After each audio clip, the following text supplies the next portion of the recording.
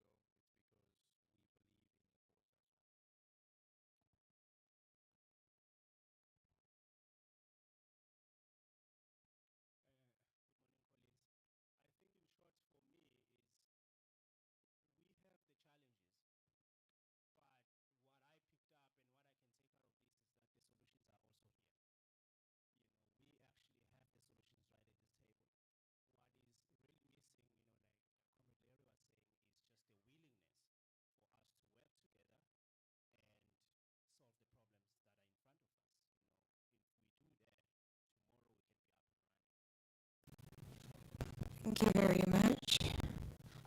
Grannies, can I please have... Thank you. Good morning, everyone. Thank you for the opportunity of having to say something about what transpires this day.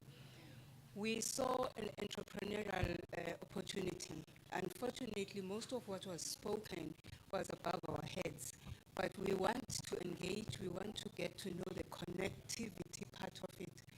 as much as anyone can be able to sit down with us and explain, we are willing to be part. We are conversing about it as we're seated here, and we think we really want to explore the possibility of joining in with the people who started the whole thing. Thank you so much for making and giving us this opportunity. Thank you. Thank you, Carney. Can we have someone from Chesterville, please?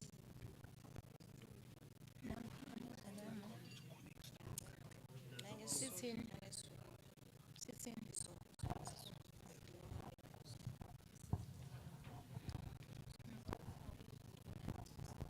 Sanibonani. Siyabonga izolo indlela okhulunywa ngakhona ngoWayaMore ukuthi usizaphi kanjani. Uyasiza kakhulu ebantwaneni bethu njengoba befunda nje nathi siwa eChesterville and usizile la esihlala khona kakhulu abantu abacomplain ngedatha, idatha nje liza ngemali encane and abantwana bayaqhubeka baya phambili kakhulu. Ngiyabonga. Okay.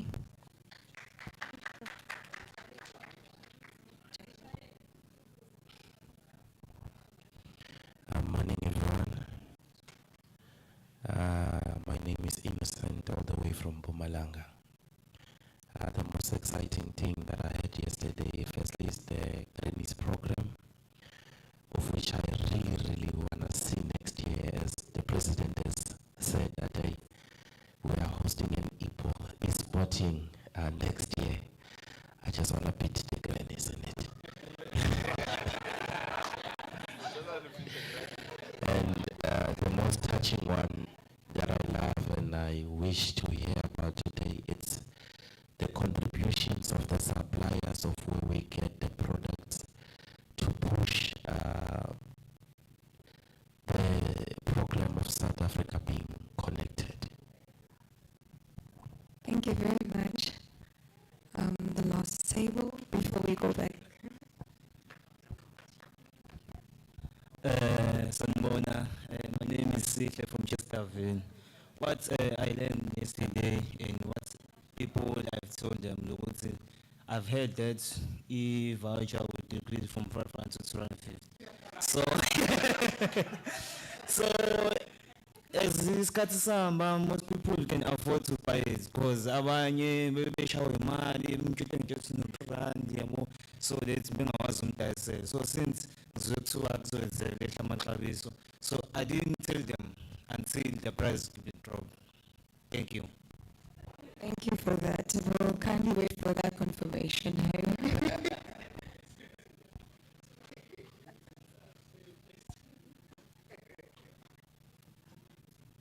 If we don't hear from the press itself, so that maybe you can confirm the 3 rand today, maybe, hey?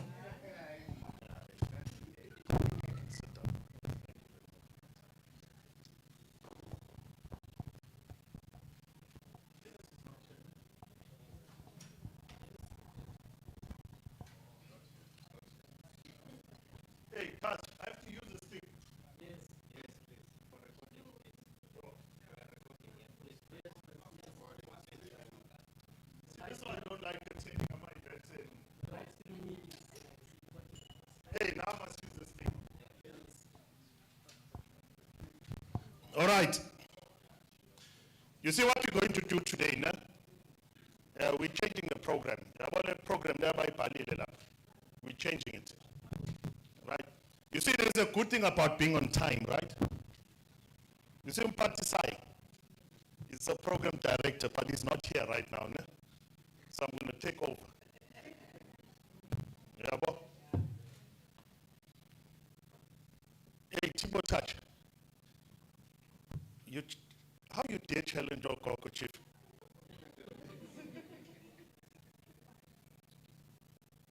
And I'm going to hold you to it. But just remember what you all Coco Banabazul.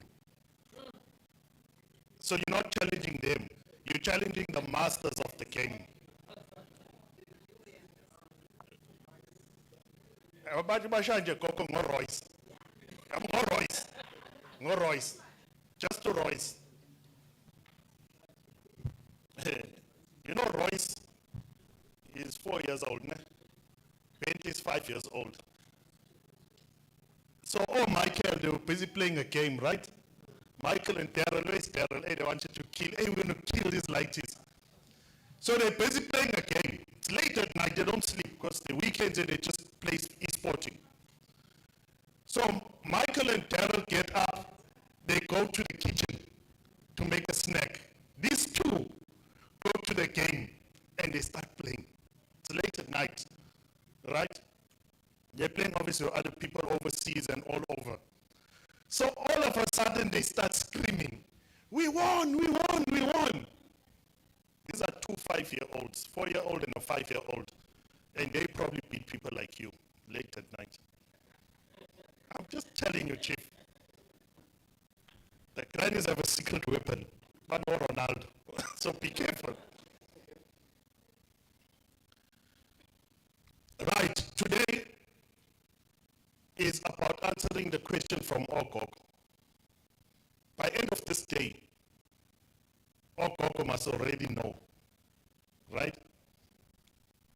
Gogo Mthembu. Abafana bebehamba beye esayithini bayo deploya i-hotspot. Yiphi equipment ozobanika yona?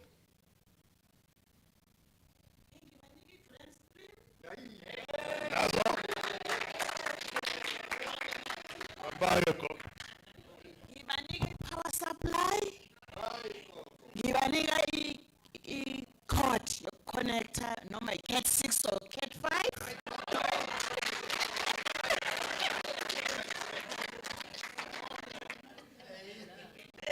Thank you.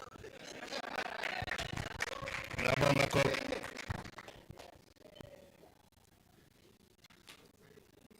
I-storeroom, Skamzansi Connect, is managed by Ukoko.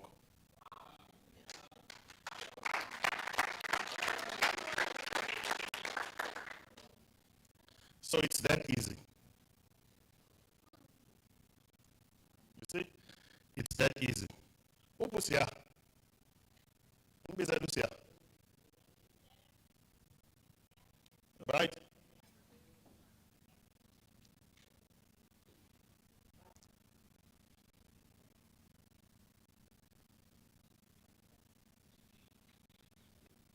Okay, while you're waiting for Usia, they understand that, please.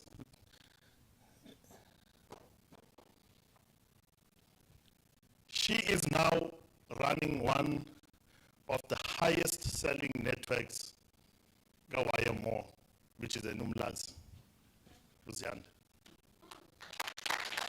She's an ISP, and she owns a network through WayaMore, just like all states, just like Melina. She's the youngest. How many clients you have? How many clients you have? What's your experience? Yesterday you were not here. Share your experience. What's that experience? Sanibonani. Experience yami okay, okokuqala abantu abaningi bayayithanda i-Wi-Fi amafoni amaningi manje njengoba sasebenzisa isidinga i-internet. And manje njengoba nasekukhona i-Wi-Fi i-cheap and i-data liningi nje i-cheap.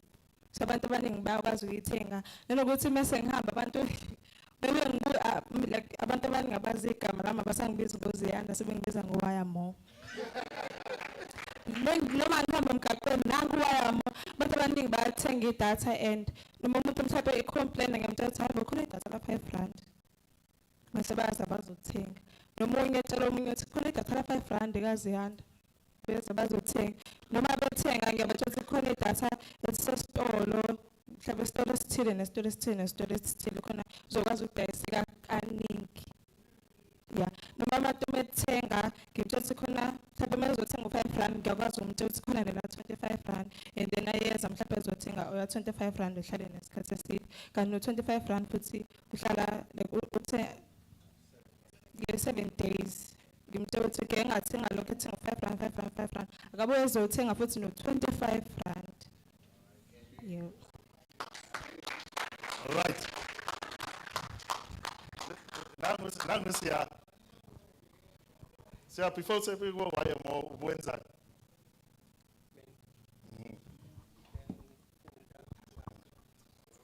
umaphiza lo. Ngiyabazi umaphiza. construction guy lo gogo ngalinge nimbize ezokwakha lapha ekhaya. Wafika uMabhiza lo ezokwakha lapha kwami. He's a builder, but now studied electrical engineering. Esebenza nobaba wakhe kwi-construction arc. Kodwa manje ubaba wakhe yakwazi ukwakha kodwa lo Mabhiza. Bona uMabhiza lo uthi umuntu ufake umtshela ukuthi efake usink, vele ufake lapha ku-ceiling. Right. So Usia, no IT experience. Did you dream ukuthi uzobe installer lapha? Usia is one of the best installers manje. Didn't study, didn't do anything. One day wenza wena mfana ngibona ngathi uhlaniphile. Yabo? Hayi wozokwakha la i-network kanjani wangena khona now you here, ne? Moyo install isiyazi yo installer manje installation no install hotspot iziphi izinto oyifakayo.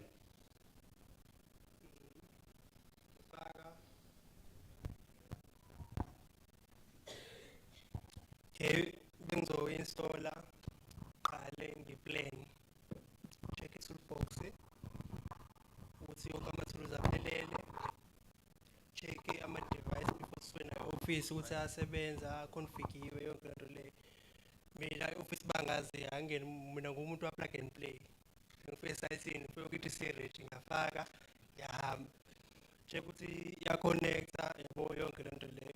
Mina senza no-Darren so siyahlukaniselana. Mina ngenza le-electric parts, uDarren yena wenza ufaka ama-device aligner yonke lento leyo. Yeah. Right, thank you, sir. Right. It's that easy. It's that easy. Right? So namhlanje, the first thing that we're going to do, I see what everyone is here. But you fired, eh? No longer program director. Yeah, you fired in part. Right, so we're going to do a simple thing. You guys, you're going to count to 9. Che, you 1.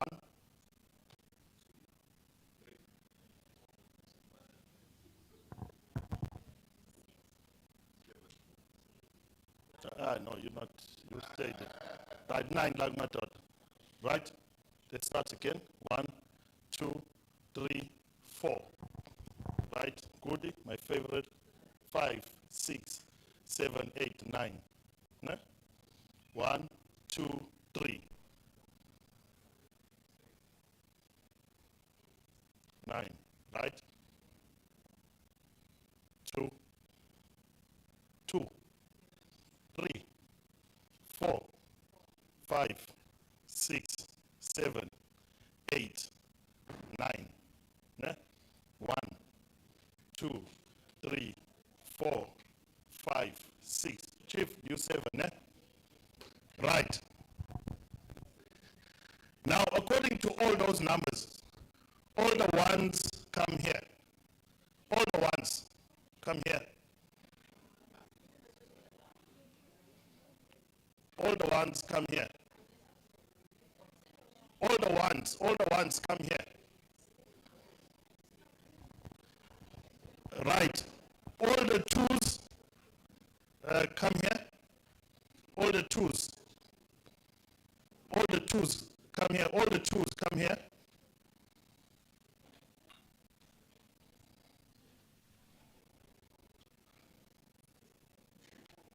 Right, this is all the 2s here.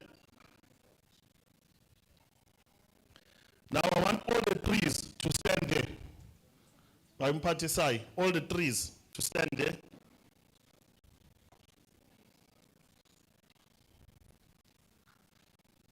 Then all the 4s come here. All the 4s must come here.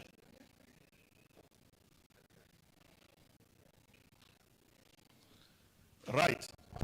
The rest of you that are still sitting, just remember your numbers, ne? I need you to stand right at the back for me. All of you, everyone else is still sitting there. So, but, what number? Okay, I want you guys to sit here on this table. 5, go and stand there at the back. I want all the ones to sit here. So you guys settle it, that's where you'll be for the whole day. Right, all the 2s, I need you to sit here. The 2s, right? All the 3s, I need you to sit on this white table. All the 4s, I need you to sit on that table there. All the 3s are here. All the 4s are there on that table.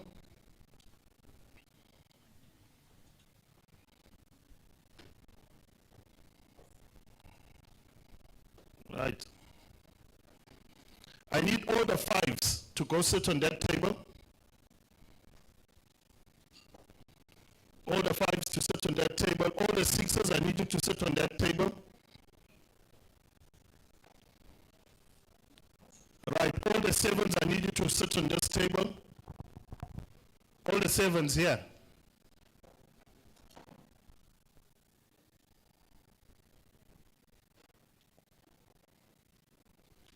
Right.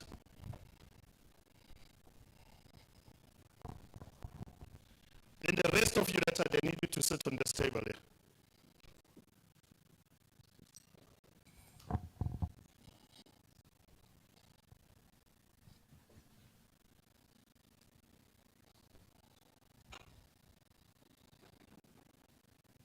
Yeah, just looking good.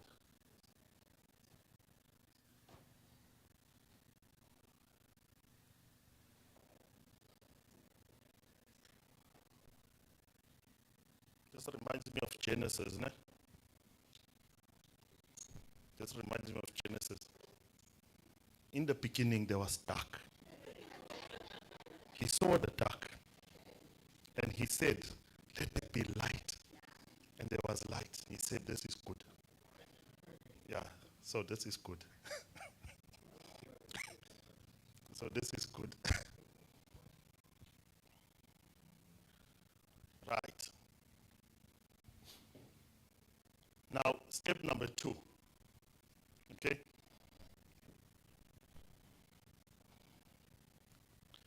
I want all of you to think of a number below 10. Just want to see. Larry said there's synergy. Larry? So there's a test that you do to see if really there's synergy in anything. So I want to see if there's synergy here. So I want you to think of a number. Think of a number. Less than 10 to be easier.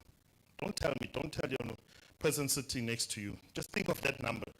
If you want to, you can write it down, but just think of a number. It's a simple thing that you're going to do.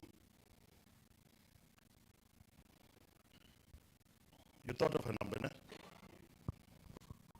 I want you to double it.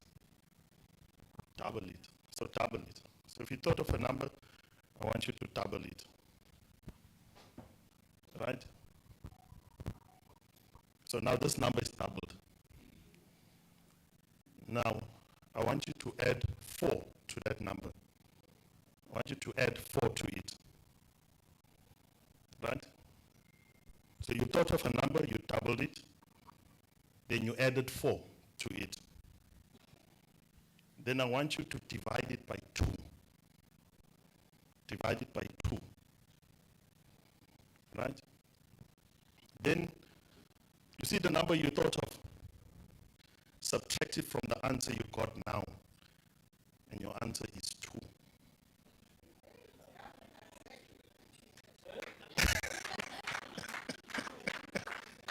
So all of you, your answer should be 2. If there's synergy in here. Who didn't get 2?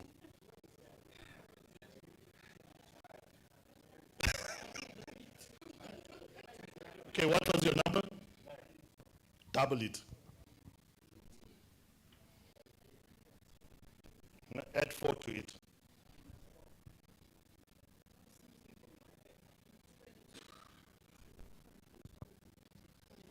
What is it called? Then we said divide by 2. And then, so 22 divided by 2 is 11. Then the answer you got now, minus the number you thought of, which is 9. So 11 minus 9? Yeah, boss. Yeah. No synergy here. All right. So are we all together?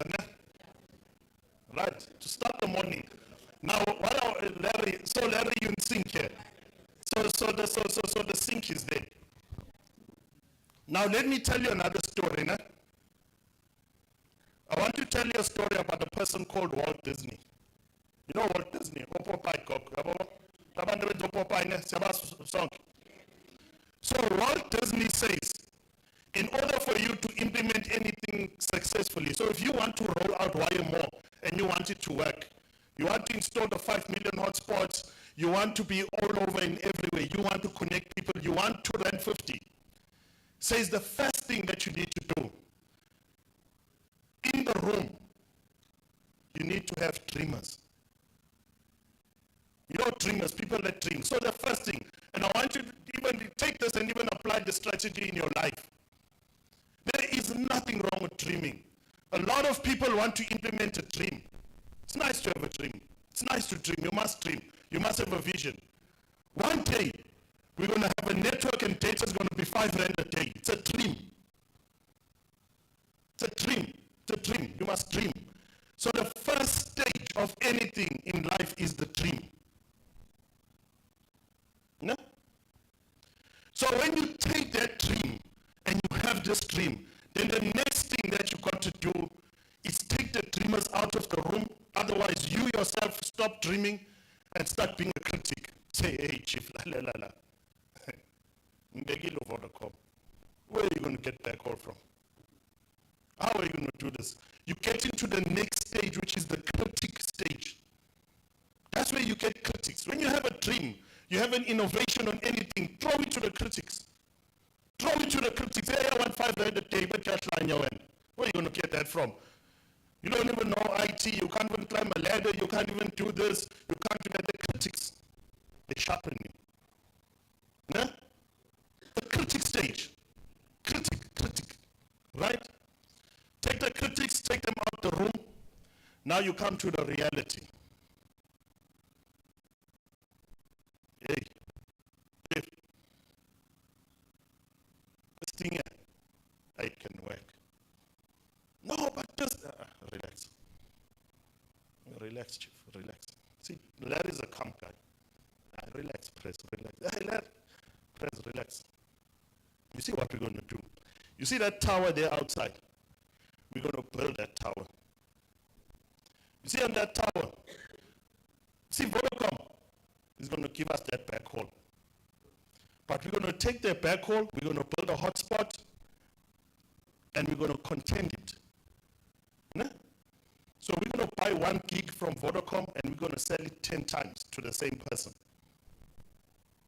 And that's how we make our 5 rand a day. Because no one sits in one place for that time. The people we are targeting to put vouchers on their phones, they go around. Hambe your check umuntu, hambe your store, hambe bono brabake. Does so when they gone. So you have go. Now it's reality. You can see it physical. You can see it happening. You can see it. You can touch this thing. You can see it. Right? I want to have what and I want to sell it. Take a sticker, go buy this. You know? Me, I can sell water to you. I'll invite you. I've done this before, actually. You see? I invite you. I book one of those farm places that are there, right? So we had an event once. Hey, but you know, Dennis was mobile recorder. But anyway, it happened, so it's fine. So we had an event. Now I'm thinking, hey, this is when I was young like you, Chief. I was never broke. I was never broke. When I was young, I was never broke. I just sit down and think, December. No, people shut down, there's no money. So in November, I used to plan symposiums. Ne?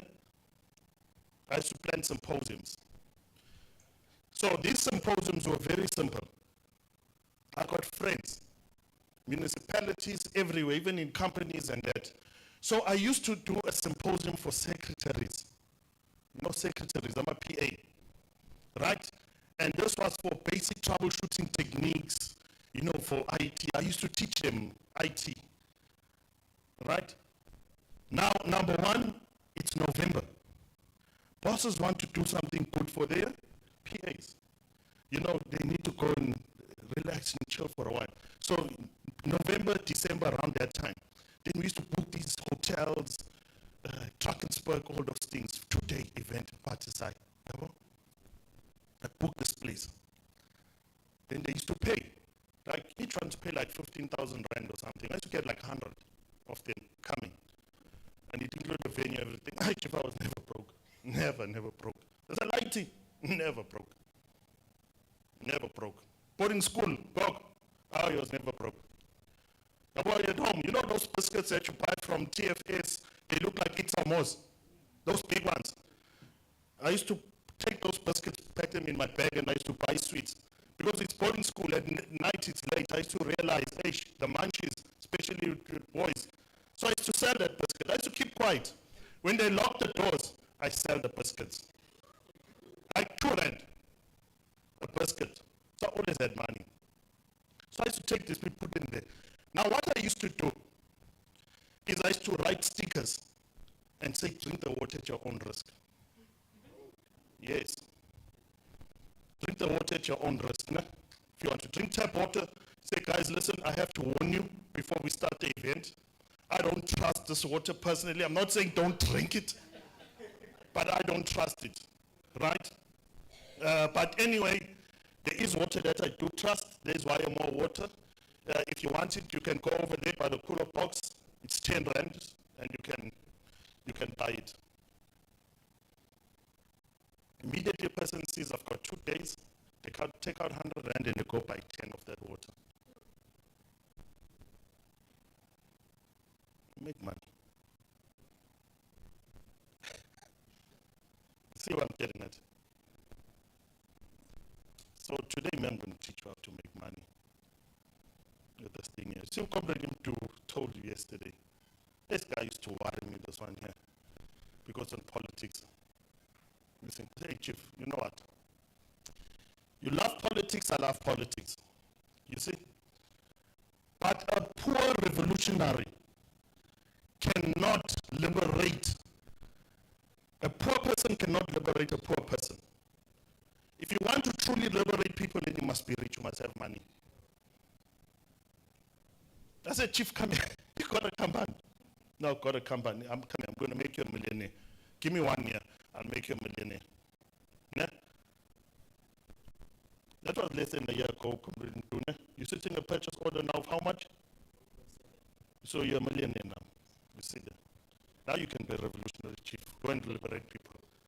Don't come and joke with people and mess around. Where I'm getting at, I don't like talking. I don't like talking. I don't say things that I'm not going to do. If a person comes to me and asks me for advice, I'll say, Chief, I don't know, because I've never experienced that thing. I'll only advise you on things that I have actually experienced. Constantly calculating, constantly looking at 10 or 15 different outcomes of a thing. In any different things, I have a backup of it and I have a backup of that backup. It doesn't matter what it is. Right? In this room, there's an exit on this side, there's an exit on that side, there's an exit on that side. So I've walked through there. I know exactly what's on the way there if anything happens. That's how I live. Right? The Utabang, we're doing well, Utabang. Hey, we're doing all right. We had close to 120 municipalities. We didn't know what to do with it, right? Making a lot of money. Came to this guy here. He said, brah, you know what I'm thinking? I know, brah, I don't know what you're thinking. Let's leave this thing. Let's teach this thing here. You see, this thing of service, Tabang, we're leaving it now. Brah, we leave. What are we going to do? Don't worry, brah. Hey, you check that networking thing. Tabang, those towers there, Vodacom's busy putting those towers, bruh. You trying to tell me and you, we can't do that. My brains, your hands, we can't do that. Then we met Larry. And Larry showed, hey, Tabang, there's this Larry guy. So we dropped everything, we shut down that business. And we started this thing.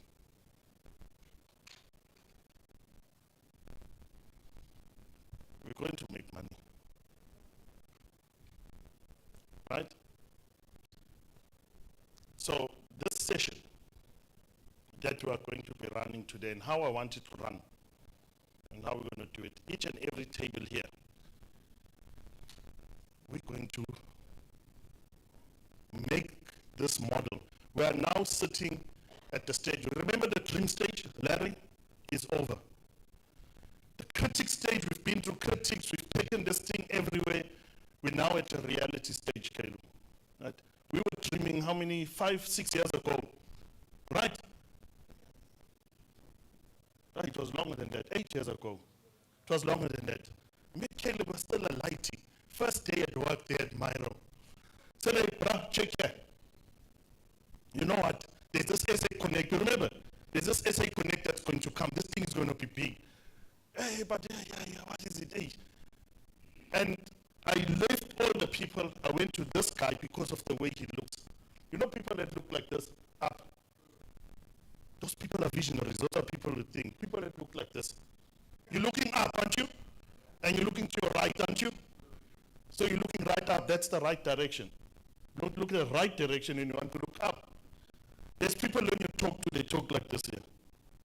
There's a son of mine, his name is Michael. Where is it? You see? Yeah, Michael told her to say that. Hey, why not? Look up. What are you looking down for? Look up, look up, look up. You see, take your chest out. That's say, hey, we had another, hey, our mother was something else. Where's Janice? Yo. Yeah. Boy doesn't walk like that one. Chest up. What's wrong with you? Shoulders out, chest up, look up. What's your problem? Look around you. So you have that thing. So yeah, if there's going to be SA Connect, this thing is going to be big. And I'm seeing this thing being big. Remember? But the only way it's going to work, you see, I want you at Myro. I want you to have, but you see these people that are coming and buying stuff from here. I want SMMEs coming in and out of here, buying it. That's what's going to happen with this SA Connect model. That was way before. Before I met Larry, before I met any of these guys. Hey, Caleb, this is what's going to happen. From that day, with Caleb, every week, every month, we don't miss each other in a year. We speak year in, year out. Hey, Leon, how far you with this? I say, no, Chief, you see, government is doing this. You see, as the politics now is changing, this is what's going to happen. It's going to move like this. As this is, don't worry about this. This is what's going to happen. And here we are today, no? Here we are today. Then at some point, Larry, we got so frustrated. And I'm like, no, man, Larry. This thing is not working, man. This thing is not working, Larry. My guys are not. You see, there's my cousin there, Dennis. We always have this, hey, cuz, you know what I was thinking? Oh, cuz. Then he knows, when I'm two. Hey, two, where are you, leadership? Okay, leadership, where am I going? No, Chief, take a bus, man. Meeting Joburg. Hey, there's this and that. Okay, leadership. Tomorrow I'll be there. So Larry's the same. Hey, Larry, you know what? Let's go to the farm. There's a farm that I saw there in Joburg. You see, our people, man, are too, they're not standing up. You know, when an aeroplane is on the runway and it's not taking off and you're rushing, you see that thing. You know, always watch these movies, your girlfriend, you're rushing to the plane and she's not there, and you see that thing. So this plane, they're not taking off. I said, let us go to the farm. Yeah, I'll meet you there. Hey, Preda's going to be there, don't worry. There'll be people there. Right? That's where I met with Simon and welcome for the farm. You see, then we sat down in the farm.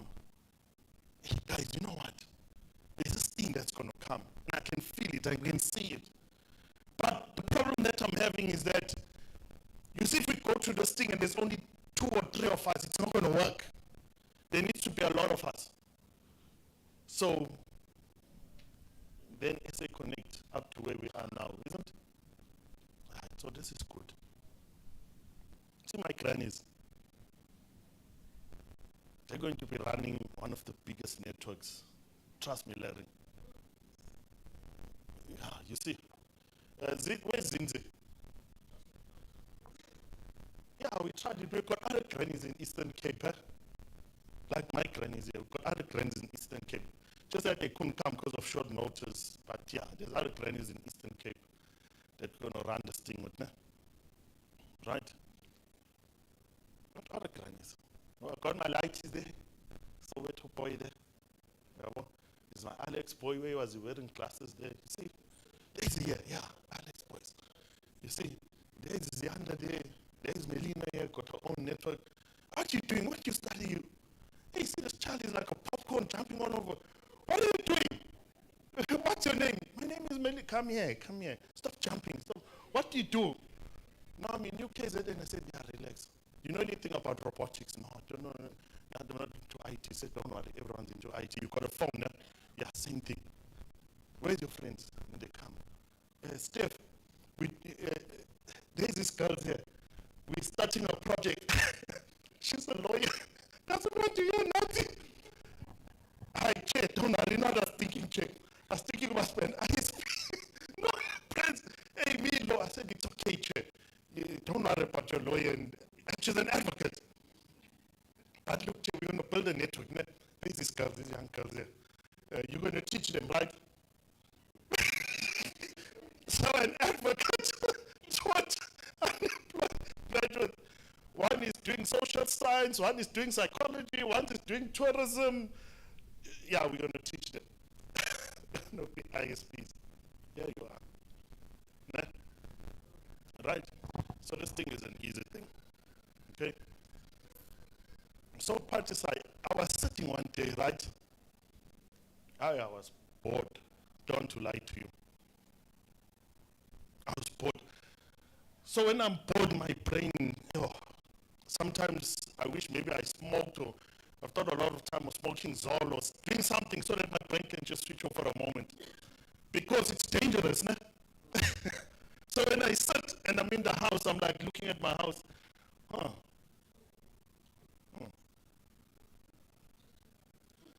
know, I think if I break this phone.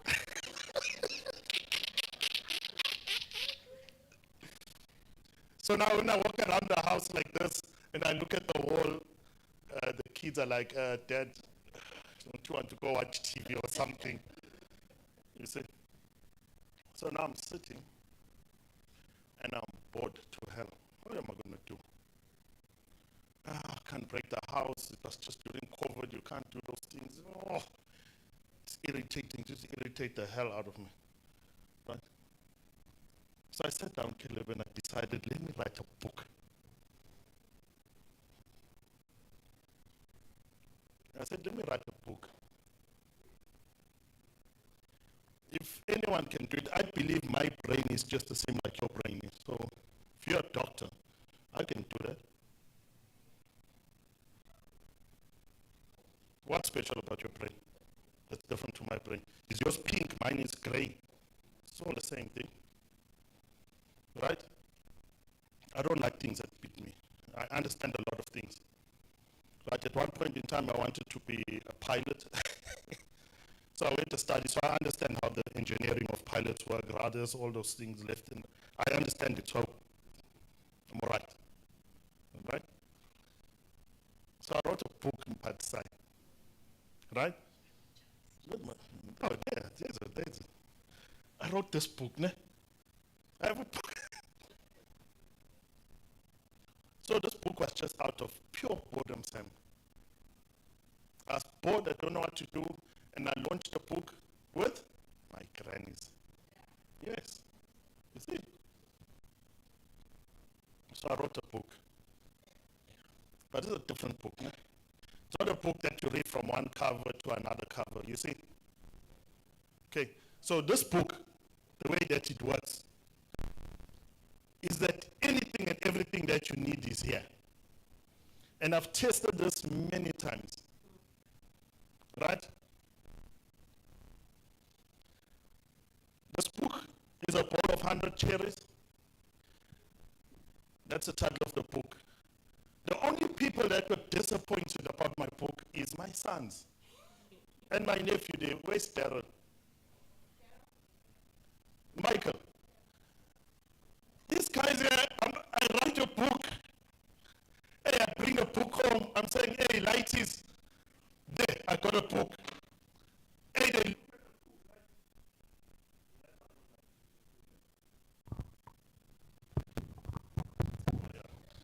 that's why I don't like using this. So, I take this book, I say, lighties. Hey, there's the book. Hey, they rush for the book. They look at the title, Bowl of 100 Cherries. Hey, they rush, they go start reading through. That's all, yeah. How? This guy, what's wrong with the book? This thing doesn't help us to get cherries. It's not a book. So it's not about that. But what it is, and this is how it aligns to what we're doing. In life, life has ups and downs. You will, you win, you lose, ups and downs. Né? So I can guarantee you that whatever you're going through in your life right now, there's a cherry here for you. Right? Just to pick up your spirit.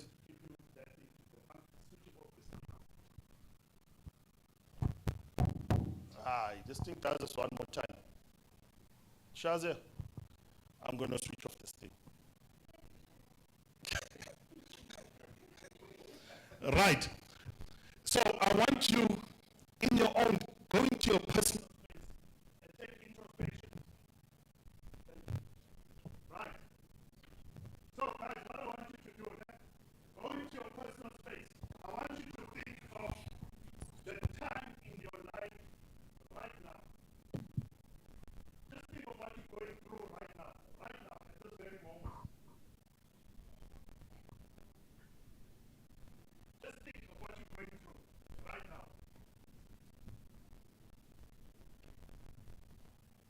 Now I want you to think of a number between 1 and 100. Think of a number between 1 and 100. Think of what you're going through right now and think of a number between 1 and 100.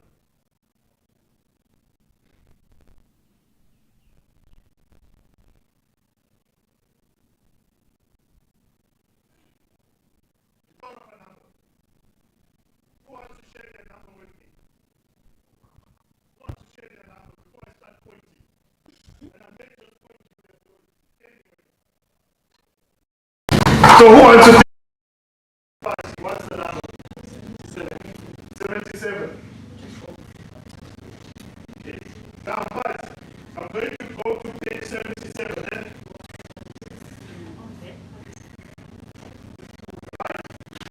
I'm going to go to page 7. So, Party, that's your cherry. I want you to read. I want you to read for me, page 77.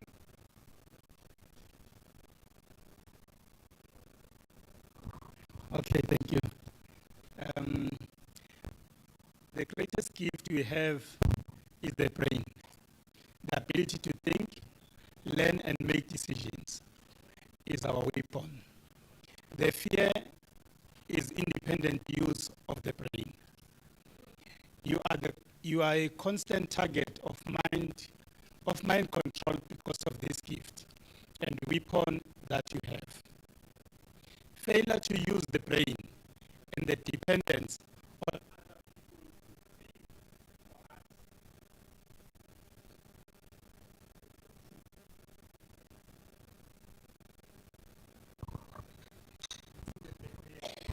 Sorry. the battery is out. Okay. Failure to use the brain and the dependence on other people to think for us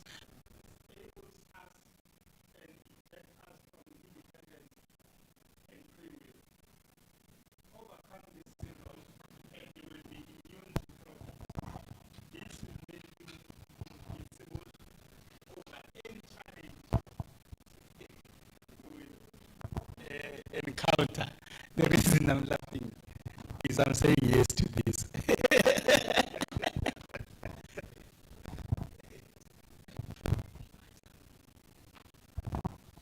Okay. So is that relevant to what you're going through right now, Party side?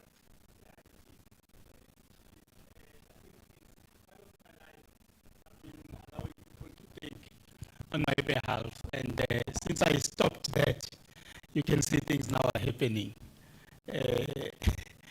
Because when I was growing up, I think I was like you. I was never broke. I used to knit shoes using a wire and the bag of milli before it was not this plastic one. You see, it was like a wool. So I will take a candle and burn it, you know, and take that small rope and put it there, and then I could knit shoes, and I could do SK. I will come to your house and cut you with a bottle, and then I do SK. So I was never broke. I attended all the trips. I took all the trips at my high school, and I was paying. Even my driver's license, I paid for it when I just matriculated. So, and then there was a time where I come up with an idea, and I'll give people to run with it, and I've seen flames.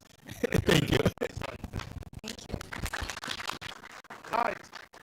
Now, one of the ladies.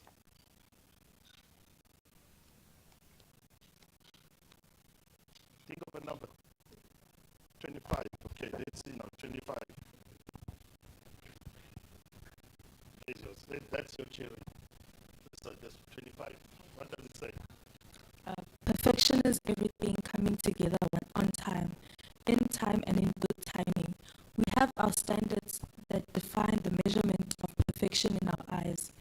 It is up to us to peg the level of perfection we want out of everything. Expecting too much or too little can create problems. Compromising results in loss. You must be principled and keep to your standards of perfection. Live up to those standards and never compromise. But measure each experience from the middle up. Always strive for perfection in what you do. Value yourself and the work that you deliver, and people will appreciate you. Quality and perfection are twins. That's relevant to you.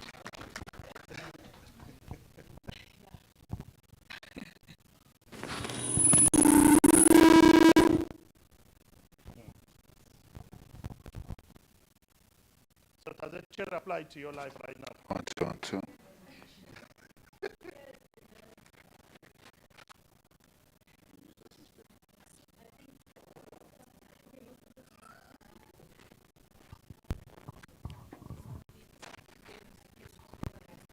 That's something else, and I mean, that never works out, you have to get to the end. So I think the perfection part where it says, when it talks about perfection, I think that applies to me, because if you do something, just finish it off and get it to the perfect version of it, and then you'll be fine.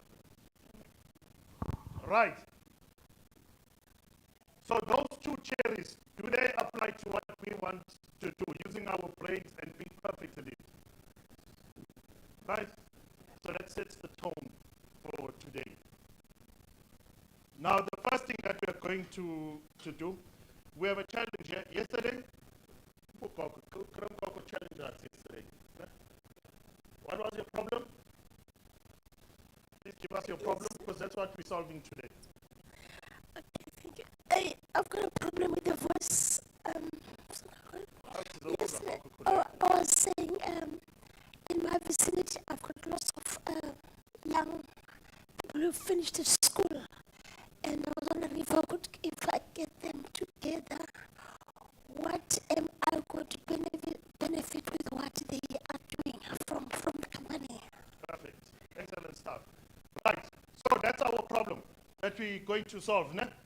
So the journey to solving that problem is what we're going to do. So here's our challenge that we have. We have a community of young people. This community has unemployed graduates. This community has grannies that care, right? This community uses data, right? This community has potential.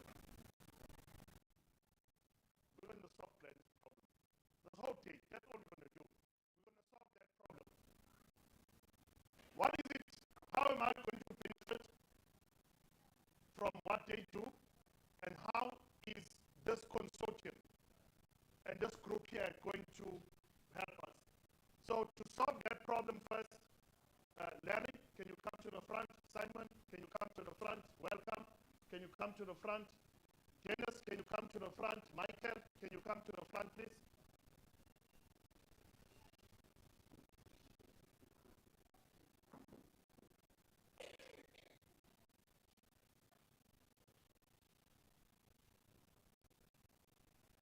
Also, these are the mics working. Yes. Let's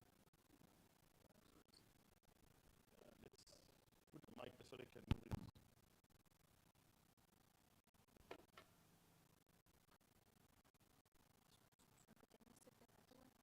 Right, guys, you can sit down there.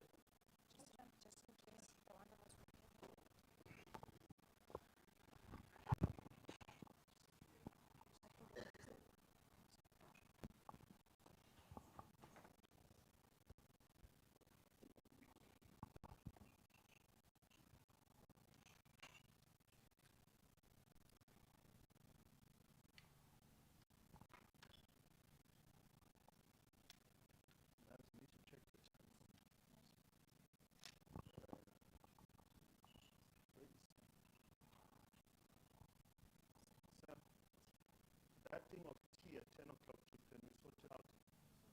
Sort it.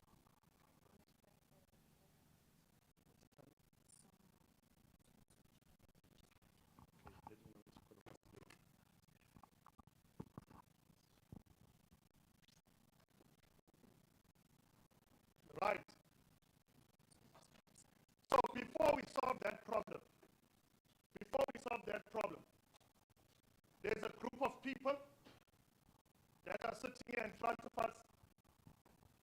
They sat down in a room of dreamers.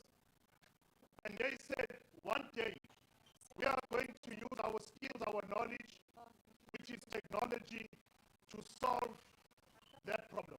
So before you thought of that problem, 5, 10 years ago already, they already thought of it, that they'll solve the problem today. Yeah?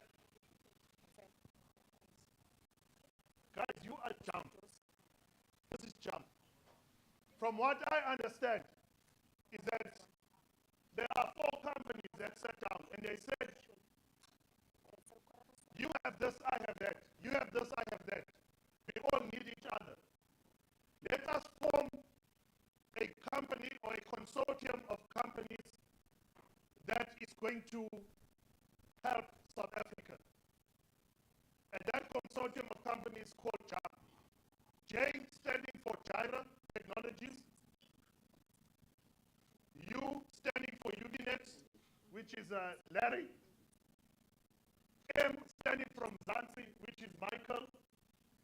And P standing for Pixel Town, that has done all this setup, this Stacy. Yeah, that makes us look also beautiful. The logos, everything you need.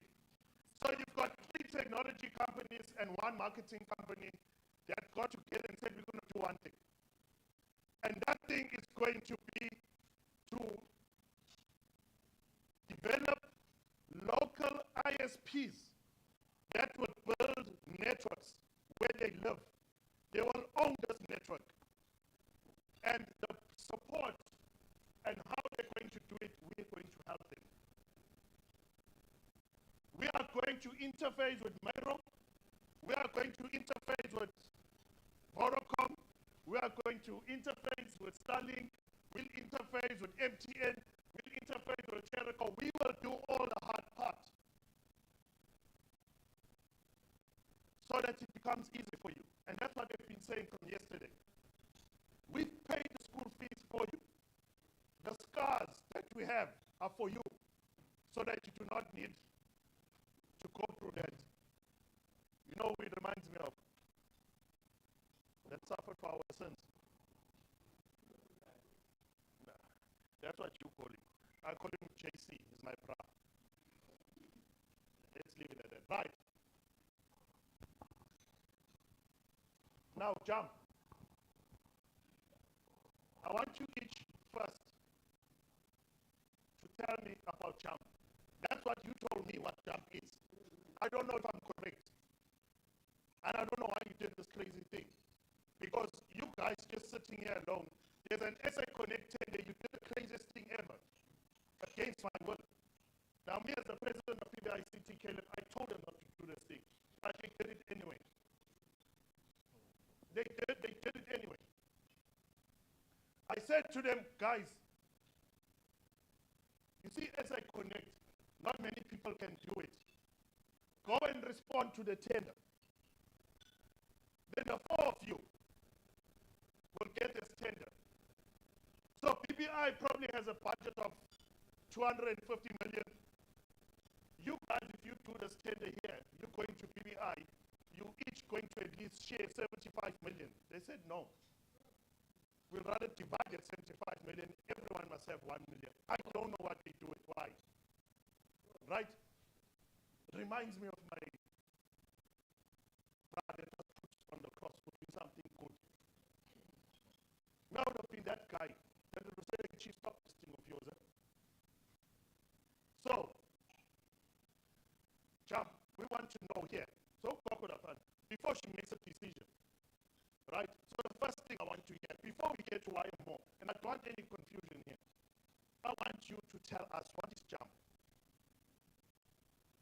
But welcome, please start. What is Jump? Good morning, colleagues.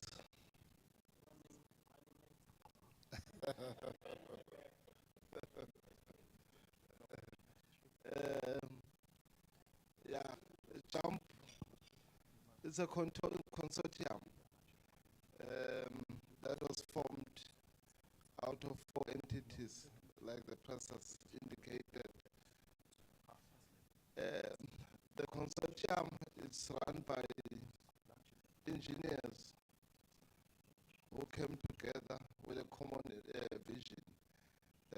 vision of connecting our people.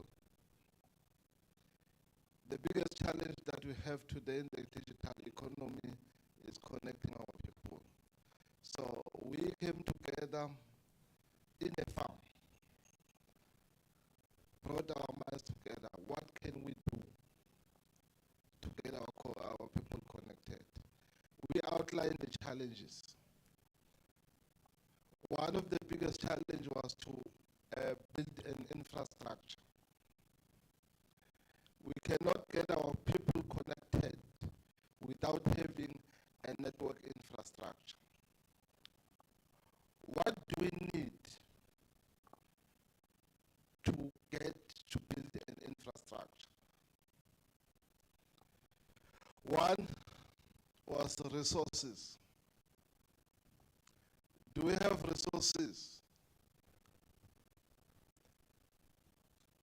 Do we have resources? Don't look at me. That's what happens in the meetings. Yeah, the biggest question was resources. That will answer itself along the way. But everything that we needed to do needed resources. One of the primary things that we needed was a license. Fortunately, one of the companies in the consortium had an individual license which covers the whole footprint of South Africa. And we said it's a 1+, which means now we are eligible to build network nationwide, anywhere in the country, provided availability of the resources. Second, we need engineers with vision, dream, and passion. Do we have that? Yes, we had that in the consortium. Now, we need to do a plan.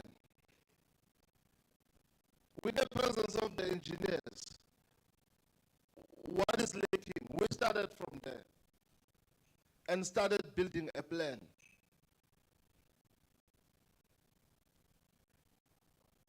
We looked at the resources that we had working in silos, what Jara was doing in Mpumalanga, what UDNet was doing in Free State, and what Mzansi was doing in KZN. We did that portion of the land. We're covering more than half of the nation. We said now, when we start creating a ring from there, we are eligible to expand quick and easier to the rest of the country. The country has got 3 national key data centers in 3 cities, which is Johannesburg, Durban, and Cape Town.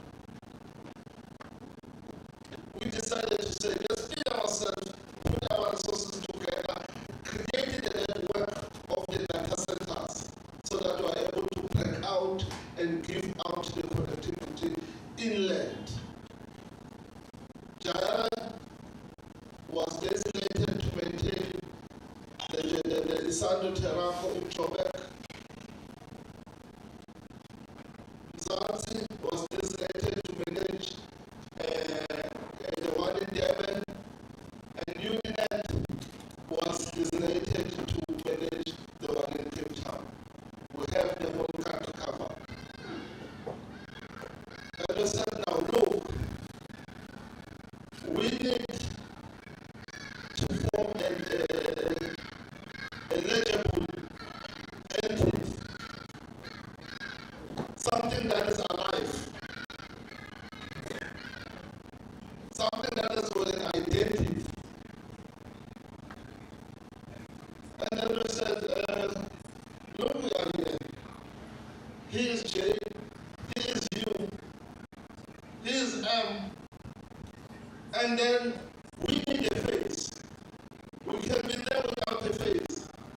And then we brought P to give us the face. And we became Jack.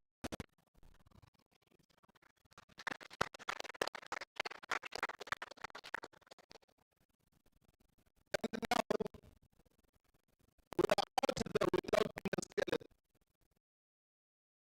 We need to take shape. We are beginning to have a face. And now, our vision and our primary mandate of connecting the people is becoming alive and a reality. The partnership that we envisage to develop through the whole country is not through us. It's through these ANPs that we have today here. We say the ANPs in every community that they are, let them come and plug to us. Let them come and tap into the infrastructure that we have developed. They don't have to recreate the wheel. The wheel is already there. Let them enjoy the drive. Thank you, Chair. No, thank you very much, Fati, welcome for that. That is jump. That is the journey of jump. Critical thing that you mentioned is on infrastructure. You mentioned about engineering. Now, in networking, it cannot get more complex than that. Building the core infrastructure there. Can you tell us, this infrastructure that you want states to plug into, this core infrastructure there, what is it? So we tried all angles. We tried really, and we took states for, let's make an example. We took Sharjah there, okay, from the heights. We want to make an ISP. Start at the beginning, where we started. And we thought it's going to take a long time. It's going to take too long. Not that she don't understand, but the whole process will take too long. Why don't we level it? Tier 1, tier 2, tier 3, and let them gradually escalate that ladder. The capabilities that he's got, how fast he can move is on his place. So I want to start there because the infrastructure is, we build it from the top to meet them coming from the bottom. So it's ready. What I'm saying is, in the data centers, we've got our complex designs, we've got our routers, we've got our investments done. We've got the international relationships coming, the traffic going out of the country. So we are linking to Netherlands and then Barcelona for their relationships. It's so high complex. If we need to tell Sajal, do this, when is he going to get married? So we started from the top downwards. On infrastructure, the data centers are now explained. How we get to the towns where do we set? How many people is in the community? Now that's 2,000. You need a tower to reach them because you can't see them all from the ground. What do you have? Now we've got the building there. Right? Let's put a sector there. In that area, we cover every angle on a back or over our home. You own it. Buy the equipment, do the investment. You're going to sit with it forever. Don't buy a GTI, buy a tower. GTI will get you cherries, the tower will get you money. Please choose. So our infrastructure, we teach you how to do it. You stay in that community, but now you need an admin lady community. But now you need an admin lady. Now you need installers because you're going to do 2,000 houses. Get help. You're going to burn yourself. Local employment starts there. So through our infrastructure that we created, it fast tracks everyone in this room that wants to do this. That's what I can say on infrastructure. I hope I explained it very well, Press. Thank you very much, Larry. Michael, everyone today is going crazy about the gigabit mesh network. There's a lot of research and development that went in there, right? Working with UDNet, working with Chira, Mzansi, right? You took us to Coxton, and the minister came there to Coxton and saw something that he could not believe. And that thing today is being implemented and being deployed throughout the country.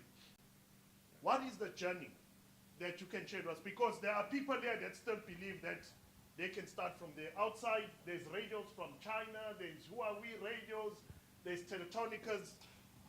Those are a lot of mistakes, tower of mistakes. And the tower success as well. It's costed you a lot of money to build that. I think you still owe me money. Yeah, I think you still owe me money. I'm not part of these people.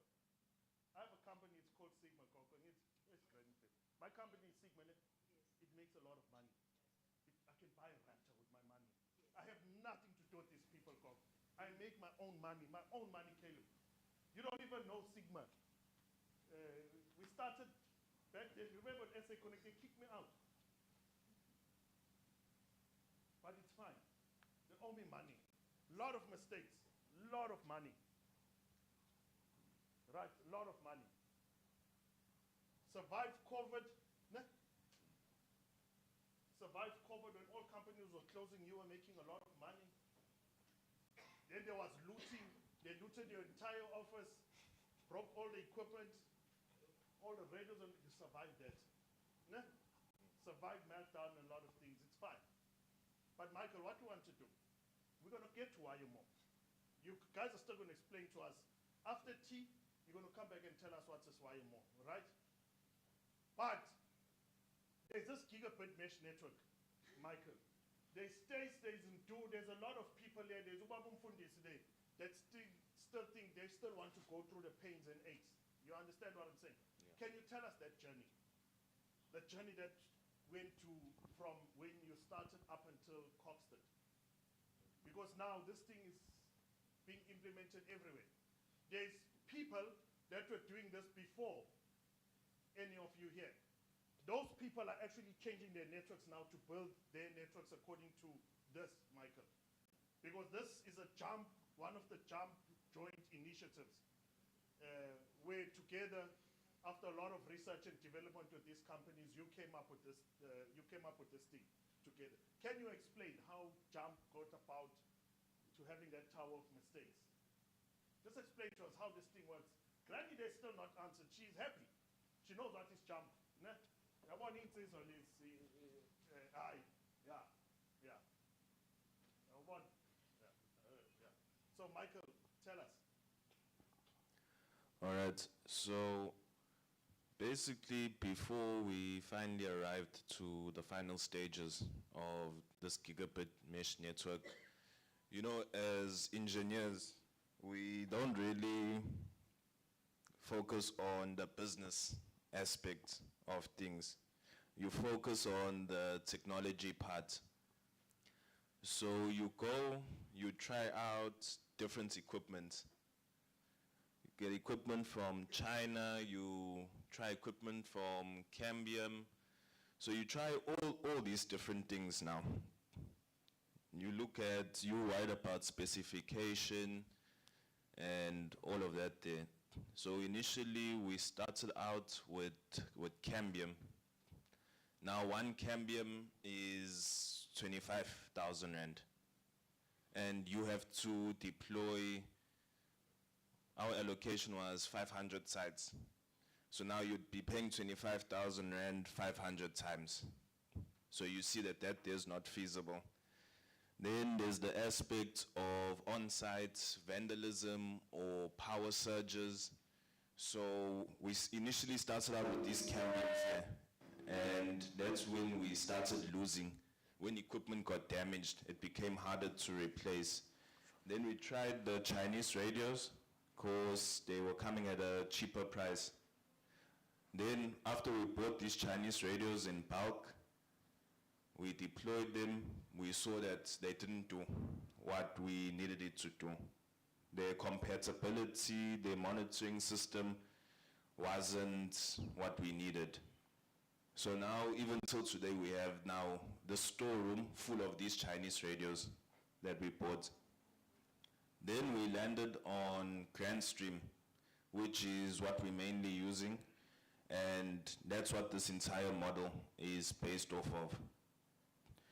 So when it comes to the journey in the beginning, it was very hard because you have to choose things like what equipment you're going to use primarily. Even the poles, we were initially using short poles because we were used to doing point-to-point connections where we only needed a J bracket. Now in Coxted, we initially used these short poles on all of the sites. Then we saw that because of the length of the poles, it was affecting the range of the AP. We got a response from Grandstream later on saying that we should actually install our APs to be 6 meters high. So now we had to go back, remove all those J brackets, about 60 of them, and buy these 3-meter poles and H's. So now you end up with a storeroom as well full of now these J brackets, because you had to go and change everything essentially.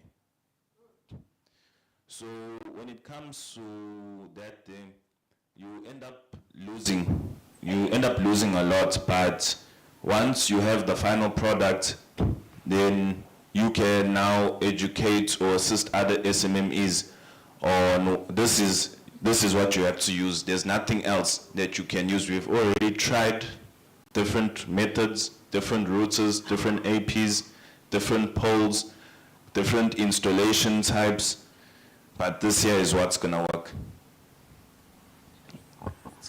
Okay, thank you very much, Michael. Simon, we have, Sam, how many ANPs you have? 17, eh? So there's 17, and they're here. Okay, yesterday some were here, but Wiseman, Nikon, right, now, all Wiseman, do come to do it's got 150 sites.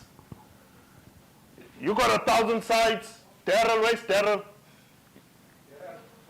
Daryl there has 300 sites that he needs to deploy. Other staff has 125 sites. Babu Mfundisi, you have 150 sites, ne?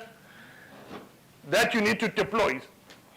They have all of these sites, but now as a person that is focused more on the operation side of Ujamp, You have promised BBI yesterday that you have an operation in Bo that can deploy 1,000 sites in a month. Caleb, I'm coming to you. You promised you got the equipment. I'm coming to you. Two guys, I'm coming to you. You promised that you got those 1,000 equipment. He said, don't look down there. Those 5G. That 5G router's there. So Mpat, tell us this Operation Umbo. How are you going to deploy this 1,000 sites? It's very easy, Prince. If you have money, you pay us, we come and install for you. But if you don't have money to pay us, that's the first model. You have the money, you want to deploy quickly, you buy all the equipment, we send our team. So the team will depend on the numbers that you have. So if you have 100, I think 100 can be installed in a week through Operation Bo, 4 days to 6 days, depending on the weather. But yeah, 4 days to 6 days, your 100 can be installed. So you pay us per hotspot, we charge you per hotspot.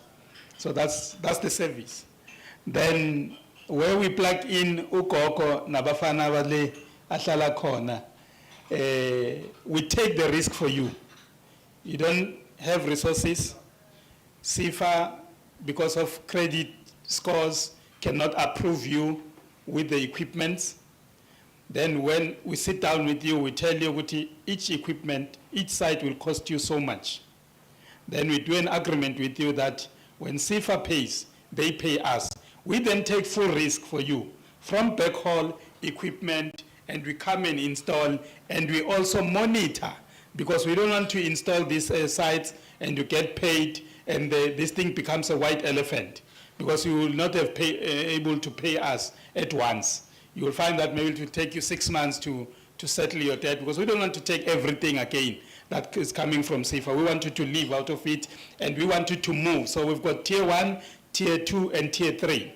So you start as a tier 3, you've got nothing, we come with everything, we deploy for you, and then we take a portion of that amount to pay your debt, and then we can have an arrangement with you how you're going to pay month to month. But we're going to monitor those sites on our system, on our jump system, until you finish paying us. Then with the other portion of money, like Larry said, you don't go and buy a VRPA. You go and deploy a site where you will be able to buy equipment. Now you're moving from tier 3 to tier 2 now. That means you can now stand on your own, because we can't carry you for long, because we have the whole South Africa to service. But as JUMP, we are there to take your risk. Here is Vodacom. They will be dealing with us. Everyone who's bringing backhaul will be dealing with us. And Tina, we take all those risks and on your behalf and make your life easier. That's who JUMP is. Thank you. Okay, thank you very much, Particide. The face. Welcome says that if you are building a network and you're operating behind, you are just a face, Dennis. So you need to have a face. Can you tell us the thinking behind this beautiful branding that we see here, which is JUMP, and we are JUMP.tech, and how does that resonate with what everyone here has said together for you to come and create this space? All right, so one of the tickets that got the Pixel Tone involved was the ability to build something called a brand strategy and be able to facilitate a vision. Because you're dealing with entrepreneurs who have highly active minds and have big dreams, sometimes articulating a thing in your head becomes quite difficult. And that's the problem that we keep solving internally.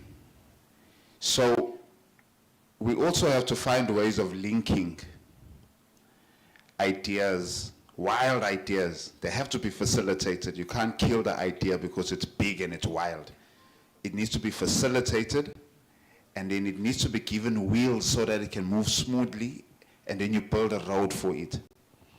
So this business, this thing called jump, of these crazy minds who want to do crazy things. Now the journey starts with saying, okay, fine, we have this name. But does the name speak to what this entity does with all these crazy minds that don't sleep and they communicate every day, they shift, they adapt to change and all of these type of things. So you look and you're watching the culture of jump, this jump inside, what's really happening here? So then the first thing was we had to think about this name almost became a divine intervention in a way. Because when you're looking at the word jump, and you have to explain what is jumping. Ne? A jump is a very abrupt movement. Ne? It's not usual. You don't jump every day, ne? It calls for an occasion. Because when you jump, that means that something big has happened. That was the first thing we thought about. Because what is happening with these crazy operational minds and technician minds and business minds and all of that stuff there? These people, the thoughts, keep jumping out of the normal box of conventional thinking. Because everything they do is out the box. It keeps jumping out. Here's the idea, jumps out the box. Then it gets formed when it's outside of the box with no restrictions. That was one very important thing that these gentlemen have been continuously thinking. Crazy things, ne? There's the Mr. 5 Rand. Unthinkable, you know? So, secondly, we said, we know jump is a form of movement. It's momentum. These gentlemen were talking about momentum all this time. What is momentum? It's taking someone who has never been an ISP and making them an ISP. That's a form of movement. You're moving them from where they are and you're moving them to where they want to be.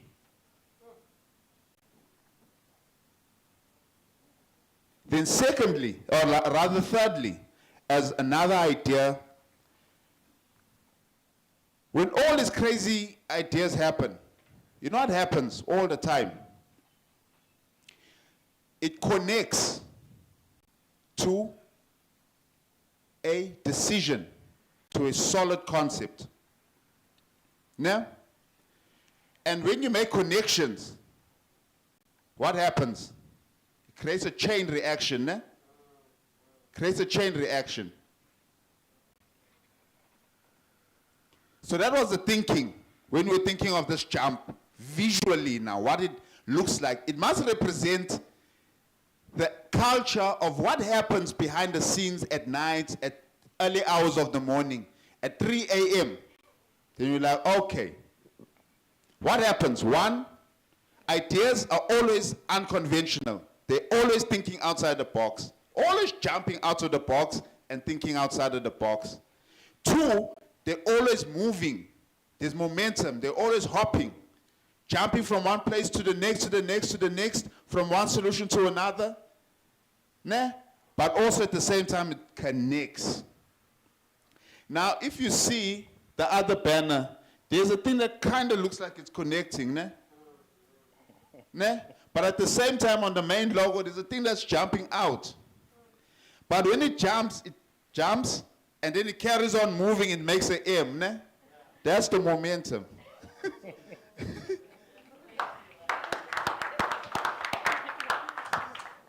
So innovation is part of what jump is all about. When the risks are taken, because a risk is an abrupt thing that you do, that you participate in sometimes. The risk, the continuous thinking, the sacrifice, ensuring that there's momentum all the time. So we ensure that the representation of jump is there. So there's a continuous story to tell, and you can see it in that meaning. So on the visual side, on the face, because I mean, imagine if everyone had no eyes and mouth, or we all just looked the same. It wouldn't be fun, because now we can't tell each other from each other. Ain't it? So we had to make sure that we also stand out. Even if it's just words, it's a J, it's a U, it's a M, and a P. But when they come together, like the minds, it needs to make sense. It needs to come together and be something that makes sense, that can carry out what it needs to do. Be able to tell a story, be able to implement things, be able to shape the story of South Africa. Because that's what JUMP is actually doing, is repainting, retelling a South African story. It's a privilege to be around entrepreneurs. As a closing statement, this is part of my rhetoric now, ever since I came to this realization. These gentlemen taught me one thing, being part of this, and the multiple years being with Ulion, is entrepreneurship is about being as rich as possible with a solution that you are offering. They proved to me that being in business has nothing to do with suffering and crying, and because you are a solution person. You are a painkiller. And there's this pain that is everywhere in the country, which I love because now it has a vertical. Uguti, once we solve this pain of connectivity, what else happens? And that's a beautiful thing about being with these brilliant minds. Uguti, from the initial thing of just connecting people, the beautiful things that happen after that, that's also part of the thinking. To say, how we push forward, we jump forward, we make a leap and have momentum, but have forward jumping and accelerate. Because if you have to jump from here to here, it's a bit more efficient than just walking. It makes me leap, and I can move much faster to get to my destination, which is a beautiful thing, and a beautiful thing to be part of. So any other solution that gets given birth by JUMP will have those characters in there. So we want to move away now from having things that are long drawn. How do we meet each other? How we create connections? How we think outside the box and have innovation. So that's part of the vision and the visual side.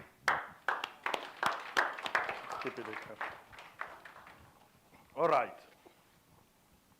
Now we know what is JUMP. Ne? You have a question for them? You've been part of the frogs that have been leaped by JUMP stays. When they got to your house and everyone was there, tell us that experience. Ukoko wants to know, because you are where she is now. Ne? You said, Prez, I have a community. We have young people. Alex, you said to me, it's looked as Gomorrah, it's looked down, it's looked as if it's a dangerous place, it's a no-go-to place.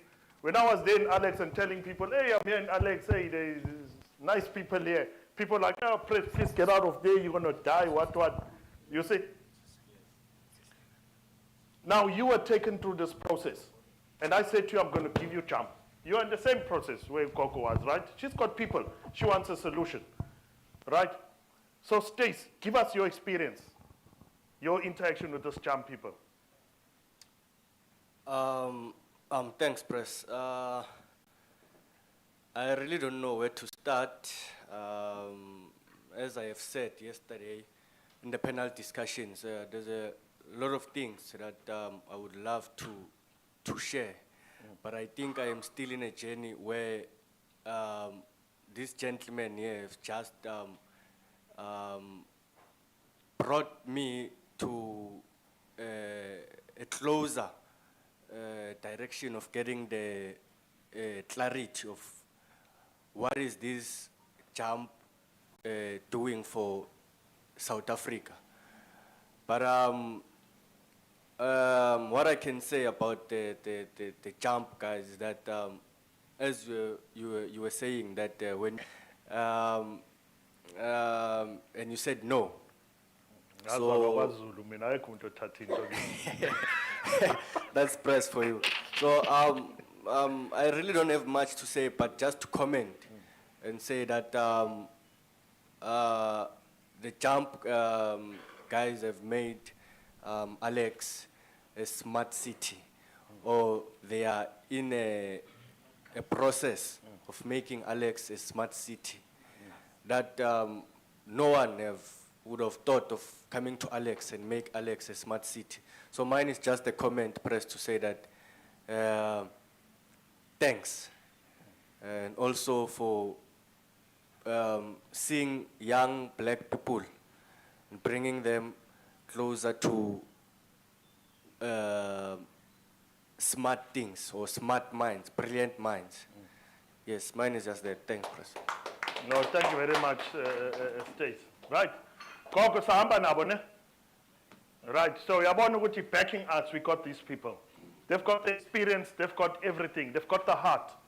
The heart is in the right mind, right? Now, I see black, the jump. Each of you are going to give me a quick closing remarks. I need you to define this for me. Black people in this country are known for delivering substandard stuff. USASA over there told us yesterday, cables running here, cables running there, and that, right? Guys, you understand what it is to be me, ne? I don't wish this for anyone, ne? Not for my sons, not even for my worst enemy. So I don't sleep, because 3 o'clock umphathi say, mphathi, yazi ukuthi ngikangani mphathi? Welcome, I think he lives from 4 o'clock, from like maybe 10 o'clock until 4 o'clock. That's when he lives, and he sleeps during the day or something, because I don't hear from him. But during that part of the time, hey, President, kunalabantu balaba mphathi, yabo? So what I was thinking we're going to do is blah, blah, blah, blah. I'm supposed to be sleeping at that time, right? That boy doesn't sleep. I don't know what he's doing. So he just walks dead. So what is happening is, so I was looking at this thing, you see. You know that problem that we're having. So these guys say this, and I'm thinking of this. Okay. All right. Larry there. Any given time of the day. Press. You know these guys here, hey, they're finishing my kati. They did my kati. So Press, we need to. There's these people. Okay. Then now it's time for me to sleep. Way. Excel cars. Check care cars. Right?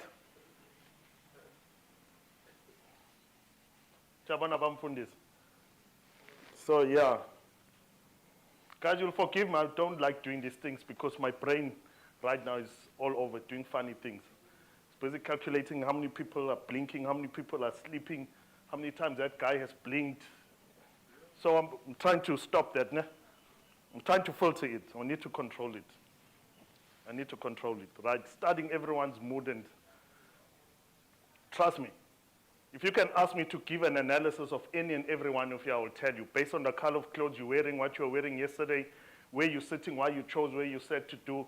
So it's busy doing that right now. So I'm trying to stop it, sir, so I can focus on this. Right, so you'll forgive me when I interject. I'm just trying to keep it to the scale, right? I'm not crazy or anything. I just need to control it. So guys, black people, we are known for delivering substandard stuff. Here you are, all of you put together. You have this network to be a tier one right now in this country. JUMP is probably the only independent, fully equipped tier one with public licenses, with ASN numbers, with an individual license, with presence at Terraco, with BGP sessions, with everyone. If you go right now and you look at the BGP looking glass, you will find the community.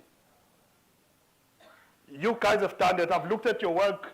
You've been to Terraco, and you see when you go past seasoned cloud providers, you will walk past the JUMP cabinet because you won't even know that. Because when you think that you're looking for black, you're expecting cables to be all over, correct? And you walk past it because it is beautiful. What people don't understand, many people, what they don't understand, where's the wise man, is that the founders of excellence is black people, Africans. Right? The person that came up with universities didn't have a degree. Did they? Which university did they get it from?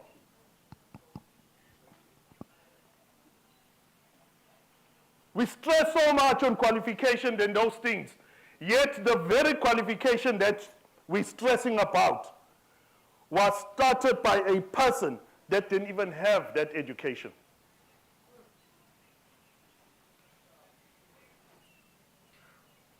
By the way, they were African. By the way, an African women. The first university in Timbuktu in the world, an African woman. It's just an interesting fact. Just an interesting fact. The technology that we have today, going to space, launching satellites, doing all of those crazy things, they knew how to get there, but they didn't know how to come back. An African came up with an algorithm to bring back the shuttle, that calculation, which today links to whenever time when you request an Uber or you use GPS location, just know that it's made possible by an African. To be more specific, African woman. The pyramids in Africa, the alignment to the stars and everything, we don't even have the technology today to build pyramids, Africans. So there's this Africanism thing that we have. How are you guys going to ensure to Gogo Dapuguti when she is bringing these young people, and these people are young people are going to install, it is going to be black excellence. Welcome. Then Dennis, then Mpatisai, then Larry, then Michael. Just in a nutshell, how are you going to ensure that before we break for tea? Yes.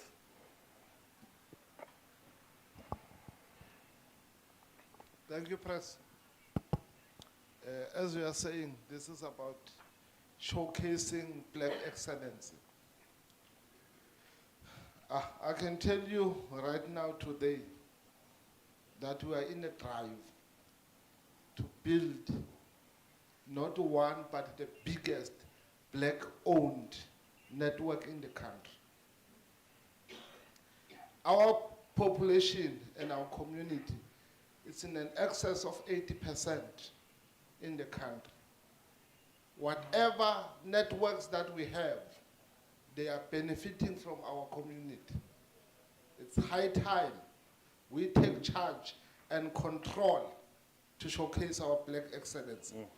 Want to build a strong, effective, good network for our community to contribute to the digital migration and the digital change. Thank you.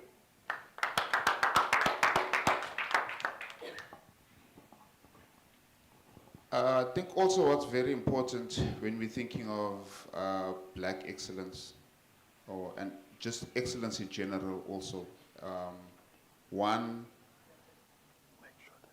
I'm a big culture person, and culture is behavior. So I think excellence first starts in having a really high standard for yourself in everything that you do. And part of that is allowing yourself to perform at the highest possible level. So everything that we'll be working on in JUMP, our brand culture is performing at the highest possible level, making something efficient to a point where it can't be any more efficient. When it starts, it must have impact beyond where you would initially want it to do. It must reach beyond. And which is very big when we're thinking of excellence, is that whatever you do, that your impact must have a secondary and tertiary reach that you yourself never planned, but now eventually you see it. And I think the work that we're doing in JUMP is very close to that effect, is ensuring that we are as efficient as possible in everything.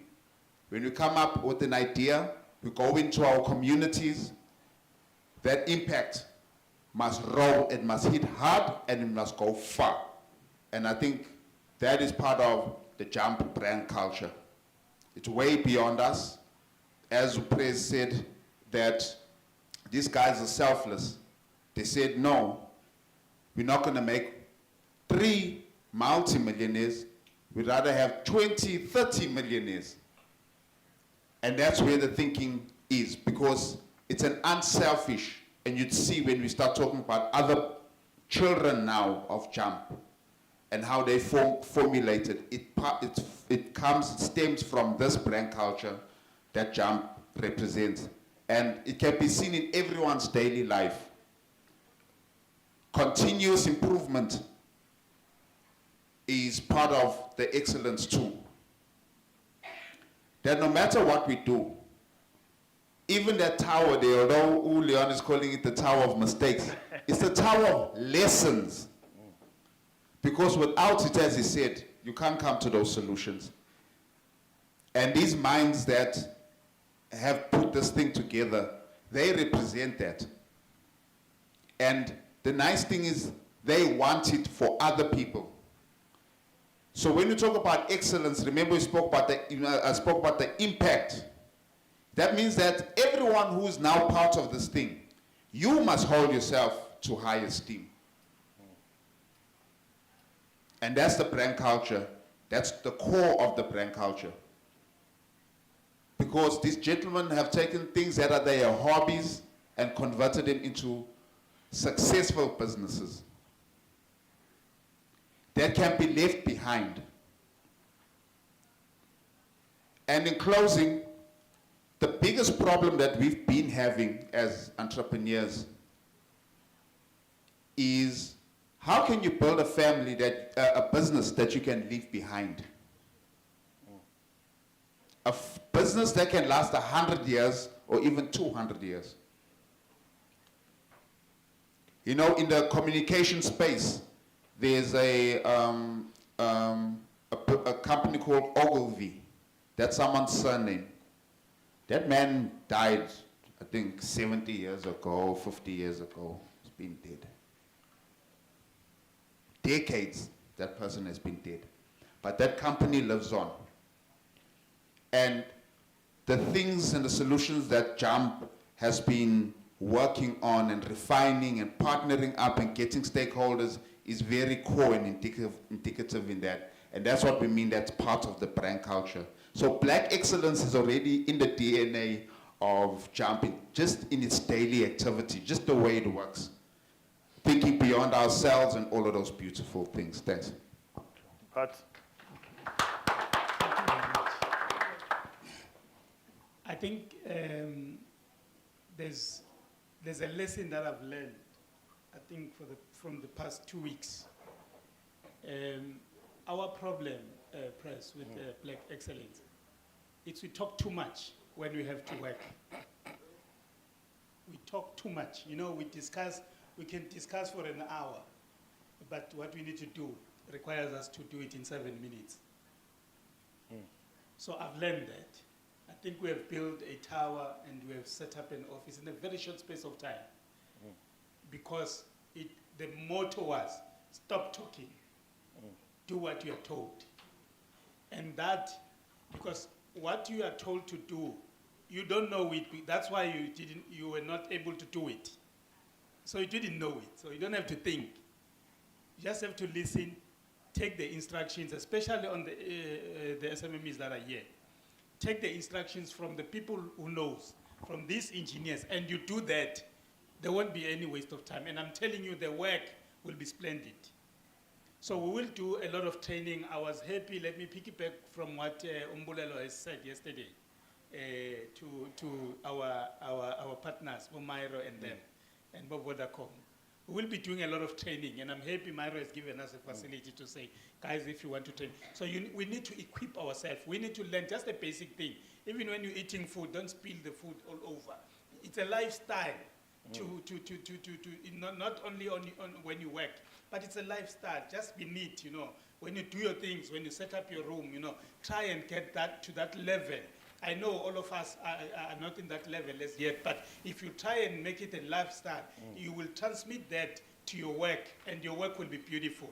I can tell you, through JUMP, you will see our work. We can go to any airport and install any building, sophisticated buildings. We can go there and install, and you will see Black Excellence, because we don't talk too much, but we do as we are told by those who know what to be done. Thank you. Very.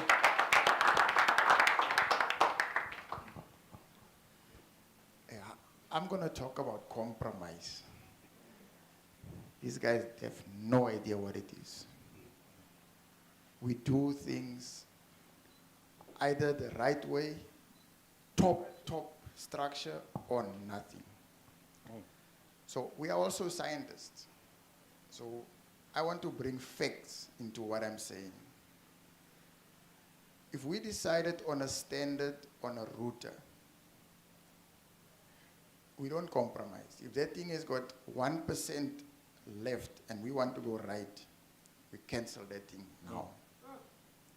And we ask, what is the better model? So I'm going to bring Myro into, just to tell you guys, the 1072 on a CCR model is the top one. We discarded it and went for the 2116, the new one. I don't want to bring price into this thing, because that's what we do. We don't compromise on anything, not price. It's the functionality of the 2116 that we need now.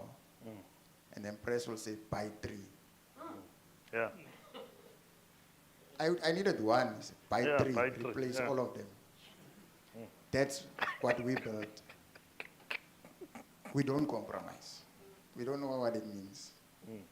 We go for the top, highest ever to make provision for all of you guys. Because if we count 1 million hotspots, say, no, let's build for 5 million. We don't know who's going to come along after these 17. There might be another 17 coming tomorrow. What are we going to do? So let's build for 5 million. That's what we do. So if you don't see excellence in that, I don't know which businesses does that, because they go to budget first and then they come back. That's how businesses are run. We run a function, not a business first. So it's first the functionality, then the business side. And say, hey guys, we need to get the money back. What are we going to do? But the thing is running, ready for the 17. We're good to go tomorrow. What we also do is planning. The 4 o'clock meetings with these guys are the planning for the day.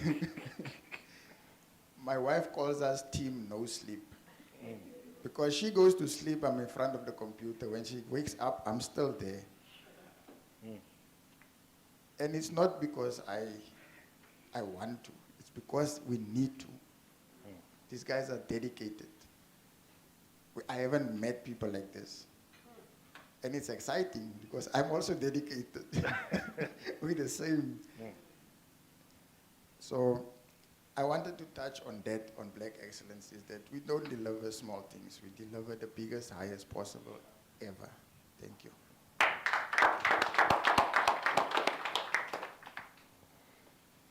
I know from my side, I won't say much, but the promise I can give is as Africans, as we all know, we have this thing here called Ubuntu. So that is something that we implement in our everyday lives. So if we go and we install these things by the granny's hotspots, when we're installing these things, what we always have in mind is what it's like to be the person in that household that's holding those hotspots. That is why I can guarantee you, if you call us for assistance at your 7 o'clock, 8 o'clock, 9 o'clock, even 10 o'clock at night, someone's gonna answer the call. You can call other companies at these times here, you'll get a voice note saying, please call us again at 8 o'clock in the morning. If you call us, we answer the phone. If you're having problems, you'll be able to reach us, because that's what we're all about. We want you to be able to reach us for assistance at any point in the day. Because essentially the reason why we're doing this here is when we install or deploy any solution, we make it as if we were the customer, would we be satisfied? But yeah, that's it from my side. Press. To add a cherry on top. One cherry. Just one. What number? I just want to put one cherry on top. I've observed something in common with the jump. Team no sleep. There's this drink, this favorite drink that everyone, when it gets man to go running to.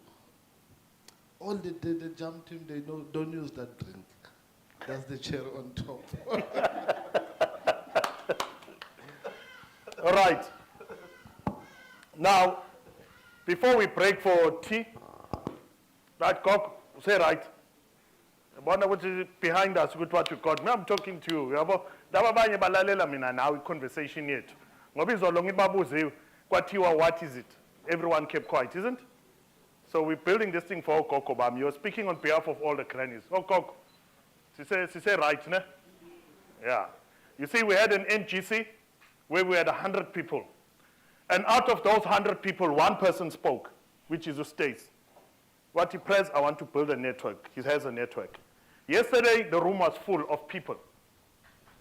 We want to build a network. So you are our people, Sambanan. These are the people that, all the difficult work, they've done it. Ne? Now, one thing in business, I want to tell you about the strategy. Ne? Do you know, Guti, there's very little people that have seen a strategy. Right? When you think of a strategy, whether you Vodacom or MTN or whoever, you think of this big thing, ne? Right, with a whole lot of things. Different people have different ideas about what a strategy is. Where's government? When you ask for a strategy in government, they give you a big document like this. A strategy is a very simple thing, young lion. And you're going to learn this from me. I'm teaching you a lot of things. See this guy, I like him this year. It's my son this year. When he looks at me, he says, when I grow up, I want to be exactly like that. Right? What's Donald Trump's son's name? That's you.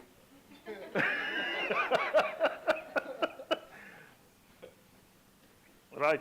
So a strategy is a simple thing. Ne? This is what I will do. Everything else, I won't do it. It's a simple thing. Very simple thing. So when you are starting a business, this is what you'll do. So Koko, one of the things that I want you all to be thinking, this is everyone here. You see, these guys, they said this is what we will do. Everything else we won't do, and they've done it. Ne? Simple strategy. Do you see? No funny business, right? Do you know what is the strategy of Capitec when it comes to allocating their ATMs and their branches? This is their strategy. We're not going to go through the process of identifying and calculating how many people are there or what. No, no, no. They don't worry about that. All they do, they say that wherever there is a Standard Bank ATM, we're going to be around the corner. It's a strategy. Simple. Nando's realize that they are not making enough money. And when they realize they're not making enough money, they realize that, oh, wait, hang on a sec. Our people come to the till, they order Nando's, they go outside and they stand outside. Then they wait for their order, they come back. Wait a minute. If the people sit down, we sell them the cool drink. You're sitting in a vicinity, there's fire there. What happens to the room? Have you seen a Nando's with aircon? When it's hot, what happens? And when you're feeling hot, what do you buy? And when you're serving, everyone likes it? Hot. When you're eating it, you buy? Right? Have you ever seen a person eating hot food slow? So you eat fast, you drink it fast. Before you leave, you buy another one for the road. And that's how they made their profit. Strategy.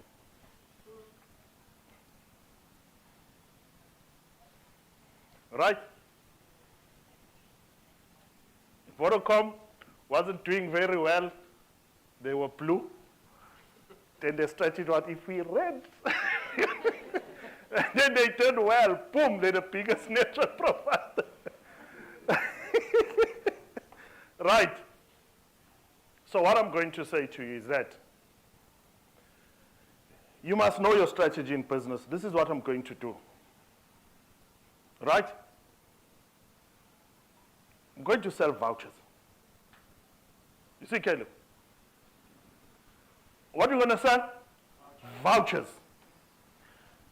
Now, sometime came this guy's here, Larry, he's phoning me, one of those late night, hey, these guys are phoning me, but, hey, in party, there's Ikacha or whatever is coming, hey, in party, there's Starlink, there's this here, and then I have to listen to this.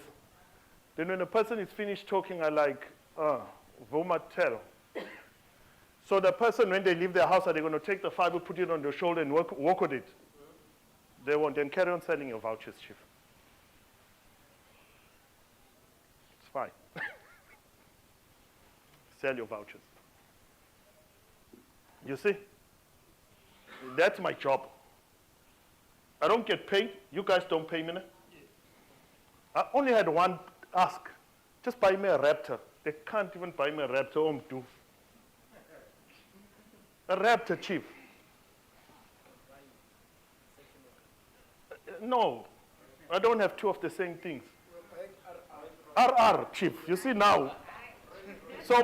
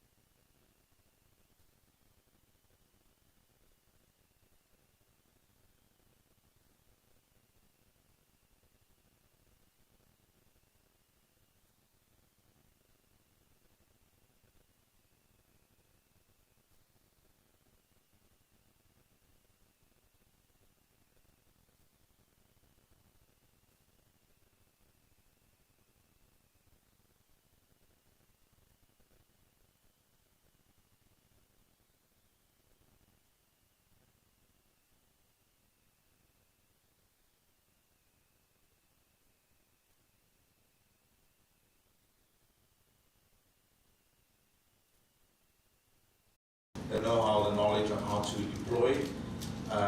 You know, we are more than happy to train, you know, multiple SMEs, and you know that can obviously be part of it, that you know that can essentially, you know, be passed on. But for us, it makes sense because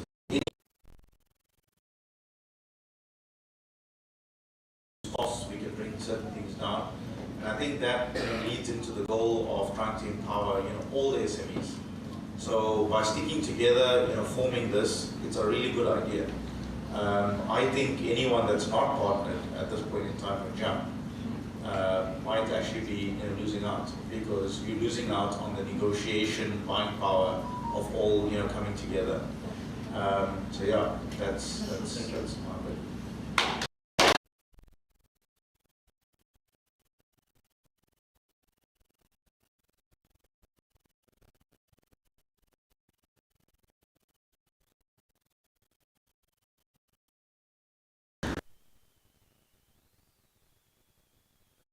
That Caleb has mentioned, you know, expertise, you know, and our colleagues there in front also.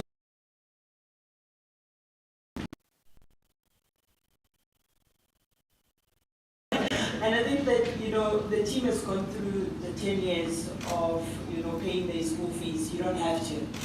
Likewise, when it comes to solutions, some of these solutions are so sophisticated that you cannot afford them by yourself, right? So going through the consortium, it also assists you in tapping into the different technologies that we have available. You can piggyback on a network that's existing, or you can go and build your own. Honestly, the one of the things that has broken down a lot of SMEs in technology is wanting to build another network. If we already have one, the whole point is that we can leverage off each other and just make sure that we're keeping each and every person, which is our ambition, connected. But yeah, that's me. Thank you. Right, just in closing, on products, when we're looking at products, the tower of lessons that is outside a very expensive lessons. How does this help when you are already having people that have tried and tested products? By the way, there's a lot of other vendors and distributors that approach Jump on a day-to-day basis that give equipment for free to test and all of those things. Like Larry said, that if it's 1% off, it doesn't work, right? How does that assist where you're having this team collaborating so many people and deciding on a blueprint that has a standard to implement? How does it help and how does it make it better? Well, very similar to what Caleb said is if it's one group reporting back to a vendor or a manufacturer, and you can tell them exactly what the successes of a single group has brought together for a country or whatever, they are very happy to support that. And that is again falling back to what Caleb said in terms of buying power, because it's easy to identify a single entity, and manufacturer can say, we will pass on assistance to that single entity, and we can track and record the successes of that entity. It's buying power. And the same goes to not just the vendor or the manufacturer, but the same goes to Mirror. So you then have the buying power with us as well, and we can, you know, do it like that. Perfect. Yes, Ken.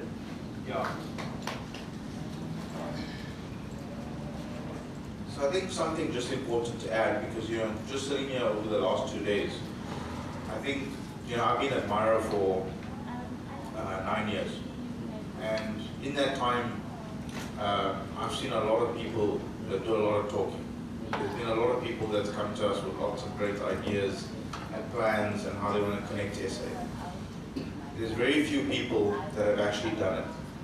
And the people that have done it are sitting in this room and sitting on that panel. These are guys that have tried and tested, and, you know, Leon talks about scars, but he's been doing this long before SA Connect. You know, all these products that's being deployed and tested. You know, Larry was talking about these microtics. I just went on now. Those microtics are on order right now. It's ready for collection. So it's not just talk, you know, all of this, and, you know, our plan is to connect people, and the plan is to get to 250. It will be done. These things take time, but it will be done. And I think so far, we should all, give a round of applause for the effort, and I think for all the progress that we've made, because it hasn't been easy.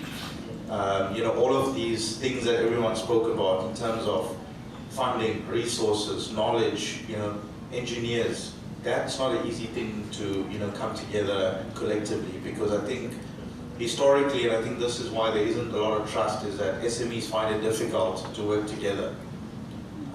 So what you guys have been able to achieve in the space of time is just amazing. Right, that brings us to the conclusion of the JUMP session. So now we know and everyone understands what is JUMP.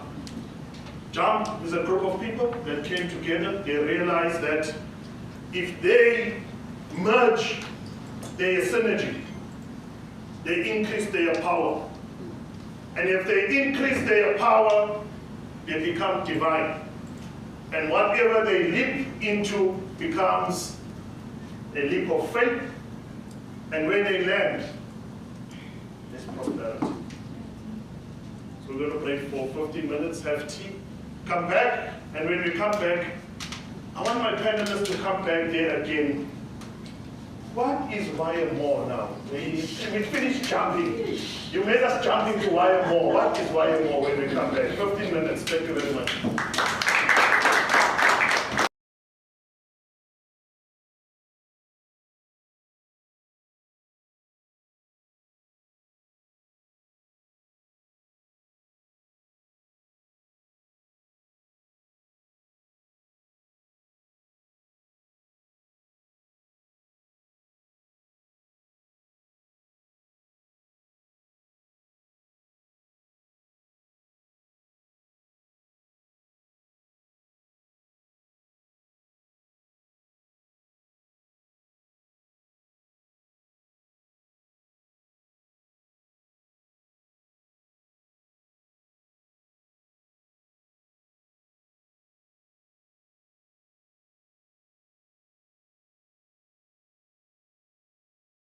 Something I like as a mantra for me and the WayaMore, and now I like to use it as we jump.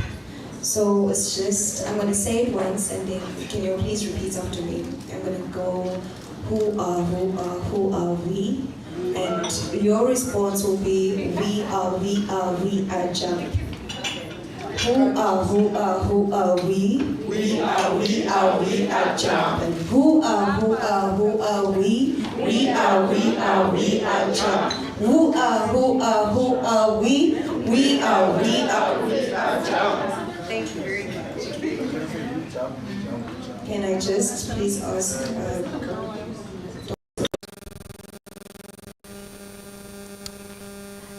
I would gladly do that. I will just share my cherry, my favorite one.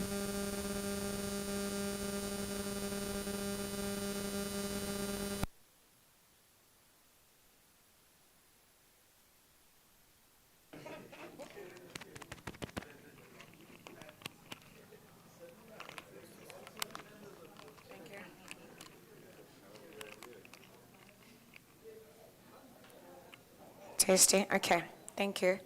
To anyone who's probably going to be interested in purchasing the book, The Polo for 100 Cherries, page 41. It has something that says, be the power. It's just very short. You are as strong as your willpower wills your power to be. It can kind of sound redundant, but I'll repeat that again. You are as strong as your willpower wills your power to be. And it's all in the mindset, really. It's really, really all in the mindset. If I can, just for the last time, because I think some people didn't get it.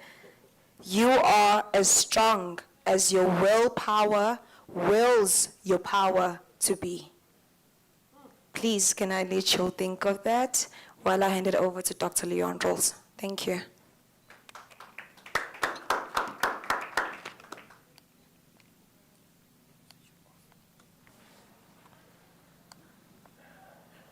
Mr. Cameraman, I'm not happy with you being there. I needed you to be in the front, but it's fine now. I'll ask questions as you're walking around.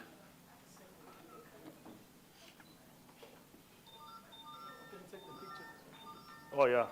Please, Chief, I need you in the front there. What must I do here? Just switch it on. It's on. It's on. Just It's all right. Keep it somewhere. You can't hear me? I can hear you. There, it's fine.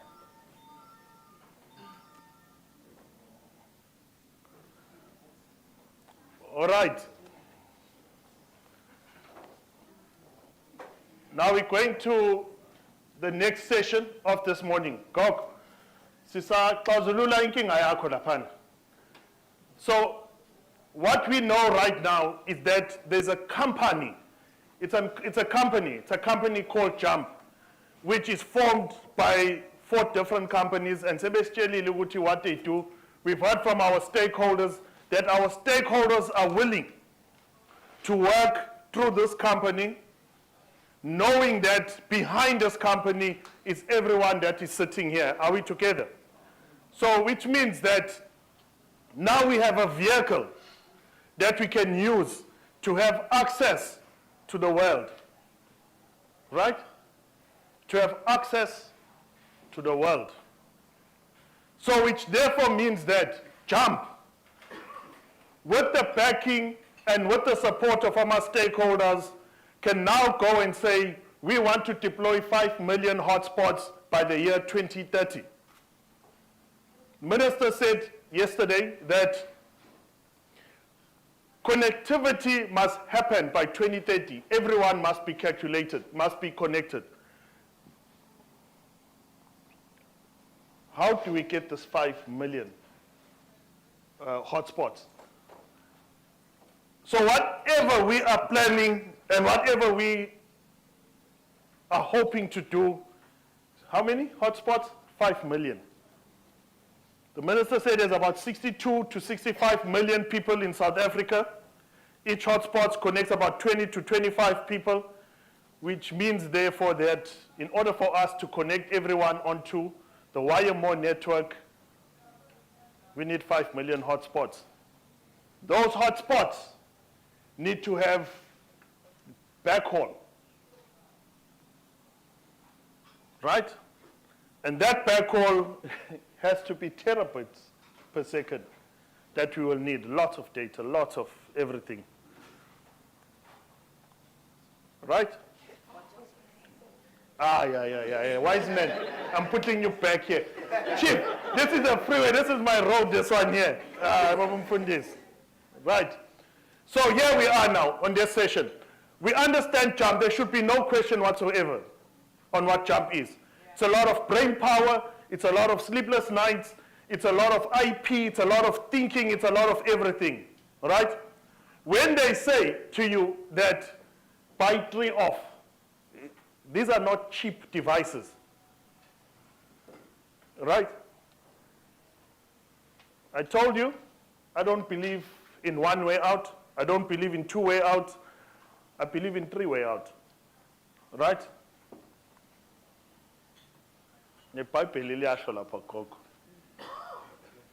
Which must always keep the other door open. Ne? Somehow kuna abantu gogo awucanda iBhayibheli angilazi. Hey, bayeke gogo. Kunento engabatshelanga gogo ukuthi mina nawe we have our scripture nights nje la where we talking about this scripture and we talking about yabo. Yeah. You see? So don't worry about that, Ken. We got you, Chief. Right? Willpower, Mel. You know, a lot of people think faith. Nah? Faith is having faith that God got your back. It doesn't. Nope. Then you're reading the wrong Bible. Uthi, uNkulunkulu, I give you free will, and free will I give you. I work in mysterious ways. I give you a talent, use it. If you don't use that talent, then don't come back to me. Isn't? Before you take the speck out of someone's eye, Take it out from your eye first. So then why do we bring everything back and say, hey, ngivuke ekuseni, I'm having faith in God? You must plan.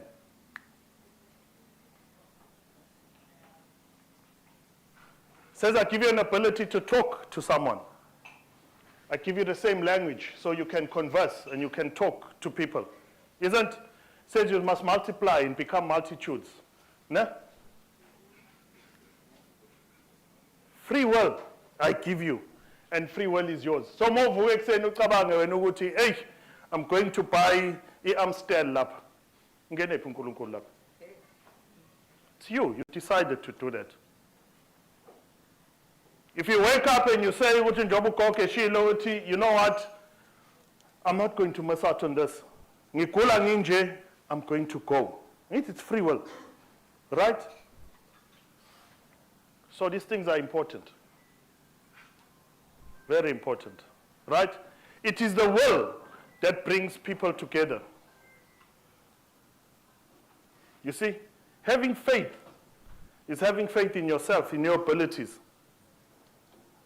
It's having faith that whatever I do tomorrow is going to reap rewards. That's the faith. People believe in the Bible more than they believe in God. It's a problem that we have. People believe in the Bible more than they believe in God. Whereas the very same Bible will tell you that there is the truth. Doesn't say I am the truth. And the truth is the word of God. Happy are those that see it. And it's only the blind that will see it. Yabo? Happy are those that have blind faith. But in me is the truth and there's the light. But remember, there will be those who come with forked tongues that will tell you that I am when they are not.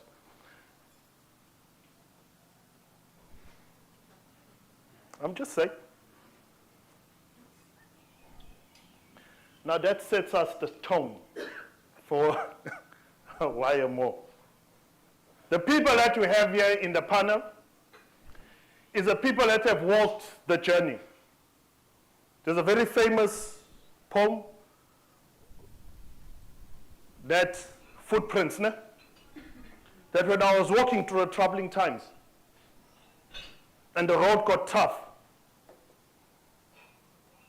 enemies were pulling me left and right and center. There was fires going over hills, hungry, thirsty. But when I got to my destination, I looked at the back and I said, God, uNkulunkulu wenze njani? What uNkulunkulu? You see those footsteps where they stop. You see those big footprints where they begin. That was me carrying you on my back.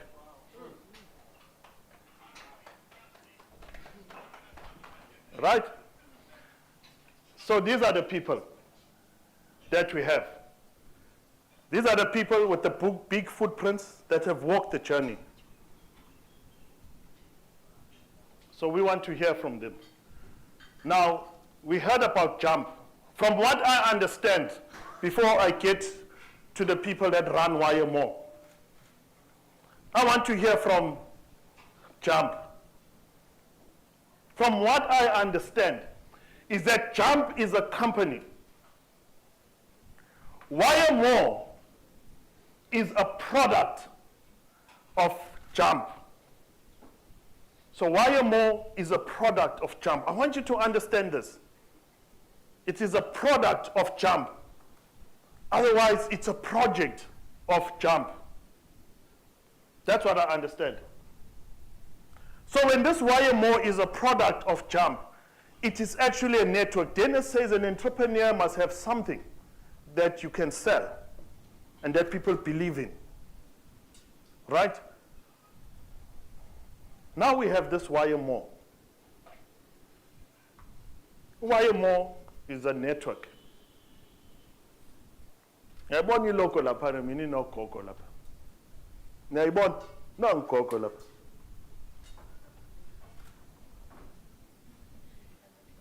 Yeah, inside there nangu gogo lapha there. Nangu gogo lapha. Yes, you didn't know. Hey, learn.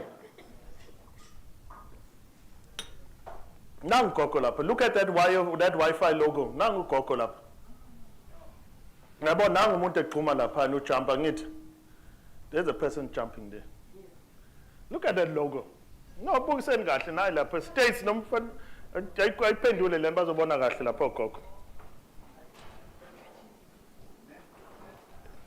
Yeah, bring that banner here, young lion. Ngibethela nje kahle lapha. Woza nayo. Guys, you never notice that thing, eh? Serious?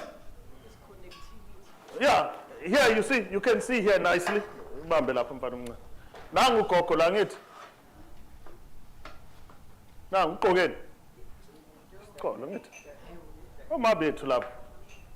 This country was built on the back of our mothers. 9. Even Caleb was raised by our mothers there. And Philip there. All of us. There is it. There's a person jumping there. There's computers there. A lot of things there. There's a person jumping. Nangu mdu lapha. Jabul setayisi voucher card. Nangu wise man lapha etayisi voucher lapha. Right, can take it back. So I want us to understand this thing. So what we are saying is, let us take jump. Dealing with jump. Now we are into the main brand, the main thing, which is WayaMore. So from what I understand, the dream of WayaMore is that I must buy a voucher MLAS. I must travel to Alexander, to visit my young lion there who stays, and I must be still connected, stays, right? And if my voucher expires, you say, Alex, on Stace's network, I must buy a voucher and travel to and I must still be connected. You see? And then I must come back home, and from Uzianda, I must buy a voucher, and it still works. Do you see what I'm getting at? So we should go kill network yakho lapha eranwa ilaba ile youth lesizo develop. Mesuka kuwe, mesuka lapha edropeni. Mefike edropeni kune WayaMore, still usazo connect. Meze eThekwini usazoba connected. Mehambe eEastern Cape usazoba connected. Mehamba everywhere usazoba connected with that voucher. Now that is WayaMore. That is WayaMore. It's a Wi-Fi network that connects with voucher. So when a person is coming to visit in South Africa, they go to booking.com or Airbnb. On the options, it must say, I want a place where there is WayaMore. Because I know that when I land from the airport, I'm going to buy a WayaMore voucher or buy a WayaMore voucher online, and wherever I go, there will be WayaMore. So I'll be connected.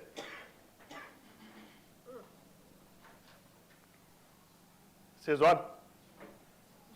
Now, from also what I understand, and you guys are going to explain to me how it works. From what I also understand is that to buy into WayaMore, uti umpati usai. There's a person that has money, right? That comes and says, I have 100,000 and I want to build a network here. I want WayaMore to come here. Utumpati sai, you pay Jump that money. Jump comes in with its Black Excellence Operation Board. They install your network. They give you this. All over it, WayaMore is here. There's a person called Benny that prints a voucher, gives you a voucher. People start selling. That's how it works, next days? Yes.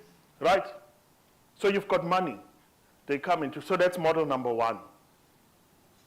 Basically, there's model number 2. He goes to BBI. He promises to BBI, I can roll out a network. They give him a purchase order. He comes with that purchase order. He says, I have no cars. I have no technicians. I have no engineers. But I have a purchase order. Can you convert this purchase order for me into money and I want to buy into WayaMore. Then umphathi says, okay, Comrade Mdu, here's an agreement, sign here. He goes, he deploys, he says per site, you're going to pay me 2,000 rand or whatever to install, the rest of the money is yours. These people got good hearts. Then there's a Stace that says, me, I'm young. Me, I have no money. But you know what I have? I am young, I know my people, and I'm tired of being an unemployed graduate. I'm tired of being poor. I want to change the material conditions, and I'm not going to wait for promises, oh yes, now whatever programs, I'm not going to wait for that. He comes to Mphathi Sai, mina ngizovuka ekuseni ngigijima, ngitshela ukuthi ngenzeni. Then Mphathi Sai says, okay, fine, go and register a company. You know? Do you have a registered company? You have a registered company, people come through, is it? This is one of the finishes. Stand up, people can see you.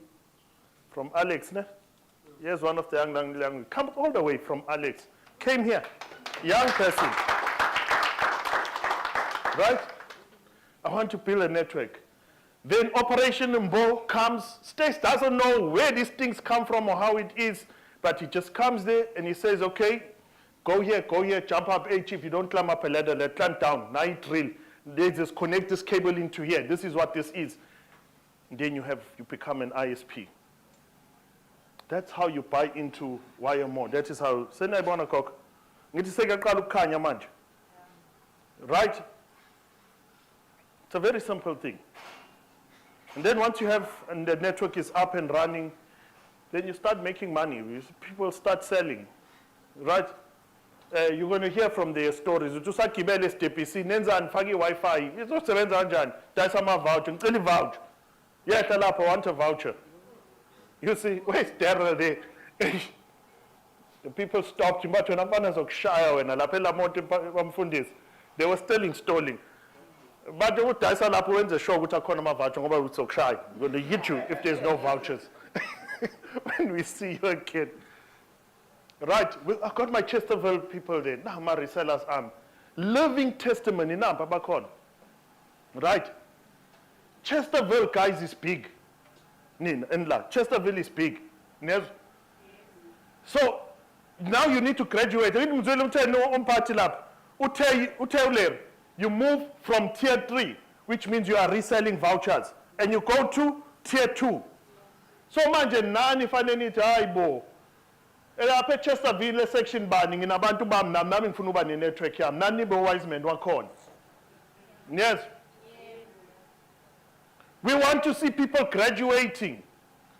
You understand?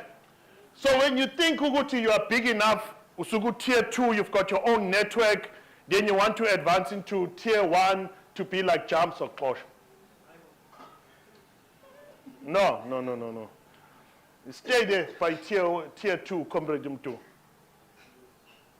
There is a thing called co-competition. What is it?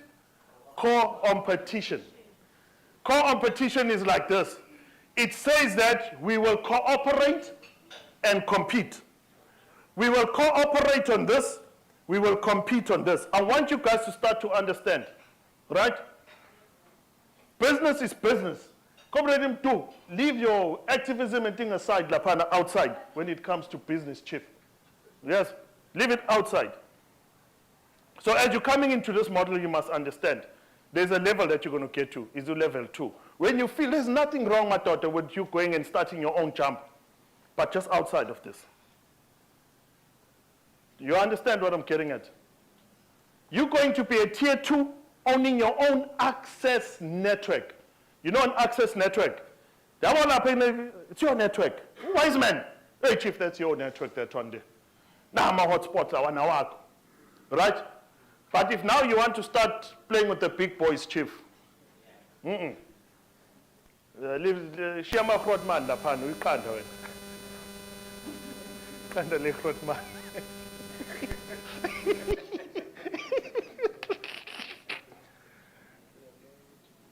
So guys, we understand. I'm going back to competition, right? What is the difference between a Standard Bank ATM and an Absa ATM? They're the same. The only difference is the branding, but they're the same, they operate the same. So if you've got 4 ATMs, and you're going to load money, it's the same company that goes loads that money, right? If that ATM is broken, it's the same technician that fixes this one, fixes that one, fixes that one, right? They're all written default. They all have switch. So the banks cooperate when it comes to the building of the ATMs, right? They cooperate. In this radio network, Philip, we have the radio conference, which was in Israel, the last one, where Cambium, everyone sits and they cooperate and say, we are now going to do a thing called Wi-Fi 6. These are the technologies, this is how it must work. You with me? There's an IEEE standard where all the engineers sit down and they say, this is what we agree on. But when they go and make the antenna, and when they go and make their management platform, that's where they compete. On the price, that's where they compete. Are we together? Yeah. You got it. It's called co-competition. We cooperate on us building up until we come to WayaMore. If you want to be a tier 1, then you are competing with Jump to provide the access network, because this thing works in that effect. You can have many people being resellers. So now WayaMore, how many resellers you have? 7. You got 7, right? Now, if tomorrow one of those resellers say in the place and in the spot where you got, they say, no, now I want to have my own hotspot, will you allow it? You're not, you're going to kick them out. So WayaMore can have more resellers, right? In that area, at Chesterville, you can only have one WayaMore, right? If you go to Mayville, you go to other places, Itegu is big, can have, you understand, Umlazi, but Umlazi is huge. Kwa-V, you got a reseller, kwabani, but there is that. Are we together? Emsunduzi nje uwonke I got my grannies. Do you see what's happening? And they're going to have a lot of resellers, right?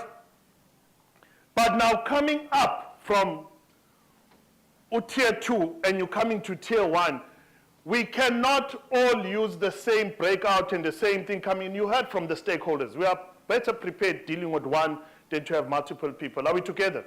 When we started this thing, there was more than 80 of us, but as you come in, it starts shrinking by default. Are we together? Yes. Now that we understand what we are saying, Jump, guys. There is this WayaMore, Larry. People who goggle up. You heard them in the morning what they said. We are lost. Everything is above us. I want you to simplify this, Larry, as simple as possible. Right? How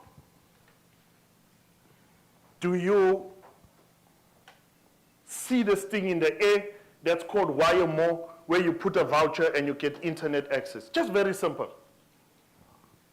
Yeah, let me try my best. I always talk from a technical point of view. So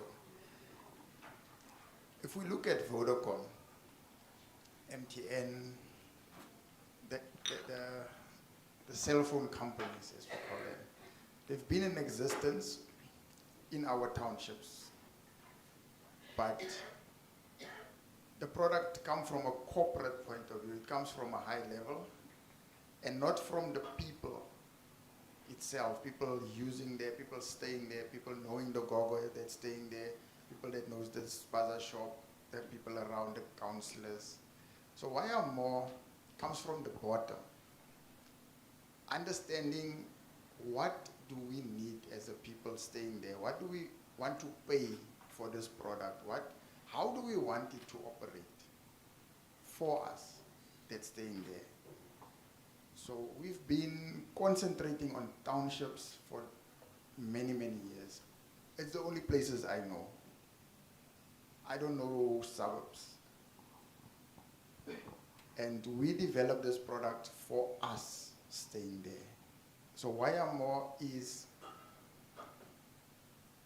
competition for Vodacom, let's say, on the voucher system, on the prepaid system. There was lots of drives saying data must fall, data must fall.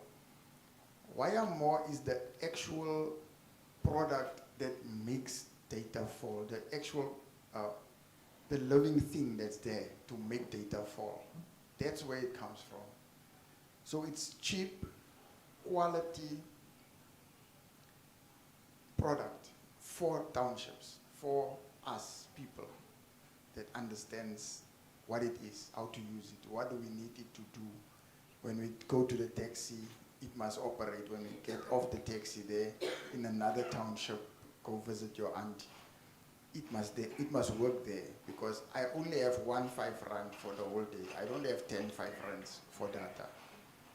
And that is where WayaMore was created, with that essence. Did I do it justice? Yeah. Right, welcome. There's a lot of project. It says where Ikacha, whatever it's called, Katsi Connect. I see all these popcorns everywhere. There's popcorns.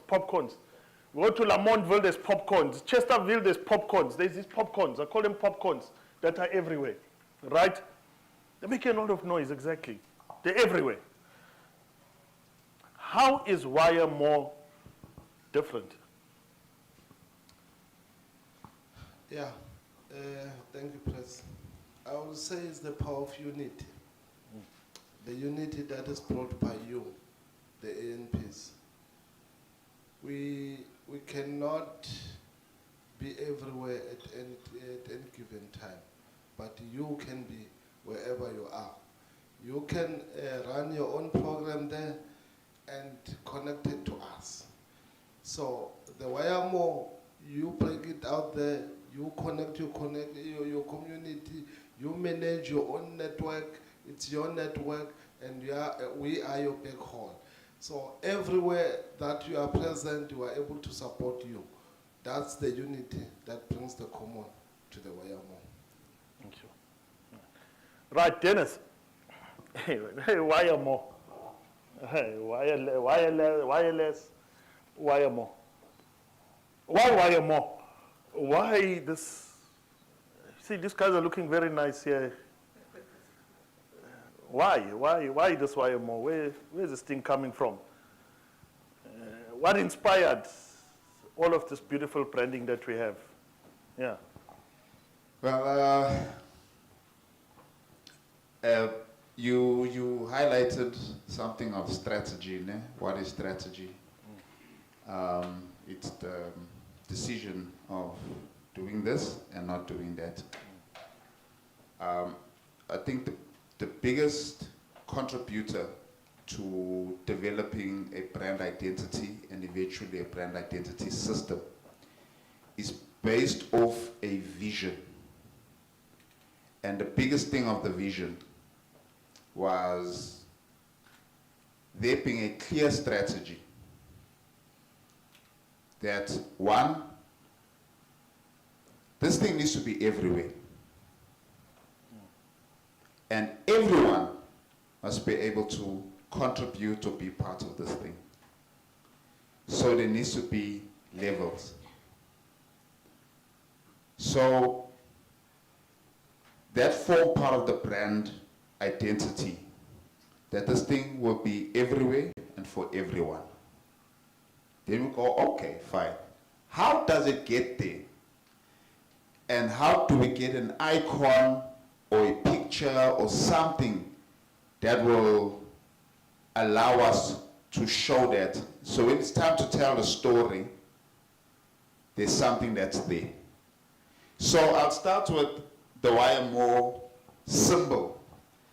You know Batman, the Popeye, the comic, or some of us as connoisseurs, we'll call it a comic book character. That Batman, there's a light at night. Ne? And when that light is on, he knows that's his signal to say, we need you. The city is in trouble. Ne? When we thought of it, we said, our people are in trouble. They need to connect cheaply. They need to connect on something that's proper, that's stable. They need to be part of this economy of this thing here called, this we're calling WayaMore. Now, I'm still here on the symbol side. And I'll end with the actual name. So if we see WayaMore on the ground, we get the backhauling technology that Welcome spoke about. The fiber infrastructure is here at the bottom and the foundation. Nah? Then there are towers. These represent the towers, these solid ones here, and these. They represent the towers. I think the towers are sitting like that. You can see there's a tower. The top section, some of the dots, they're connected. This is a stylized Wi-Fi symbol, actually. So the fiber infrastructure powers the towers and gives us that access. And it connects people. Then we say our bat symbol is there. This symbol, when they see it, they must say, hey, to Leyanto. This one is ours. Because it belongs to the people. Because they're the ones that said, we're in trouble, this data is expensive. And Larry spoke about, that must fall. This is a symbol of data must fall, for real. This is the, that's our bad symbol now. Every time you see this, you must know that's what it represents. Utaisi voucher, you're reselling equipment, you're providing backhaul, you're providing access technology, you're a distributor, you're doing a survey, you're printing vouchers, you're deploying, you're planning a storeroom, you're answering a phone. You are part of Data Must Fall. You're talking about this thing. You want to own your network. You are a symbol of Data Must Fall when it all comes together. Then, Press took my job. So here at the bottom, and it is levels also. Here at the bottom, there's a lot of access technology there. Routers, switches, satellites, all of these type of things. That's what's here.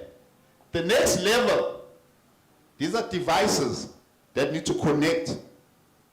Ne?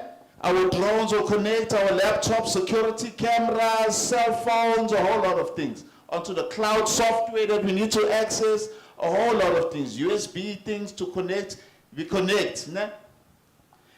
The last one is the result. There's a reason why this person's jumping with their hands up like this.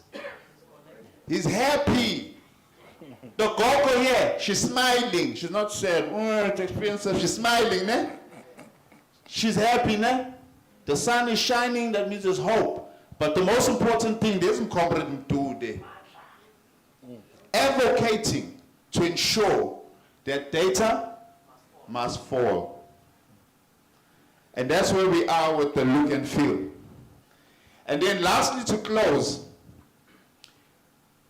before we came up with the name, we had all of this figured out. The technology, how things are going to connect, from backhaul to access to all of these things. We want people to be happy. We knew that. We want people to connect their devices, IoT, Internet of Things, all of these type of things. be part of the digital economy and all of that. But now we need a name. That's going to be easy to remember when we're selling this thing. Hey, this thing must be easy to sell. So we knew that we wanted a logo that will represent Wi-Fi and have an essence of the Wi-Fi symbol that we all understand. We're not reinventing the wheel. So we said, because we're going to be focusing on wireless technology and the ways that people are going to connect wirelessly, we need a name that says that somehow. And said, no, let's play around with this name. Because everything we do is going to be wireless. You know, we're building towers with wireless technology that's going to connect, you know, because the fiber's there, most of that infrastructure is there. We're not playing in that game. Then, at the end of wireless, we saw there was something less there. And said, you know what, let's flip this and make it wire more, because the current state is less. And where we want to go to a state of more. So we don't want to just do wireless. We want to do wireless, but we want to be wire more than just a normal wireless. And that's where the name comes. So this is why these gentlemen, they don't sleep at night. Because we have to discuss these things, and it must all come together with you. Oh, so in essence, WayaMore is definitely for the people. All right?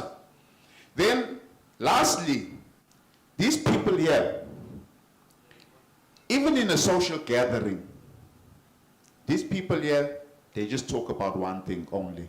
Connectivity, connectivity, connectivity. Only. Hey, it's a pride. You'll talk here. Hey, I bought new shoes. Hey, but you know, hey, that tower there, I need to. Hey, I need to call Miro. I need to get, ne? Then, the thing that we want people to always be is to be connected. That's all we want. That's how they become happy, when they're all connected. We want to connect to our community. Through WayaMore, we are connected to our communities, whether where we're from, where we live, and where we associate. Not only on the ground of these communities, but also our stakeholder community. As we have Vodacom and Miro here, they are part of the, we need to be connected with them and bring them into this big dream that we all have, which is very important. Now, there are some people wearing these WayaMore t-shirts.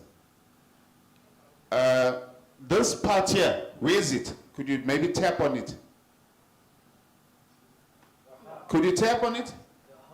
No? It's here on purpose, this thing. Yeah, this side. You can see your heart beats. Although it beats here and then we feel it here. It's here. The heart is pulsating, it's beating. Ne? It's here on purpose. So everything we do, I'm going to speak about excellence. Everything we do, we think of it. From the time where the first voucher is being sold and how they get to the voucher and how it's generated and how everything is thought of. And yeah, that's it. That's really how the story falls. All right, thank you very much. Thank you very much, Dennis. Mpaji side. Now we understand this model. We understand this thing here. We haven't come to the vouchers yet, Penny. We're coming there. Right? God could say, I'm right? Yeah. So much is it's not jump all up and then budget's not low WayaMore. So which means when you buy into this thing, it's like a franchise. It's got excellence, it's got standards. You already got people ready to deploy and to help you. It's a franchise. It's like you go to KFC and you buy a franchise of KFC. But here you're buying into a franchise that comes as a package. Near Chesterville. So make them down upon ekhaya, even ekhaya emakhaya le good. Men funa ukusa khona uWayaMore, nikhuluma noWayaMore la. Nithi hey, sifuna ukusa le kwaXimba, wherever it is, yabo koNongoma, wherever. So you buy into a franchise, young lion, ne? Ngoba now you taking this thing to Soweto. Kupesa wethu. Jablan. Yabo? No, I want to take this thing to Jablan. Taking it to go there. Right? Mfundisi, uthe wena lapha emzinyathi, we're taking it there, emakhaya. So kakunabona it? Right? So you don't have to worry about everything else. Nina nje, you're just buying into the business. So you then you run, you operate. Hayi ziyakhala. Yabo? Ziyasha. Party side. People keep talking about backhaul and about this. Yo, it can be difficult to deal with Vodacom. It can be difficult to deal with MTN. It can be difficult to deal with Telkom. I mean, I don't do boardrooms. Because one, I must wear a suit. Number two, fane ngikhuluma isingisi. Hayi lesi singisi lesami lesesibhedayo. Lesi singisi polishekile esikhuluma uDennis lapha. Yabo? I have to speak that English that one day. Yabo lento sami into engishoyo. Ngigqoka isuit. Ngikhuluma isingisi. And then, hey, I was speaking once, right? I think people don't invite me anymore to speak. Because I was called to this colloquium. But it's called a colloquium. Something like that. So I'm sitting in the front, Lapa. Then these people are talking how well they're doing and what, small business. There's Minister Lapa of small business. So ngithi mina, hey, you know the biggest problem? Kulabantu abakhulume before me lapha engihleli nabo la kulesi stage. They're busy patting themselves on the shoulder, ne? They are telling everyone that is here how well they are doing, Caleb. And I said, on my right, when we got in here, there's these bags, these conference bags that we're getting. Yet when I was outside, they wouldn't know Coco, no Mama. They were making these beautiful bags that are sold. But this Kwame was supplied from China by some white company. And I'm like, but how does it help? Why don't you support Labo Mama, Labo Namone conference of 500 people, buy those bags and give us these bags? Why are we carrying a bag from China? That's the first problem. Le branding in this room, who supplied it? It's a simple thing. Yet your government claiming to support people, yet you are here, you're tapping yourself on the back. You said your SMMEs that you're supporting must stand up. The white SMMEs stood up. The black SMMEs didn't stand up. Then I said, Nina Sifa and all of these people, when we get a purchase order and we come to you, uzositshela ukuthi we must have collateral. Angisazi isingisi mina, collateral yandla. I don't have land. My grandfather didn't leave me with land. You see? My grandfather didn't leave me with land. Yabo? You see where I'm getting at?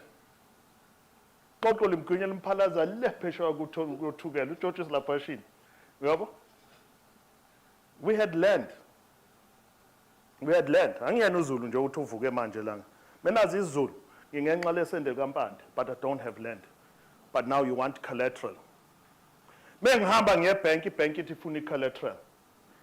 You are funded by government to help us as black people to start our businesses, but you want collateral. The same thing that the bank wants. So lenti nonsense. It's nonsense, this thing of yours. Yabo? So now that you are funded by the government and I'm hoping for you to help me, but you can't help me because of these things that you are putting and all these blockages that you put in. So then it's useless. Hey, program director, daughter, we go one correct. Tintonga tinto. What, Dr. Ross, please don't use those language, those words. Get him now what words? Till like nonsense and useless. Get him now. Why? Tinoland is a minister in this and this. Get him in I am sorry. English is not my first language, ne? Nangikhuluma isiZulu mina. Ngithi mina program director. If minister uhlula ukuzwa iqiniso. Number 1. Yabo lezi zinto ezifakwa la ngibiza ngani ama earbuds or whatever those earmuffs. You must take them and give them to the minister. So when I speak, he can put them on so he doesn't listen to what I'm saying. That's number 1. Or number 2, if something is not making sense to you, what is it? It makes nonsense, right? If something is supposed to be useful to you, and that thing is of less use to you, what is it? It is useless. Ukuthi ngipronounce kanjani angazi ukuthi ngonephi lapho. What if you put it like that, I apologize ngathi next time ungangiphazamisa. Aphinde ungiphazamise next time engikhuluma mina.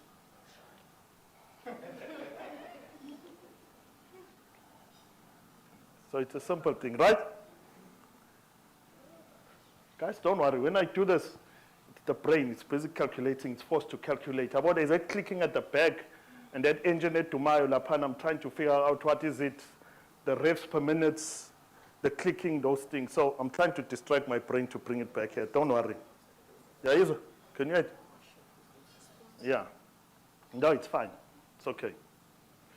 Right. Now we're back here in Patisai. Patisai. The most difficult thing on a backhaul is dealing with all of this.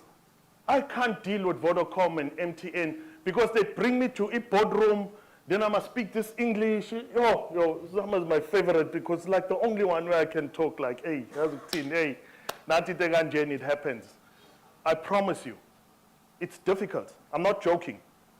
I'm sure we have those things, this going into these boardrooms. Now we are forced to do. What we want to do, you see the sun there. We want to put on a cap. I want to go jump in the car. I want to go and install. But now I must come to a boardroom and sit down and talk. You see? Now we do jump, we have one Patisai. Patisai for the first time ever since I've known him in 10 years. I saw him wearing shorts in Mpumalanga. Aye. Not yeah. Yabo Patisai. Now I'm going to say, yo, no I'm kanjani. Hlali kupile mambani te. You see? So yesterday, when the minister was here, like, hey, you need to go brief the minister. I can't. It's a boardroom lab. You see? It's a boardroom lab. I can't. Boardroom for me, hey. Don't put me in a boardroom. Hey, chase away a ship. Don't put me in a boardroom with this one, especially. No. What goes from Kumbi? This one here. Hey, don't even go there. No, Che. So, Patisai, can you tell us? There's Vodacom, there's MTN. Yesterday you said something very critical, these packages and those things. WayaMore is there, is now broadcasting. It's got a beautiful model, connecting people. It's Kati-based, local money, local economy. No, but it's nice, right? You've got a great support of backhaul and everything, right? What works?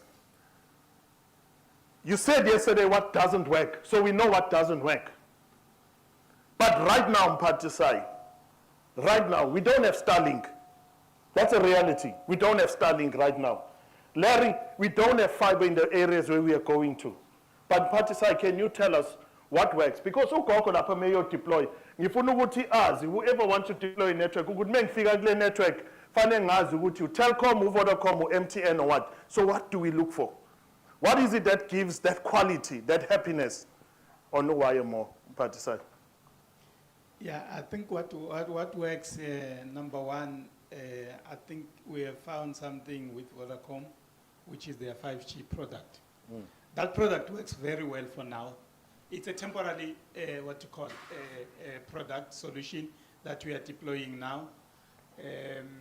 We tried a lot of things, we've been using LTE, and we've been using fixed LTE from Vodacom, from MTN. We've been using wireless, what you call point-to-point from Vodacom. Sometimes in other areas it works, but nothing works like the 5G because of the speed that we are getting there.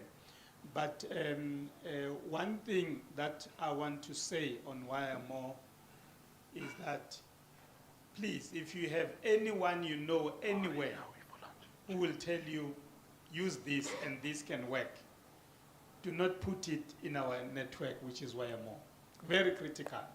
Because this is a franchise. We've got a team that does our proof of concept, and they check if this thing will work or will not work.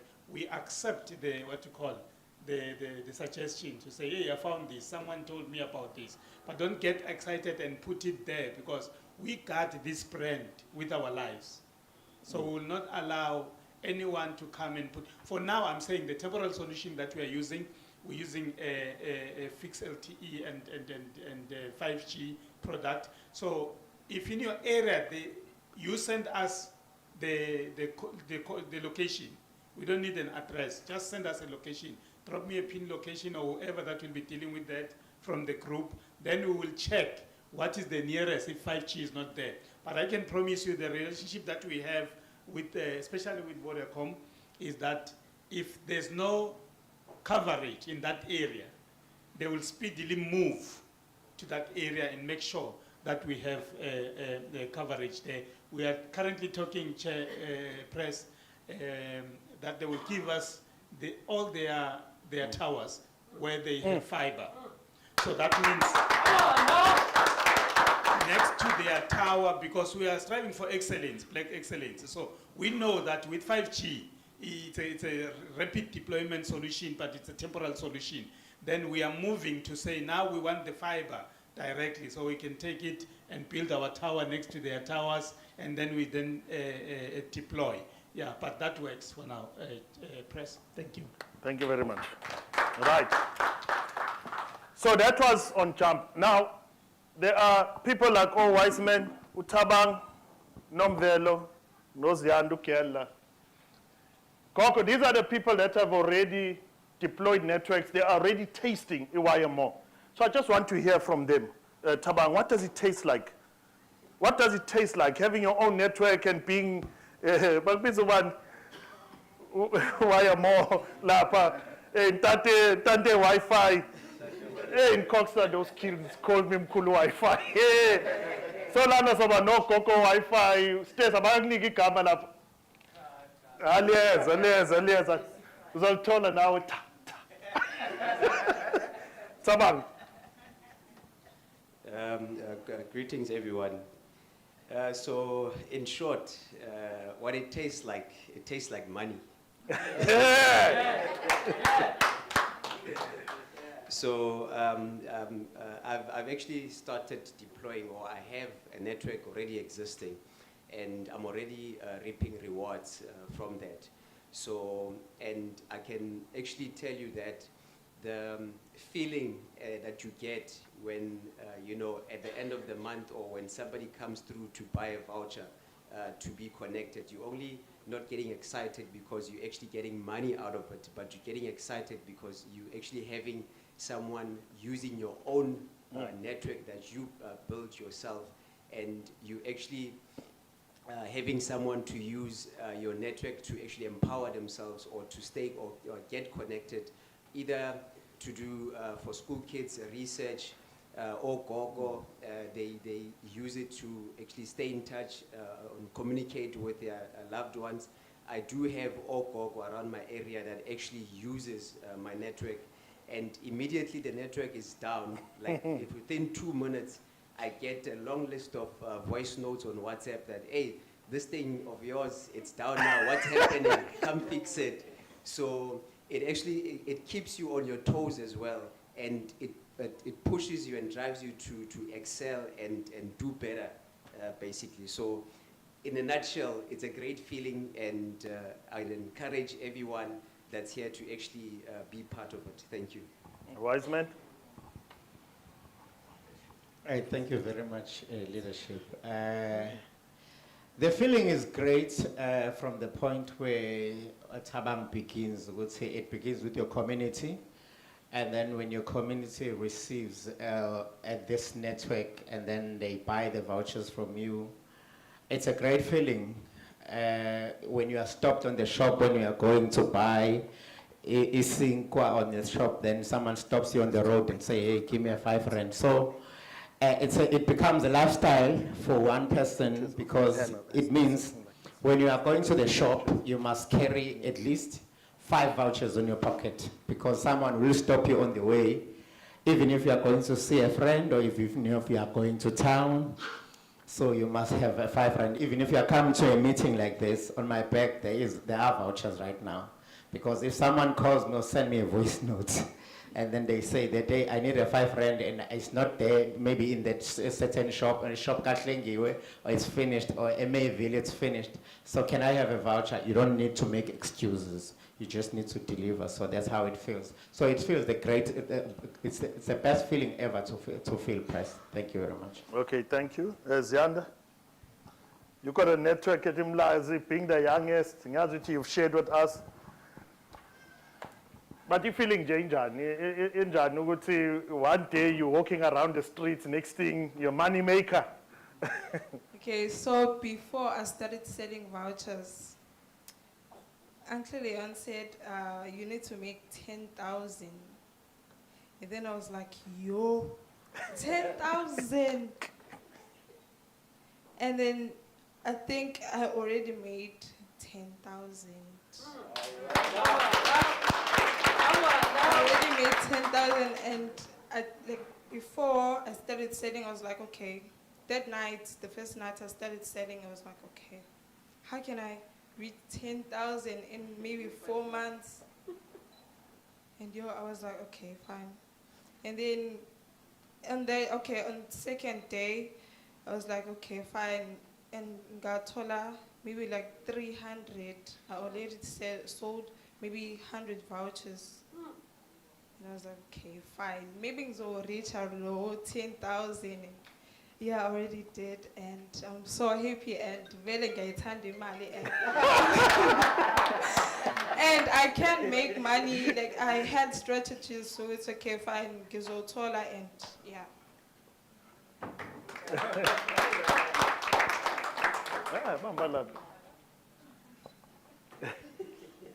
The WayaMore journey began with Unomvelo and Upin. The product that Umpatisai was talking about was the origin of WayaMore. Zinzi, you were also part of it. It was nice, ne? That thing that we were doing. It was nice. It was nice. It was nice money. We had clients. It was good, right? Until MTN cut us. So the discussions that we're having, what should this thing be called and that, come from a lot of names until this team here came up with WayaMore.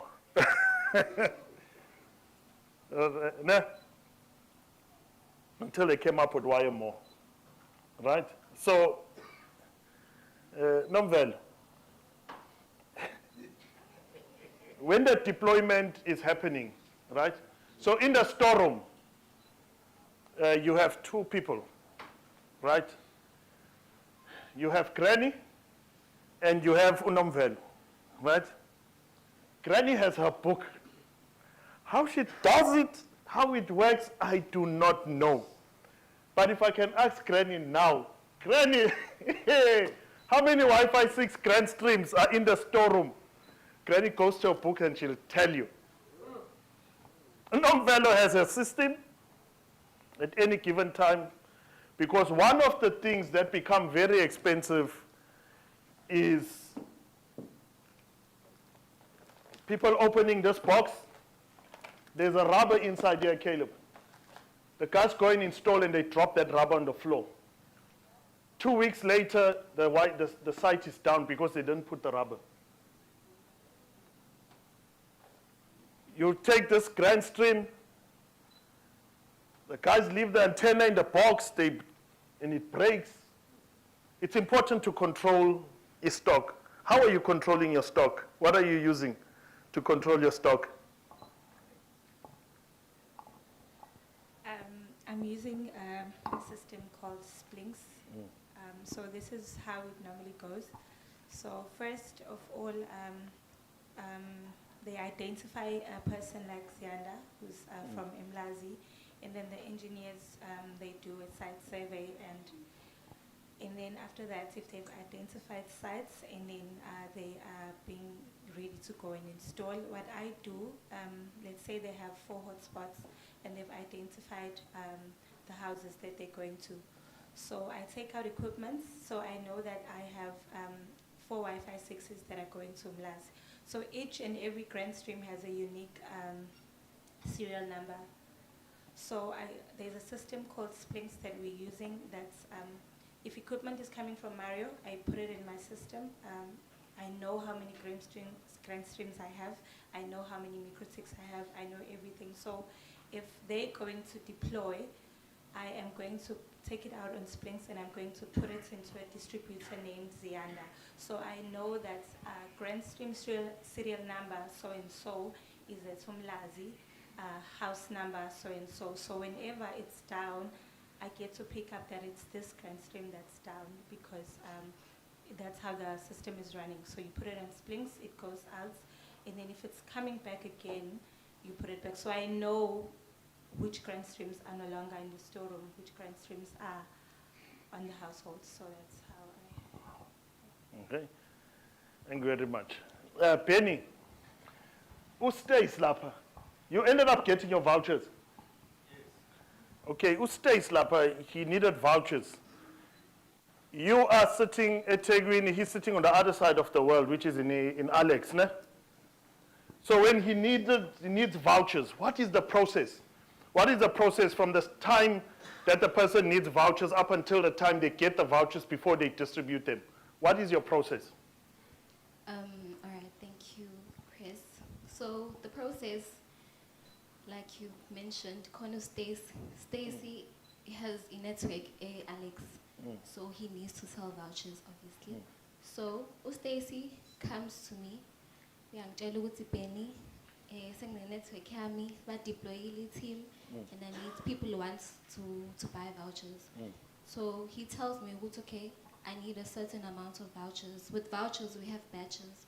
We have the 100, we have 5 rand for 100, we have 25 rands for 50, and then you have 125 rands for 25. So he tells me, Uti, I need maybe 2 batches of 5 rands, 3 batches of 25 rands, and 1 batches of 125. So I take that down, I go to my systems, I do my things, I print vouchers for him, and then I send it via PIP. So with the voucher distribution, it depends ukuthi umuntu ukude kangakanani. Uwazimeni uDarryl uyamdelivela ama-voucher because useduze, use-Chesterville. uGelly, we deliver vouchers to her because useThekwini. With uStacy, use-Alex, so we use PIP to send vouchers to him. Okay. Right. So now, Gogo, siyazi ukuthi kune-jump. Jump makes us sleep at night. Bona bangalali bona. They must stay up ngoba ahlanya vele. Yabo? So they must work. So they deciding all the solutions, everything, but tumeli team bezokwakhela network. When I cook network, you say atuyilalele ebusuku ungalingi gogo yabo ulalele nebusuku. Bakwakhela network. So ISP, yabo? Yeah. Nice. Le network yakho le when you are buying into the franchise ka WayaMore. So WayaMore does the configuration, the vouchers and everything. It is in network, it's a pa sabalaza lapha ebantwini. Wena usiya kuPenny, usiya order ama voucher. Wena ama voucher uyawathatha either ekhaya uyawadayisa noma uhambe uyowadistributor kuma tuck shop kuthi bedayisa. Yabo? So now you've got a business. So any business yakho is to pick up the phone Penny, Then mtanam mdinga ama-voucher 100. Mose Marisburg ay thumela ngoPep. Goga pick up ekusasa kwaPep ngosuku oluthile. When you're PEP, you're a collector, you're a distributor, kuma tuck shop akho. Bayafika bathenga kuwe imzimnandi. It's easy, no? These people have made it so easy. Now, there are people abazofuna ukuthenga ama-voucher online and those things. We can't do it. There's a system that works and is called Vula Coin. Vula Coin is linked to Project Isizwe. But they will want how many percent, Che? What's their thing? 9. It's 9%. Then Eh? after 3 months, they tell you they're taking 10,000 and it will run off whether you have it or not. Yeah. So it's 9% plus low 10,000. So Tina, we are right with that. There's a paper, that's a voucher that you just go and sell. It's okay for, no, but it's okay. It's all right. Right? But we are in the process of developing our own system, right? Developing our own system that is going to handle that. All right?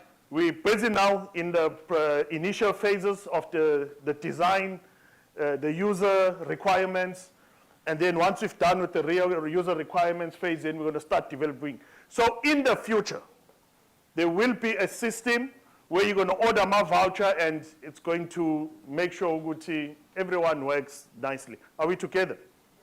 Yes. There's a system that is being developed, right? Now that's what I do. Don't do this networking thing of theirs. I just develop systems. I'm comfortable there. You see? Right? So are we all together? We all understand. We've heard from Uchamp, the fathers of WayaMore. We've heard from already franchisees, people that have already bought into my franchise, and then the people that are behind the scenes. Now, Larry Mpatisai, from what I understand, is that the production offices for vouchers is eThekwini, Mpumalanga, from Nelspruit, correct? And then from Bloem. Which therefore means that if you are an ANP Comrade Mdu and you need vouchers, those vouchers you will get them from Larry because you're in Bloem. Right? Dennis is in Gauteng, where does he get them from? He gets them from Mpumalanga. Uzinzi is in Eastern Cape, which means you will get from KZN. Are we together? Right, Steph is in Northern Cape, which means she will get from Bloem, from Free State, from Bloemfontein. Right. This thing we are building and developing as we go. So now we understand there's Jump, which is the company, there's WayaMore, which is the project or the product, which is a franchise model that works on open access that we all buy into. Are we together? Yes. Right? Stace is benefiting. There's another one benefiting there. There's another one here that is benefiting. There's Ubaba Mfundisi that is there. That is already part of the value chain, isn't? Naichester Vili Kwele Lapan is already part of the value chain. Right? Zinzi, you short of activation. Right? So are we together? So much do we understand Uguti what WayaMore is? Remember Uguti, it's open. You want to go to Watreza, you want to go to Eshushu. Yay. Has everyone been to Eshushu?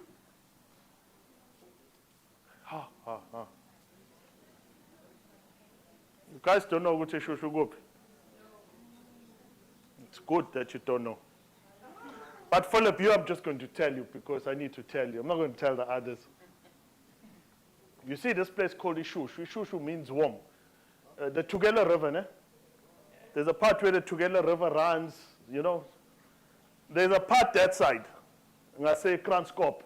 When you stand on the top, right, and you're looking down at the Tugela River, you see, And you see it from far away, it meanders like this, and it's green, it's the most beautiful serenity.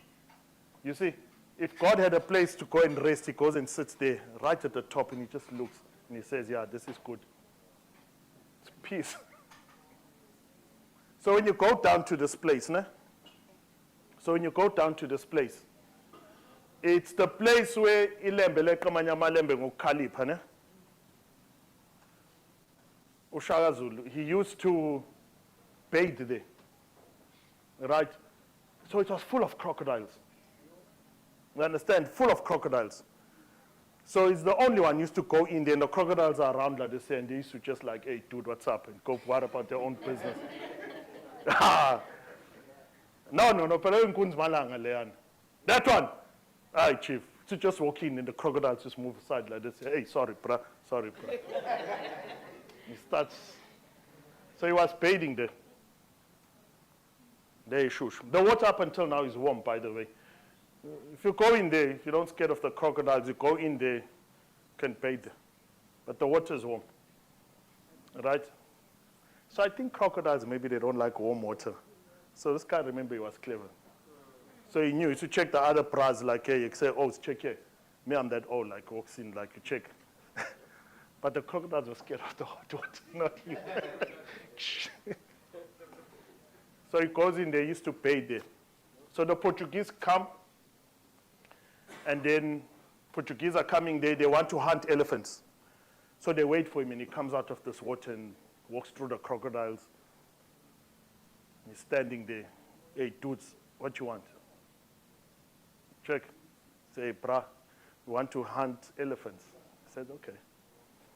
If you want to hunt elephants, who's the elephant? Hey, the one of them looks, gets clever quickly. He says, you are. So you want to hunt me? I know. Why you want to hunt the elephants? Then they tell him that no, they want the elephant tusk, and that's okay, fine. What is it that you're going to do for me? Then they say to him, no, Tina, we've got this medicine and this and this. He says, oh, okay. What's this medicine for? No, it's to heal this and that and that and that. You check Philippines people, come with those things. Look like Portuguese, bruh. So I said, I'm going to tell you. You see? Then he says to him, okay, go in.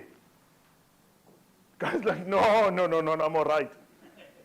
I just come from there. Go in. Guy's like, no, Nkosenkulu, please. He says, you see my medicine that I use, Wamumut, allows me to go in there. So when your medicine can't even go in there, so what is it that you're going to help me with? So that's not going to help me, bruh. Then he says to him, I wasn't good in anything. He says, what you carrying there?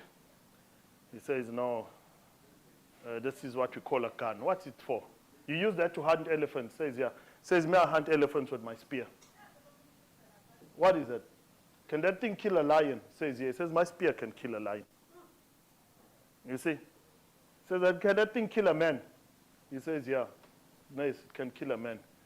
And then he takes one of his dude, he puts him here. He says, kill him. You see? So I can imagine that the guy is standing in. You see? But obviously, he would have killed you if you were shaking. So a guy standing like, kill me, bruh. Then he says, no. Can I please rather shoot my horse? And not, he says, you're lucky. Had you shot him, I was going to show you my spear, what it can do to one of your people. You see that? So he says, look, guys, let's not be busy wasting time in this here. Let's do this here. Kill that crocodile. And then the guy goes, aims, shoots the crocodile. Crocodile doesn't die. He looks at it like this. He says, yeah, ne? Remember that guy wanted to kill all the people that came here. He didn't say, he just wanted to do one thing only. Wanted to kill Philippines people. See? For real. So, A guy can't kill a crocodile. He said, look here, because this thing of yours can't kill a crocodile, ne? Do this here. Let us agree. You'll give me guns, then you can hunt the elephants. That was the first BEE deal. That was the first arms deal. Yes, that was the first arms deal. You see where I'm getting at? Right, that was the first arms deal. Now the reason why they killed him, he realized that this thing couldn't kill that. He was already making shields out of crocodile skin to go and attack and kill them. So then they had to make sure that they speak to his brothers to kill him before it's too late. You see? Methi lapana bofaka mnqayi hot. Bopha mnqayi lapha. Got his hands in the fire there, he pulls them out. Hayi kunzibalanga is busy. Hey, hot Bob. Yabona kusasa. Yizo lezi izandla lezi ezongibulala. And he already knew. Kuthi leli izwe leli liyobuswa enjani ePapa phezulu.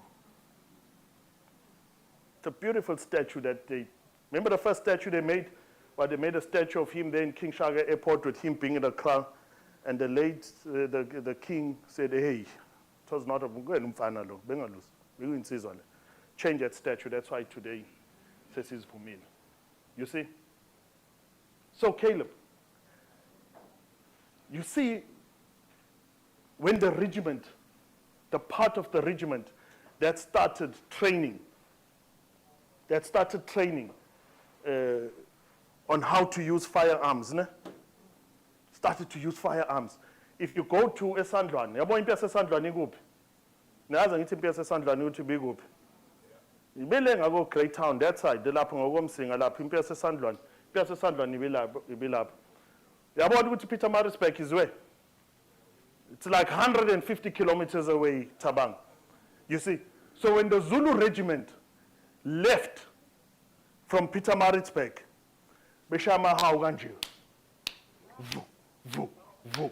You could hear them 150 kilometers away. 150 kilometers away, you could hear them. And they were in Maritzburg doing this. And eSandlwane, where they were going to attack, they said the rain is coming. One of the guys told them, it's not the rain, it's them. They said, from where? They said, no, they're in Maritzburg. They're coming. You see, tomorrow morning when the sun rises, they'll be here. Voo, voo, voo. In the morning, they were there. And they shot the whites that they were fighting. If you know your history, they shot them. And it was coming from that arms deal. You see? The person leading that regiment, Umadli Nsimbi Bembengele, is my great-great-great-grandfather. So that's how I know that story. Let's go have lunch, and we'll come back after lunch. Thank you very much.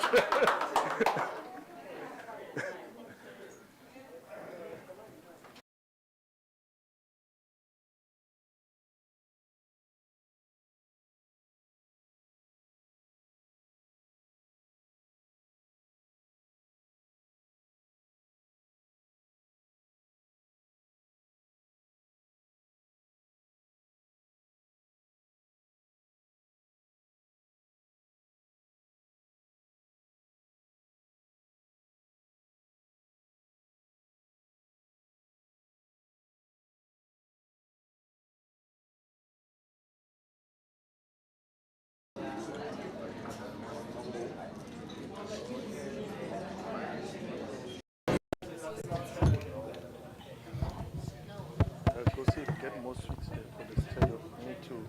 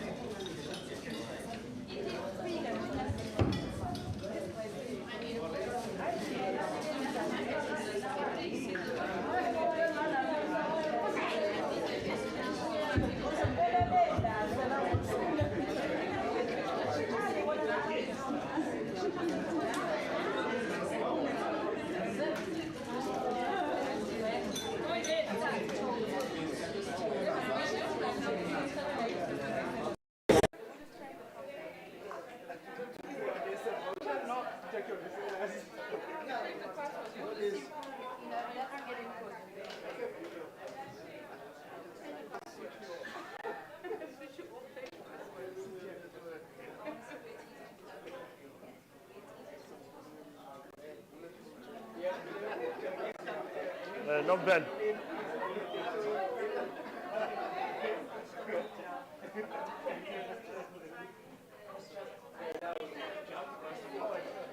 Well, Michael anyway, where's my jacket? My phone again. Yeah, the jacket on me. Michael, I need him to be part of here. He must stop.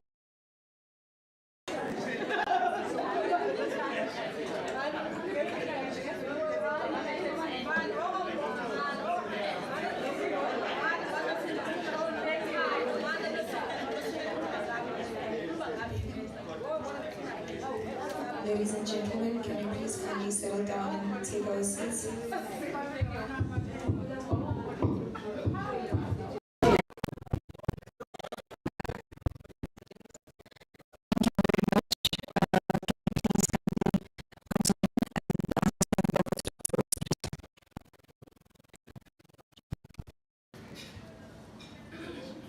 All right.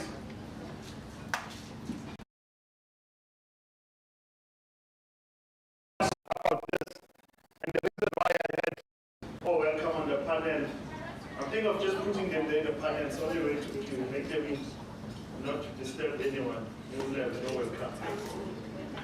We don't need a panel just to be there, just to sit there, because you're making a noise.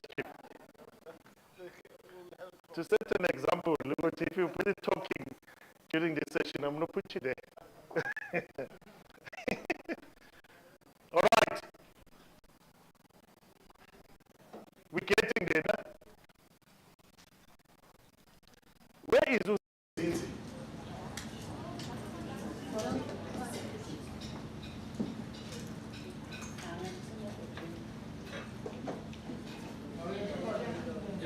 Where is Michael?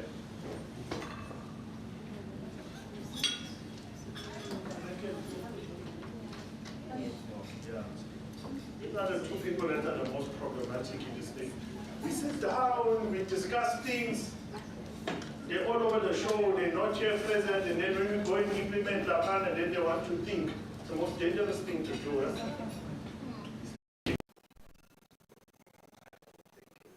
Yeah, hey, thinking is the biggest problem, right? Okay. So,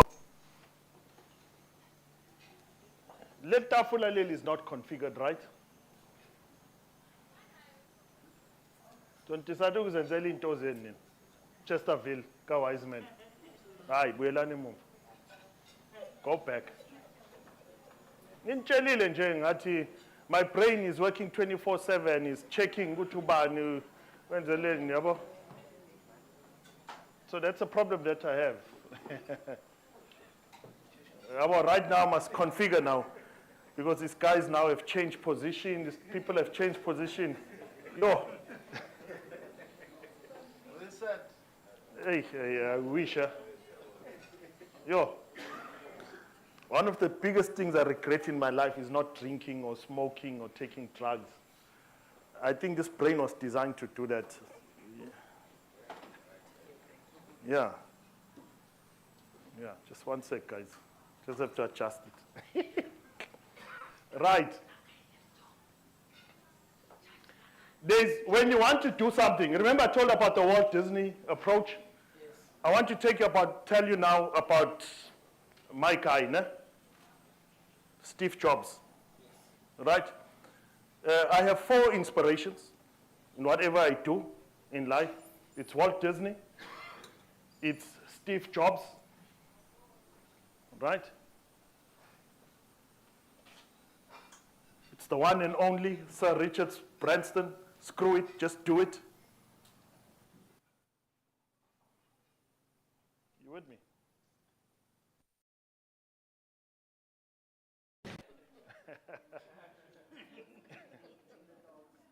Yeah. And Donald Trump, right? And Donald Trump. Listen, Chief, I know what I want, what I don't want. I don't want Mexicans. I don't want Chinese doing this. You see, local money. We need to build the American economy. War, what war? Yeah, no war, right? Okay. In the world, right, and this is why I have these people here. In the world, there's people think differently, né? And people are categorized different, right? There's clever people. There's clever people. People are clever. Monkey's clever. Monkey can jump on the tree, can peel a banana. It's clever. There's clever people in the world. Clever people. They're clever. Right? They're smart people. They're smart people. Smart people. You see, smart people. Smart people, there's a problem. They simplify it. They solve it. Smart. Smart people. Right? There's intelligent people, right? There's intelligent people.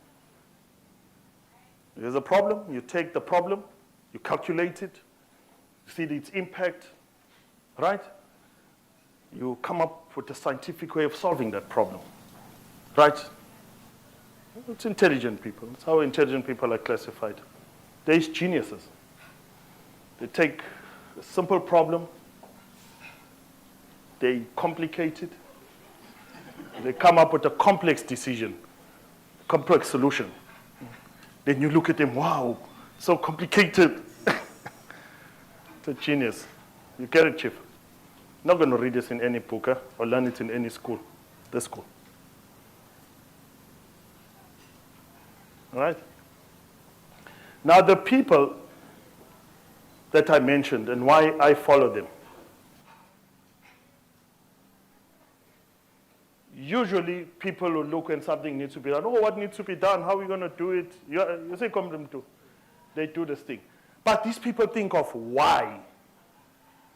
Nah? Why? They ask the question, why? Nah? Why? Why?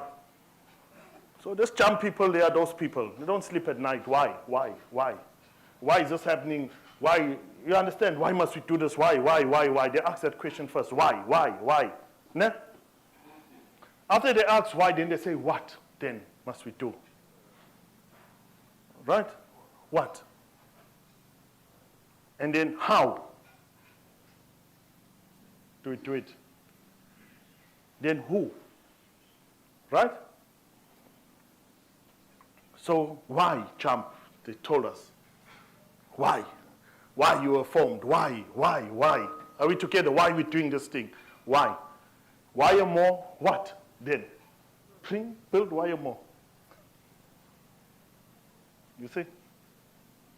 Right? Now, we're at the next level now. We're coming to the reality stage. Guys, you have heard. Jump. You've been there yesterday. You heard the minister. You heard everyone. You know what is being done here. What? You know why we're doing it. Okay? But then we need to answer the question of how we need to do it. Right?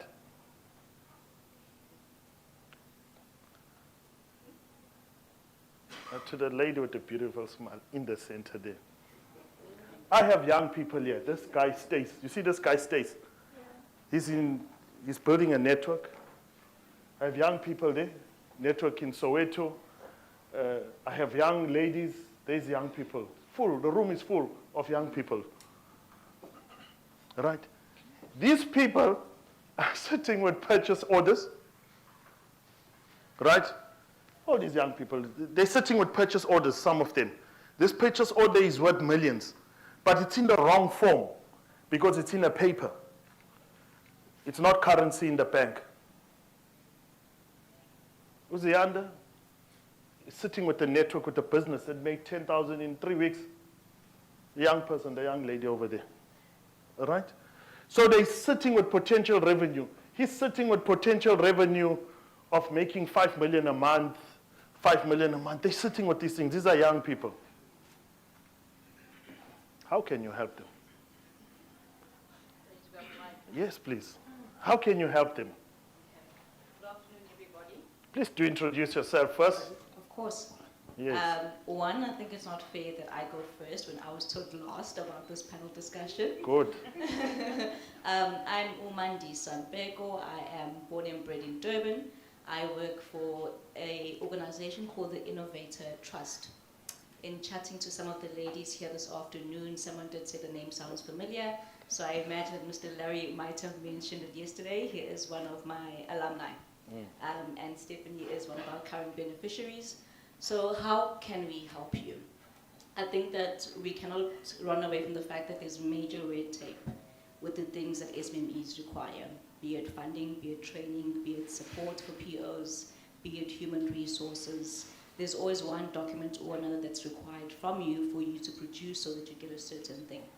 So at the Innovator Trust, we are an enterprise and supply development agency, which is incubation, to put in layman's term. And we really pride ourselves in the programs that we offer being no less than 2 years. We do not believe in a once-off handover to an SME or a handout because small businesses do not need a handout. You do not just need a cash injection, but you do need someone who's bamba isandla and take you through training, look at the basic things like financial management. Once you have that PO injection, how do you now utilize that? How do you forecast your financials? How do you project management and all of that? What we also do is training, bespoke workshops as well that really help you develop as a business owner. Our flagship program is called the Hatch Incubation Program, and that's where you would receive your trainings, your technical support. We don't offer funding. However, the compliance things that we help you with allow you to knock on the relevant doors to ask for funding. Because now you've got your BE documents up to date. Now you've got your tax documents up to date, you've got your financials. If somebody asks you for your management account, so they give you this money for a PO, you are able to produce something because we've appointed an accountant to sit and work with you on a month-to-month basis to ensure that your compliance documents are in order. The money is there for PO funding and capital injections, but the issue that we see common amongst SMMEs is that the papers are not there. So compliance is still a big thing. And we treat it as an important thing so that you're able to knock on relevant doors and get the relevant answers that you need. Can I pause there for now? Yes, thank you very much. Whilst you're at it and the mic is on you, two critical things that we would need. I'm glad that you offered the financials because to be part of WayaMore, we spoke of black excellence. We expect, by the way, that everyone, your financials are up to date, your tax and everything is up to date because this brand that we're building cannot be tainted in any way whatsoever. Right, so I'm glad that you have that. There's a requirement for a safety file, number one. And then number two, ideally, we would like a situation where as the SMMEs progress to tier 2, they would need ICASA licenses, at least class license, for them to be able to build networks. Because remember, we're saying you own the network in your area. So all GOGO, the Stacy's will need to eventually go through the ICASA process, which obviously would require first the BEE documents, the financials, and then there's also money that must be paid into the, can you help them, safety file and the license? Okay. So the safety file and all the accreditations that you guys require in the field that you're in, you can be supported. However, there is a criteria that an applying SMME needs to meet. For example, be at least 51% black owned, have been trading for a minimum of 2 years, and I can share the detail with you guys. via email, or I can just leave it with somebody that can share. So once you meet that criteria, you apply for the program, and how we would then support you is we would ensure that your health and safety element of your business is taken care of from a training point of view, that all your staff have the relevant training that they need, that all your staff have the relevant certifications that you need, that your ICASA is put in place, that it's valid, that it's paid for, your safety files are built.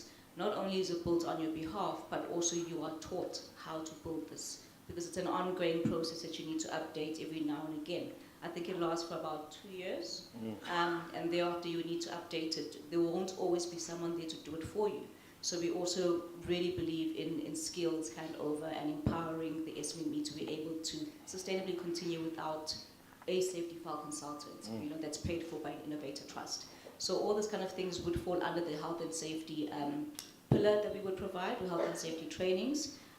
Our incubation program is 360, so we don't only look at business development, we also look at networking and linkages, we look at compliance, we look at HR, legal, financial management, accounting, how to pitch your business, how to actually sell.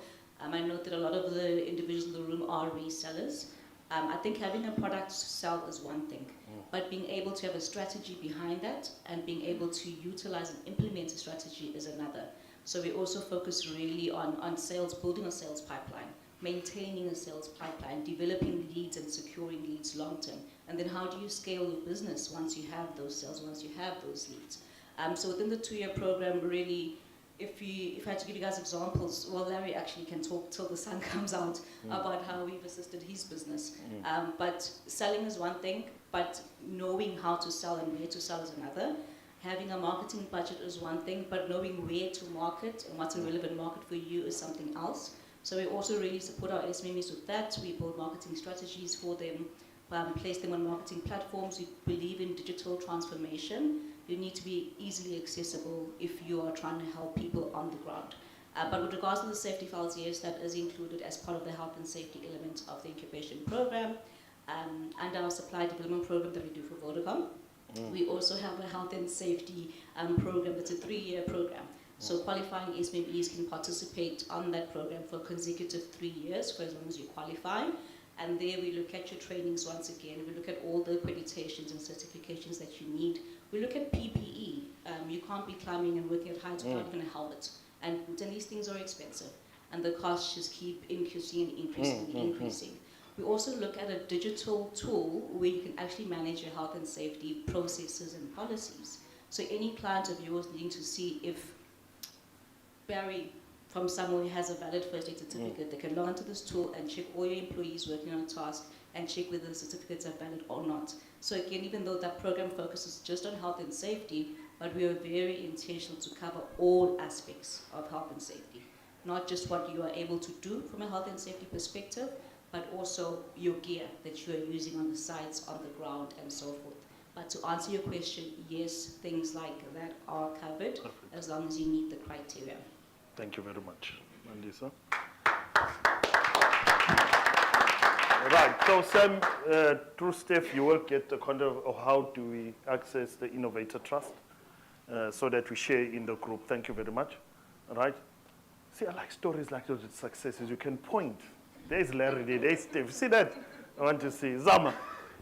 I was looking on Vodacom, there's Black Friday, there's some nice packages there that become very attractive. We got our fingers burnt a lot where we go and buy products off the shelf, because if you want Vodacom, you go into a Vodacom shop, you buy it, you take this thing, you implement it, you go on there, only to realize too many issues, nah? Right. Now you understand our model. You've been with us for 2 days. You understand where we are now, where we come from, and where we're going, right? Now on the side of Vodacom, because we need a backhaul partner that we know that you've got our back. What is it? Just tell us, how can Vodacom assist us as this group? Thank you very much, Press. So Nami, I'm going to call you Press from now on. Yeah, yeah. You know, guys, like I said yesterday, I'm in awe in terms of what you've created here. I mean, taking people that have never gone to school and making them into ISP owners, you know. When we started in IT, the first thing that we had to learn was that, you know, if your IP addressing is correct, then the routing is now a discussion between one IP address to another.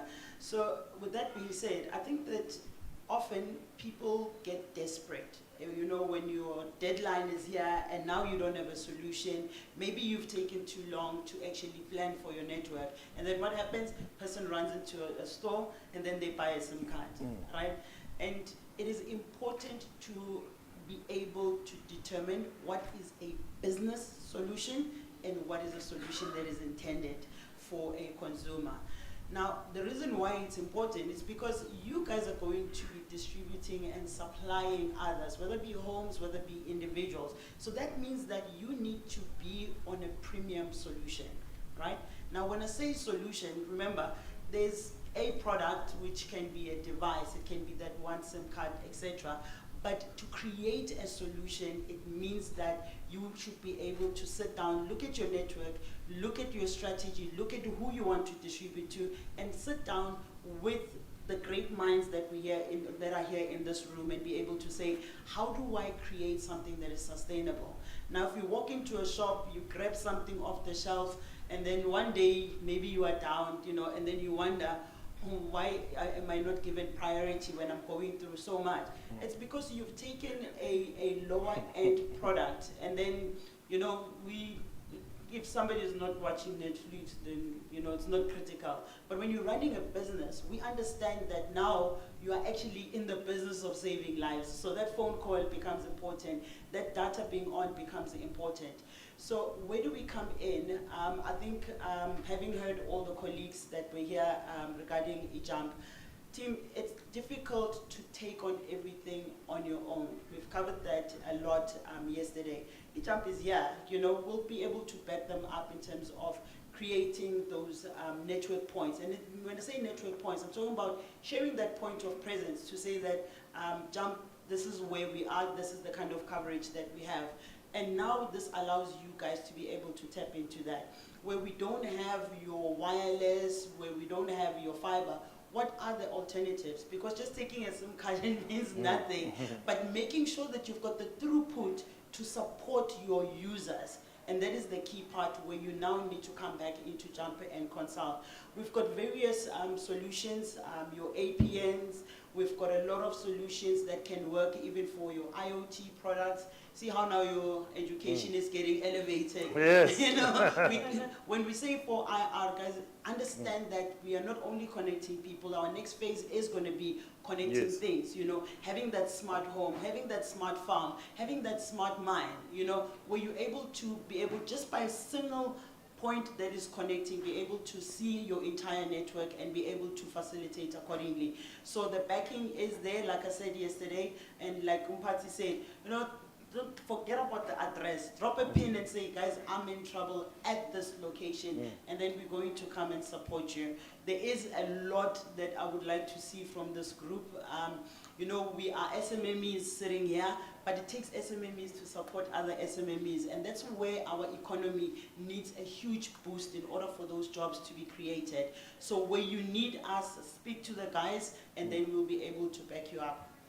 Thank you very much, Zan. Whilst we at it, I want you to extend from what Umandisa was saying. So we've got these SMMEs, these young guys, they're getting developed, because remember, we want to move them to being tier 2s, right? Now, we have ISPs, which are your internet service providers, right, that sell the service. But we also have access network providers that actually climb the towers and build the towers.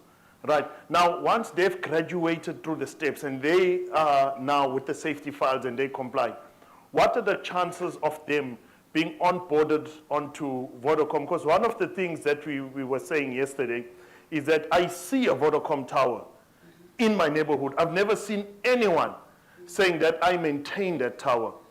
Now, what are the chances that as we're growing and as we're advancing, that they are then become part of that value chain with Vodacom? Is Vodacom open to that? We are stronger in numbers, colleagues, because I think a lot of the times, like my colleague covered, you know, when it comes to the SMEs, you find that, you know, even if the opportunities are there and somebody needs to submit that RFP, the documents are not in order. You find that, you know, they don't qualify for this. And the safety file that we've touched on, it's very important. But not only that, it's a matter of having resources so that you can know that, okay, this person, not only can they do installations, they can also run around in terms of the maintenance. And time becomes critical in this business because your mean time to respond matters the most. Your mean time to resolve matters the most. Now, if you're coming as an individual with one buggy, it becomes very difficult for you to be able to grab a hold of that opportunity. But right now, as we sit here, we are now part of one group where we can confidently say that, you know what, we've got a huge touch point, we've got a huge coverage across the nation. And I think as a group, we can be able to see one of those opportunities when advertised and be able to apply, whether it be through Ujampu or whether it be, guys, the opportunities are there, but let us start with making sure how ready are we. And when I say this, colleagues, please don't get me wrong, do not go and buy 10 buggies. I'm just saying that all of us sitting here, each resource, wherever they live, wherever they are, we are now strongest together because we are now the touch point into all those communities. Thank you very much. Yes. I just want to add, I really love what you just shared now, to further make an example of how the Innovator Trust supports SMEs. So one of the health and safety programs I was talking about, the 3-year-long one, that is specifically for SMEs who are service providers to Vodacom. So they get onboarded onto the database, they get awarded a tender, but they don't have a Gate 1 audit or Gate 1 certificate. So Vodacom wants to keep them to work, but they need to have this Gate 1 certificate and the Gate 2. Their safety files are actual papers that Vodacom can't be going to their offices every day to access these papers. So they'll say to us, here's a list of SMEs that have appointed for the Enterprise Service Installation Project, for an example. Please ensure that they've got all their health and safety docs in order and are able to deliver efficiently, not only for Vodacom, but for the likes of Vodacom as well. Then we would ensure that all the trainings are met. Recently we ran a Radwinds training program as well, specific to a specific project. So we did all those trainings, we got the health and safety system up and running, we got the Gate 1 audits done, passed, they had a health and safety consultant holding them, we got the Gate 2s. Those things that SME can use for any client, not just Vodacom. So even though it is a mission of sorts to get onto the database and being awarded the tender, but once you're there, the support is there as well. And that's where the Innovator Trust comes in. We now on the ground implementing because we work with SMEs and making sure that you are able to provide your service efficiently. What I can also just put out there for any KZN based SMEs that are in this room, I do work with quite a bit of Vodacom SME suppliers that are based in KZN, building towers, maintaining towers, and I don't think that they would have a problem, you know, just to have a conversation with you guys as to how did they get to that point, what has been their learnings, and how can they advise you as someone who wants to get there. Yeah, I can offer that. Okay, thank you very much. Team, don't be discouraged, right? We're not saying start when you have papers. I think we are all here because we started somewhere, right? While you are working towards obtaining all these documentation, leverage of this structure that has been created here. I think we've had so many speakers from our BBI. Guys, help is here. We're not sitting here because we know it's Lungu. No.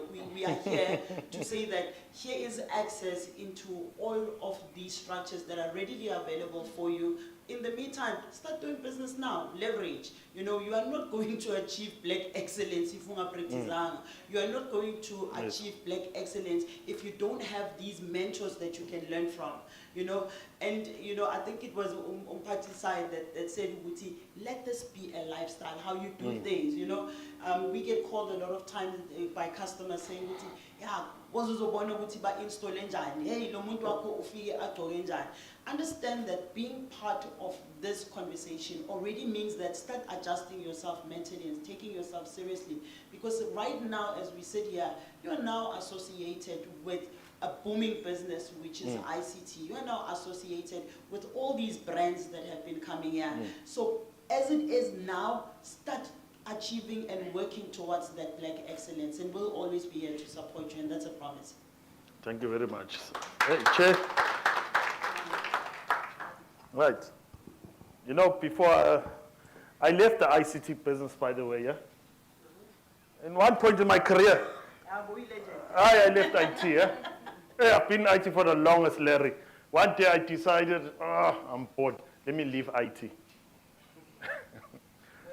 So I started a business. It was called Mindset Reengineering Solutions. Yeah.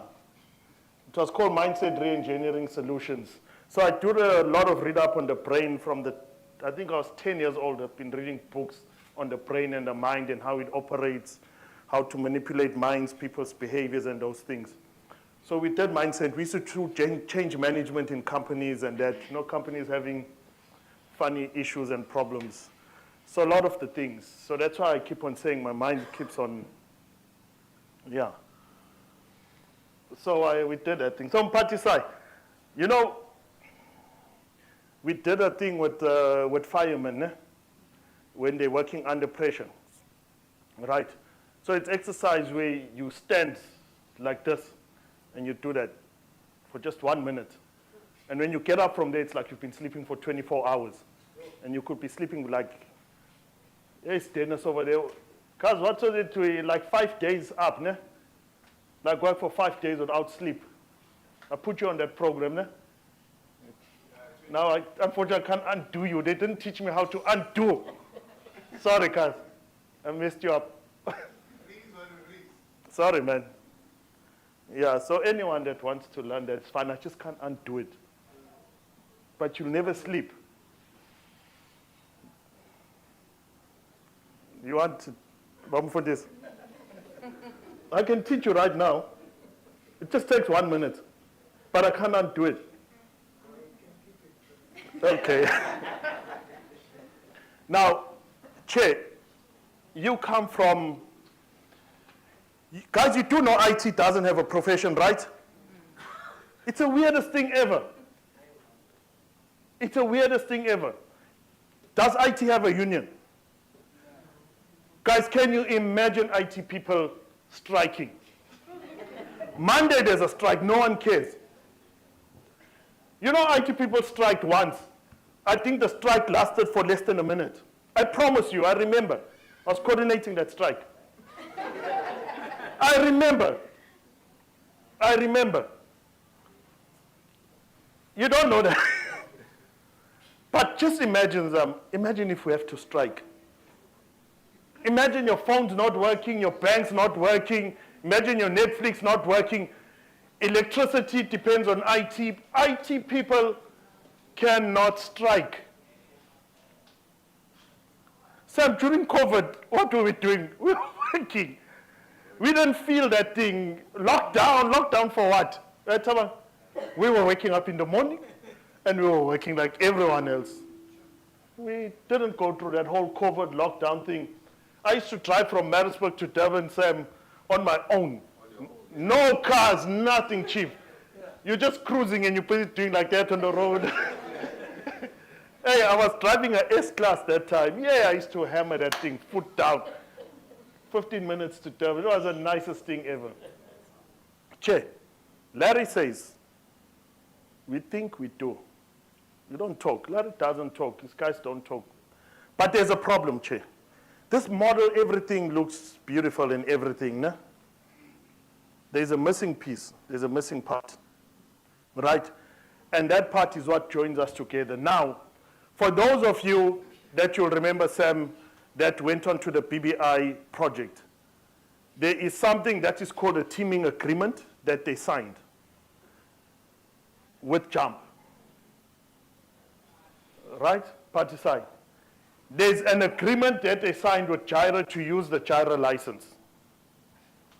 So those that are in Free State, Larry, they have a teaming agreement with UDNet. Those that are in Gauteng and Mpumalanga have a teaming agreement with Gyra. Those that are in KZN and Eastern Cape have a teaming agreement with Mzansi. So your contracts are tied to JUMP. So that purchase order of yours, Comrade Mdu, is tied to JUMP. already. So that's the first part, Chair, on that teaming agreement, right? Now, as we are implementing like this, right, we're talking about black excellence, isn't? What is the governance protocol that we need to have in order for us to make this a solid thing? All right. I'm going to call it a thing for now because it doesn't exist yet. Thank you, Chair. Thanks, Prince. Stephanie Naidu, for those who don't know me, I'm busy in the Northern Cape, but I'm going to wear my other hat now. I'm going to wear the legal hat. Yes. I'm also I'll call myself the group legal counsel Yes. of all of y'all. Yes. So I'll be managing all of that. We'll be managing the background, which is the legalities and what binds us together. So it is correct. When we submitted the bid for SA Connect, we signed team agreements. Those agreements still exist, and they will exist beyond this project. They will even exist beyond the tenure of the tender, because we signed a deal with BVI for 10 years. So we are bound to each other for 10 years, whether you like it or not. It's like that long-term marriage. So you can't divorce. And if you divorce, there are some things that we'll need to in place, because it's like a proper separation. We now to take the in-community of property, separate, pay each other, and we move on. And that's what we've done. So we are bound, I would even say it's a blood covenant, because getting out of it will be quite sticky and it will be messy. So we've decided to franchise this project. The franchise holder is Jump. The project name is WayaMore. That is the project name. Jump is then, Jump consists of all the entities, but it also consists of interests. So as early as you tendering for the work, Jump had already secured shareholding in your companies. Because you'll remember at the time, we then went and assisted everyone with the proposals. We did the pricing, we sat together, it was here in KZN, we sat at GovTech, and we're at our own table at GovTech, where we actually were putting the bid together. So those are professional fees that came from Jump and were attributed to each SMME. So there's value in those things. That had value because it was a time issue. As a professional, you charge time for these things. So as we went, you got the award, you got the tender, the meetings started happening. Even a session like this is a 2-day session, it's a 16-hour session. It means there's professional fees allocated to these 16 hours that must come from somewhere. Also the expenditure of this, that will be allocated to Jump. So Jump has already absorbed the expenses of this 2-day session for each SMME to empower all of us, to bring stakeholders on board who will listen to us. Because sometimes you can invite Vodacom, but they don't honor every invite, by the way. They honor invites that come from somewhere, and there's a relationship that exists. So because of that, we then put a value on Jump. What we are saying today is, we are saying, and that's why I've been asking for your POs the whole morning, because we've started doing quantifying. There's also, through Innovator Trust, we've met consulting companies who actually draft these investable proposals for you. Because you can have a proposal, but it doesn't look investable. It needs to look and read a certain way. So we're even working on that. They've even extended the services to Jump because we are all part of it. So we then said, all right, every purchase order, currently our amount is sitting at almost 20 million. We are saying the franchise Jump will hold the purchase order value, right? It will organize a guarantee for you. With that guarantee, you are able to raise credit against your own company, right? But the value is held by Jump. We will then negotiate on your behalf for credit facilities, whether it be from suppliers, whether it be from telcos, whether it be from layer 2 or layer 3 entities. That is what Jump will do on your behalf. We will come as a conglomerate and guarantee for each SMME in the franchise, right? Remember, the shielding has already started. I'll already draft a shielder certificate from your company to Jump, because Jump will use that to raise further finance facilities. You will then be able to get a facility of 90 days for your equipment. We are calling the second phase of the SA Connect operation on board, where we are going to implement on your behalf. There are 3 companies, which is Jump, that don't necessarily need this, but they are going to extend their services for each SMME in the conglomerate, so that we are able to implement and give BVI their numbers. How that's going to look like? We are going to first sign our necessary agreements, teaming agreement being the first of all. There's going to be a sale of shares from each entity to Jump, because we need to develop the shareholder certificate. So Jump has already bought shares in your company. By virtue of that, each SMME becomes a shareholder of Jump. I'll call you out to an AGM every year. I'll pay you guys dividends every quarter. We are going to then invest your share either into unit trust or live or living trust, so that you are able to generate tax-free shares and savings on this amount. Well, the idea for me is, when I tell you and I call you, hey, you've got you have to get paid, but you prefer I pay you 50%, the other 50% I'm putting a living tax-free savings trust for you. I propose that you register a different entity for this, for your investment and savings portion. I can do it for you. I'll register a company for you that's called Lucy and Sally Investments. That's your investment portion.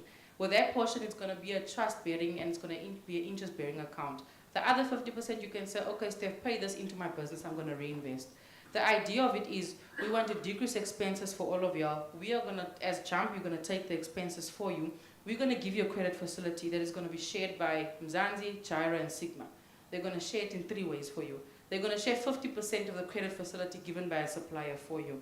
BBI is going to come on board and share the other 50% so that you're able to get the stock. The current issue we sit with, Prez, is that we have the POs on paper, but without implementing, you can't invoice. So there's no money coming. And that's the problem. Now you sit and you struggle on your own and you struggle. So we want to release the equipment for you to deploy. Then the 3 entities which are made up of Jump are going to absorb this cost for you. With that cost, it's not just the equipment from, for example, Mario that must come. You still need the cables, you still need cable tie, you need petrol to get there. You also need the guys to work for you and you need to pay them. Because we need to arrange also the technicians, they do tell us their fee. All that is going to be absorbed by Jump for you, for your initial deployment. We are going to deploy in 30s for each company. If you have a purchase order of 200, we are going to deploy 50 for you. If it's 150, we're going to deploy 30 for you. By the end of, I would say, beginning December, we might not even have Christmas, by the way, because you'll be working. We are going to then invoice. We are going to give BBI at least 17 invoices of completed work, tested, deployed, running networks. My quantification price today is, if I'm looking at 1,783 hotspots, I'm timesing it by 250 per hotspot per customer. And don't follow me, because I've got it in my brain.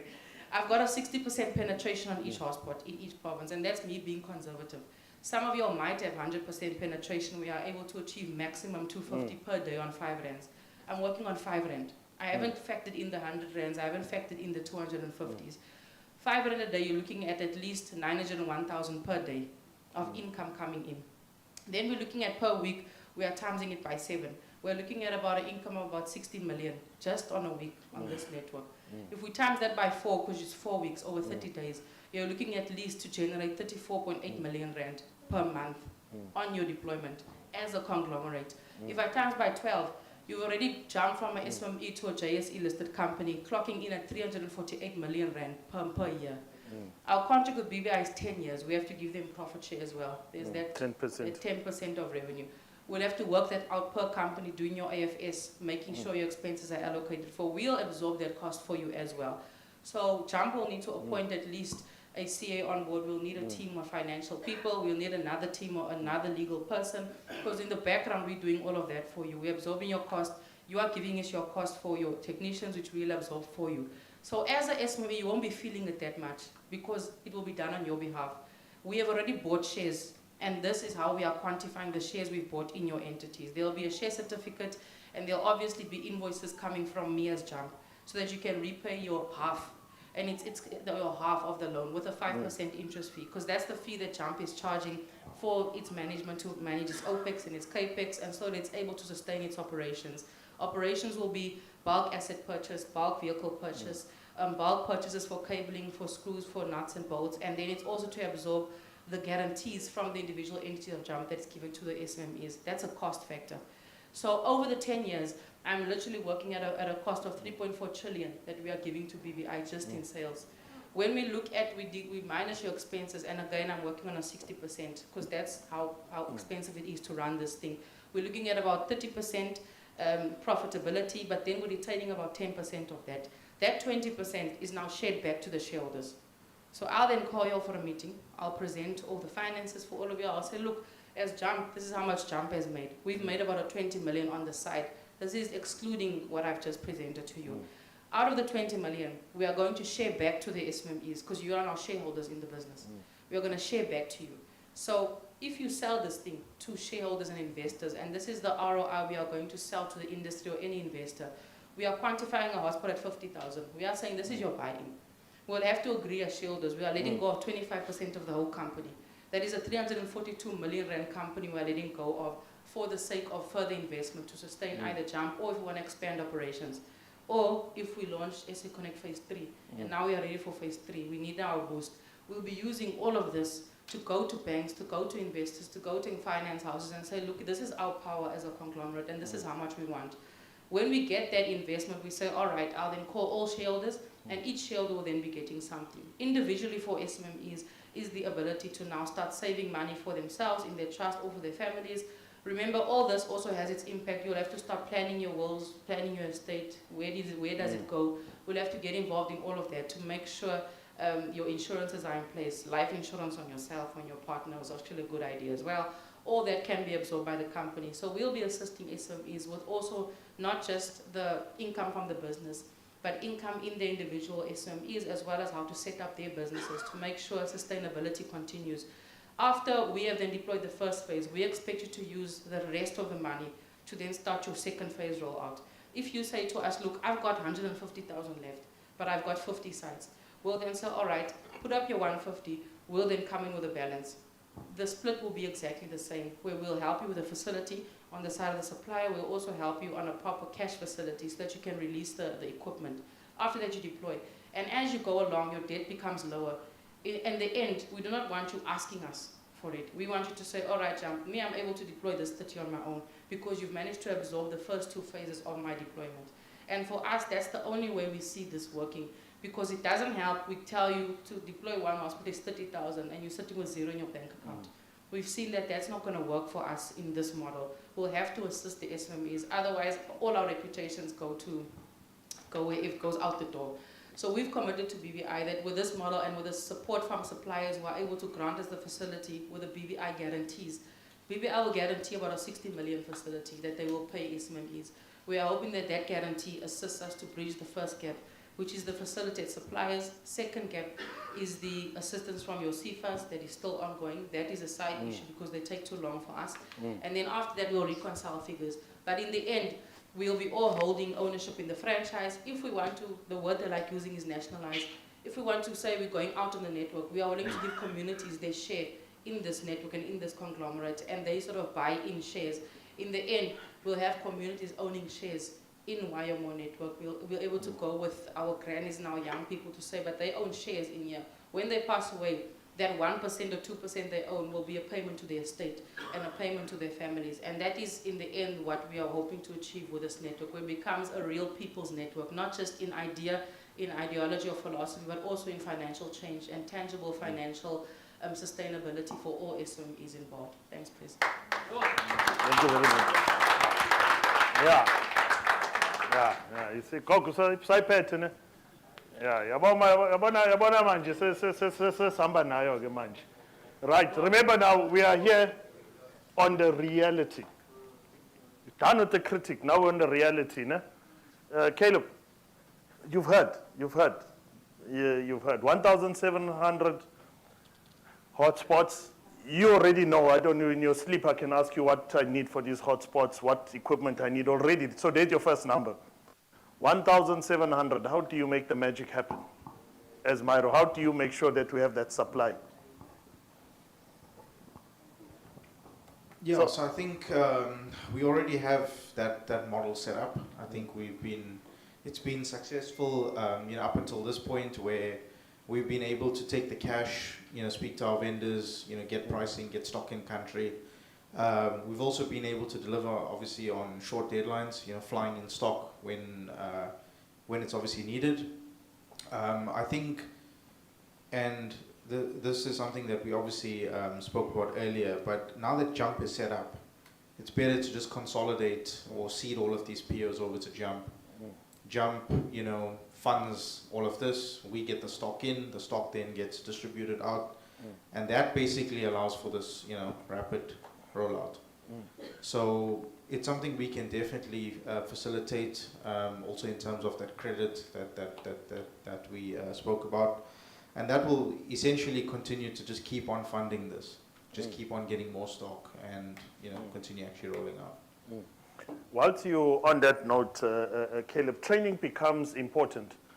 When we started venturing into MikroTik, you took us through that training. We recently, Philip, had a Grand Stream training, which was very productive. As Michael was talking about the heights, we learned a lot from there, right? What training, as Myro, how far are you willing to go on that? Because a lot of the times, you have a lot of people say they're helping SMMEs, and they say they're doing trainings for SMMEs, when they don't even know what we're doing, right? But here, we know what we're doing. So I'm talking, there's MikroTik training. I know MikroTik training, there's one with the cost of it. I know the Grand Stream one has a cost, which you are able to give it to us for free. Now, we need to have those certifications. And not only for us to have the certification, but if we're talking about excellence, we need to do things right. And we need to have backing on those things, right? So how far is Mero willing to help to give us those MikroTik trainings that cost money, but for free, given that we're bringing so much business to you? I'm putting you on the spot here. Yeah, so, once again, over the years, it's been something that we've tried to absorb as much as possible. The last one for Grand Stream was done, entirely, free. Yes. Some of the other courses like MikroTik, there is course material, etc., that has to be paid for. In that case, depending on the size of the teams, we can offer, bulk discounts. So, for example, Nice. pay for 2 seats, get 2 free. Nice. So we can probably try to absorb at least 50% of that cost. Our idea actually goes beyond that, and looking at the SA Connect project, there's a lot of different products that all fit together.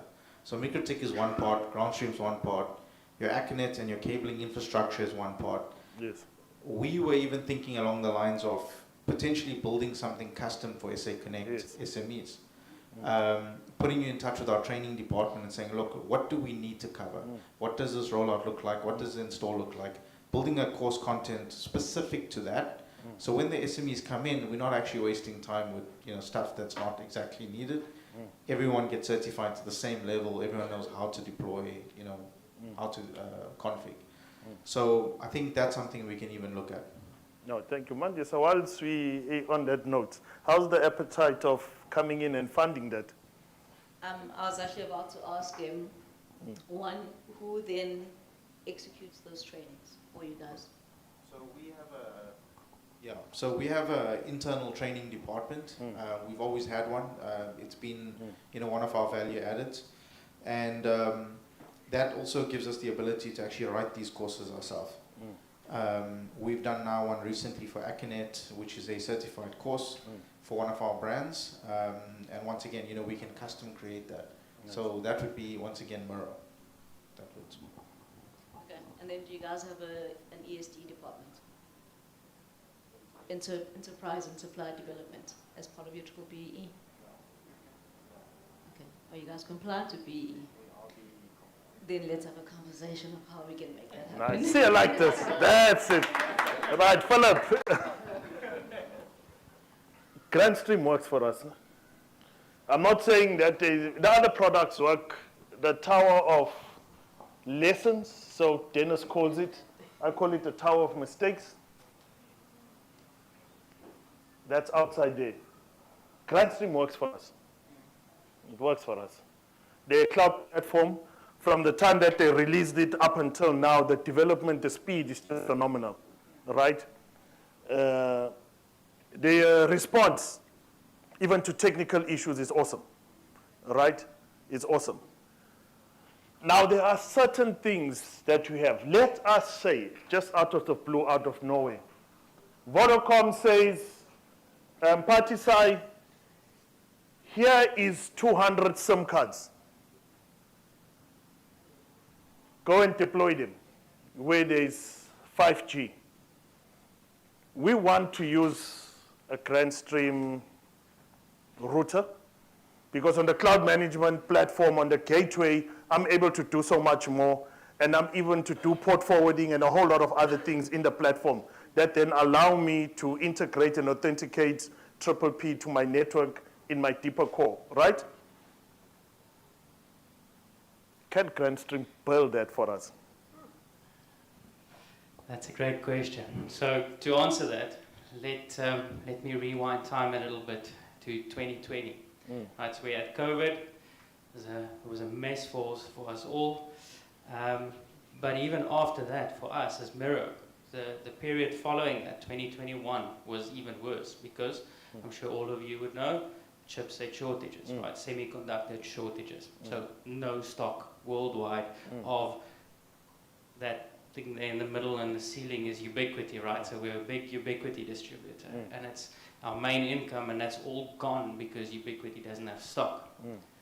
So we, knowing GrantStream, been dealing with GrantStream since 2003, 2004, knew that when it comes to customization and listening to our requests, they are very happy to jump in and see how we can make things work. So we approached GrantStream and we said, guys, we need an alternative to this. GrantStream now being a voice over IP company, right? So they manufacture telephones and things, and PBXs and things like that. They say, okay, well, what's the scope of it? We crunch a couple of numbers, and they build us a Wi-Fi access point. And if you can't beat them, join them.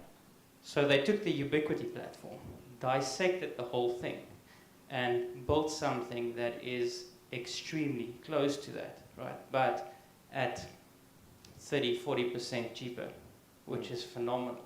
They used their buying power to go and find the right people to buy the right chipsets, which they could find because they have the money behind them. And yeah, I mean, the story is history. GrantStream, you guys are our biggest success story on GrantStream. That's why they sit up and take note when we speak about you guys. So, and once we saw that the access points are now developed, they're there, they're moving, the bugs are sorted out, because as with any new product, there's always a couple of bugs. Once that was done, we said, okay, but guys, now we need to build the ecosystem. So we have access points, now we need switches, because you need to plug this thing into a switch and get power and whatever. It took them about, again, they asked us, what do we need? We sent them a Ubiquity data sheet. So they built that for us. It took them about 2-3 months to get the first samples to Miro. And again, the story is history. They built a fantastic range of switches. Next thing we did, again, as Miro, remember this is now not other companies or other distributors worldwide. It's Miro that asked this question. Again, going to show that we're the right partner for you as well. But we said to them, okay, we need firewalling solutions, because firewalls in the ICT industry is insanely expensive, and there's exorbitant license fees. They don't believe in license fees, just as Miro doesn't. And they just built us a phenomenal firewalling system. Stock's on the way now, should be in about 2 weeks' time. So, when we ask them to build something for us, they kind of do. So this is, we discussed that now, and I think if we were to ask them for an LTE 5G type solution, knowing your project and the quantities that we could move and the differences that could make, I think they'll listen again. Oh, excellent. Hey, Zama, you heard it, eh? I'm pendula says. If I come to you and I say I have a 5G router, are you willing, can I use that router on your network? And as part of the development, because we are rolling out 5 million hotspots. Government has set a target for themselves of 32,000. That's fine, it's their target. Ours is 5 million that we're going to roll out. Come hell or high waters. 5 million, what's the number, Stace? 5 million, got 6 zeros, eh? Right. Now, you are our backhaul partner. We come to you with the router. We want to connect your 5G network. How complicated and how complex is it for us to be able to continue being your partner, but having our own router that does what we want it to do? Thanks for that, Chris. You know, I think this is, again, where I say, you know, we are better in our numbers, right? Because, you know, we've tested a lot of packages with Jira, and what you look at is that if you go onto our websites, our magazines, you know, without knowing, you're just going to pick that LTE Yes. product that's available or that 5G. And a lot of times people don't look at the fine print, right? Because there are fair usage policies, you know. I always tell people there's no such thing such as uncapped, but it's a solution that we can create, and highlight that word solution, because with our product that we're getting from Omiro, right? It means that I can build the network using our APNs, right? And be able to put you guys in a position where the SIM cards are already sitting with Ujamp, right? The stock that is being ordered is already sitting with Ujamp. So we don't have to, every time we need something, we need to go back, place a new order, wait for it, maybe it's delivered, maybe it's not. But what we were trying to achieve here, Pat, and the solution that we have proposed is that let us put the network back into your hands, so that when you are able to troubleshoot and get into that router, it needs to be yours, because there's no way that I can send you something that is pre-packaged and still give you access to it. It means that it's no longer managed on my side. So from the discussions that we've had, we'll be able to do all those rapid deployment by just building one. Upload the money. Right. So Michael and them will know, wake up, April, let's go. Where we're going then, wearing our sloves and everything, we're going to blow 100,000. Go to Gateway, just go blow it, blow it, blow it. Nah, man. Probably one Timberlands, say. Yeah. I don't know what's a Timberland. I don't know how much is shoot. Hey, it's light here. Made me buy. Yeah, I think you still owe me. Because I don't know, it's a Timberland. Michael wears a Timberland to go climb ladders and fix towers and towers. Probably you want a Timberland, okay. It's happy money. I do something that makes me happy, right? So recently, I went to blow that money. I bought myself a Raptor. Hey, go and buy a Raptor. Happy money. They can't do that, no? So please teach them. You guys must want to be rich. You understand? You must want to be rich. Don't be like me. Do not be like me. I'm a bad example. Me, I blow money. I blow money. And this is why I'm not part of Jump. They kick me out. How did I get kicked out of Jump, by the way? What? Wait a minute. Dennis. Hey, cuz, I thought you got my back. There was an S here. What? Oh, it wasn't going to fit and you guys decided to take me out. No, Jump took me out. Because I was, like Larry said, hey, buy 3 when you need 1. So, guys, we've got the right way of running business, right? The right way of making money, how to protect your money investment. So we got that. We've got Vodacom that is giving open access. It's giving us advice from yesterday. Plan where we're going so that we plan together. It's giving us a direction, right? It's coming from the passion, from the heart, even beyond the brand of Vodacom. Uzama is here all the way from Mpumalanga to share with us truly. I've never had this engagement with Vodacom or MTN or anyone before, but this is the first time that we're having this sort of engagement, this thing. It's a good thing, right? There's also other opportunities for us to start maintaining their networks and those things. So the sky's the limit, Babu Mfundisi. This is what we've been talking about. So you've got this part, open to the fiber, to everything. So now we know that we can build networks anywhere and the backhaul will follow us because we want the access side. All right, we've got the governance part taken care of so that it's easy when we go to Caleb and Philip, we know that we've got a model and we've concretized and we've protected this thing with governance. We've got our legal mind here, and I like when she says, I'm switching. I'm like, thank God, because I don't want to speak to the other person today, not on this platform. Right? Now we understand and we know we are all truly part of this thing and how we can benefit and be there, right? So that is our thing, and that is where, and this is where we are. We together, young lion, right? Then we've got our technology partner. We've got Myro ready to supply and deliver. We've got even the OEMs that are waiting to develop and design products that are custom developed and designed for us. Once that is done, we've got APNs that we can configure to our heart's content using existing infrastructure. We're not interested in building Vodacom. We're interested in building WayaMore. Right? Are we together, Zins? So now we know the how part. We know the how part. Our panelists have been absolutely fantastic up to this point.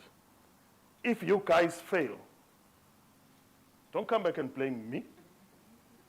I don't fail in life. I wish I failed. I wish it knows what it feels. Oh, I just see people walking like this. Oh, I failed. I'm a fail. I don't know that thing. It doesn't exist to me. Right? It doesn't exist. Yeah, I wish. I'm trying to think. Look at the people I know. Have I failed? Yeah. Guys, I'm sorry that if there's people that feel like they start things that fail. I don't know. You have failed, not me. You have everything here, Mpat. From jump to WayaMore to this. What more? When is Che, Zam, Caleb, Philip. Can these guys fail? Not with this support. Thank you very much, panelists. A round of applause. Right. Just a Okay. marketing shot. Yes. Please can they document every transaction when they're applying for PO funding? Perfect. Every transaction. Yeah, they know that very well. Trust me. But I need a copy of that book, Cherries. Oh, where is... Oh, Nomvel. The panelists would like to have a copy of the Bowl of 100 Cherries. Please, can you help them with there? Yeah, all our panelists. Oh, I forgot about that. Fantastic idea. Yeah. Yeah. All right. Right. Mpatisai, Larry, Mtu, Michael, don't run away. Come, Sam, I need you on the panel.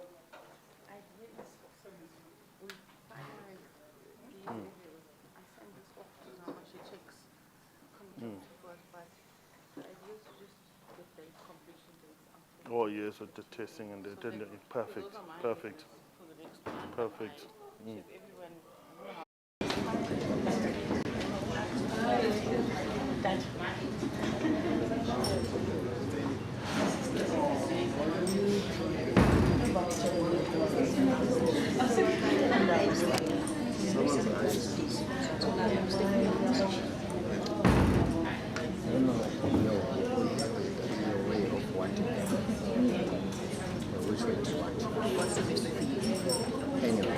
What's up?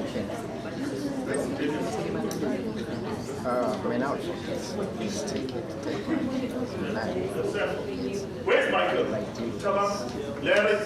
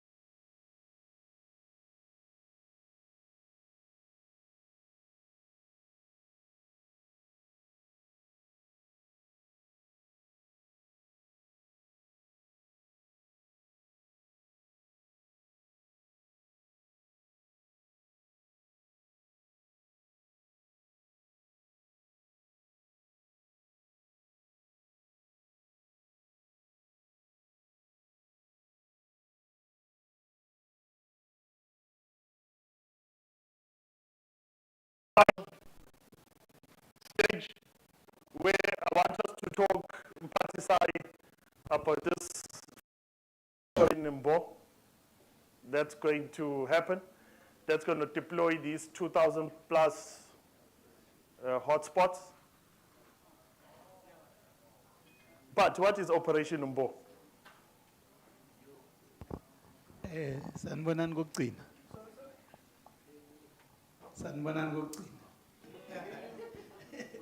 Yeah, Operation Bo is kula sihlanganisa khona wonke ama installers bese si attacka indawo eyodwa. Mangenze example asithi ukumphathisema fanele siyo installer. So what we do, but kumli jacket. Oh, it's so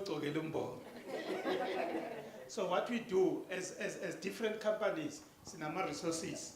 So Snay Motor, each and every company has got a car and installers. So we put together these installers and they go to one area to finish. Like now, I think they've set up our installation in 30s or in 50s. So if 4 people can go and do the 30 in one day, they will go in that area and then mabafika khona bashaya umbo bese bayasuka ke baya komunye kanjalo kanjalo masifika futhi nakhona sishaya umbo but wena siza kuwe sithi ta wena siza kuwe like ishilo ukuthi we've got 2 models. It's either uyasipatala siyeza siyakinstolela siyahamba mawunemali mawungenamali then iyongena ekuthenini siza kuwe ne-equipment nakho konke kodwa kuzobe kudocumentwe nakhona uyabhadala ayikho into yamahhala. I-Operation Boy iyafika iya-installa ishiya yonke into iyasebenza iyahamba iyakomunye kanjalo kanjalo. Siyabonga. All right, Sam. Ngiyazi that you've been part of an Operation Mbo before for SA Connect 1, even during the time of COVID. What are the challenges that we can expect? My challenge in the past, it was thinking. When you get to Operation Mbo, planning is crucial. And by the time you fika Mbo, planning is easy. Masekufika lapha yenziwa kuphela. Njengoshile umphathisayi izolo. I-challenge, the experience this year was abantu mebefika esayithini kuyakhulunywa. I think ukhulumile noSiya izolo ukuthi bona bafika ama-device ese-configured and wonke umuntu azi ukuthi yini ayoyenza. So mekufika lapha there's no talking. Siyazi and kuyasetshenzwa kusetshenzwa njenge-team. So i-striker siyazi siya-striker, goalkeeper iyavimba, ophasayo iyapasa. So you get there, each person knows what they have to do and each person ufika khona enze into ayisele. That's it. Okay, no, Otherwise, thank you. no challenges. Okay, nice. And Michael, how long does it take to install a site? You get to site now, Goku Funukwazi. Good mofika ekayo unama installations out 10. How long will it take to do 10 installations on your best team? All right, if you're using your best team and all the equipment is sorted out and this team has everything, and when they get to the site, they don't talk, it would take them, the fastest they do it would be in under an hour. So the same team in a day, they're able to install 7 to 8 sites. That's how we were able to, in Coxted, install 60 hotspots in a week and a half and connect 1,500 people that we invoiced for. Thank you, Michael. Tabang, the team that you had, that Michael is talking about was trained by you. What does it take to build a team that can deliver one hotspot in less than an hour? And what are the challenges in training those people?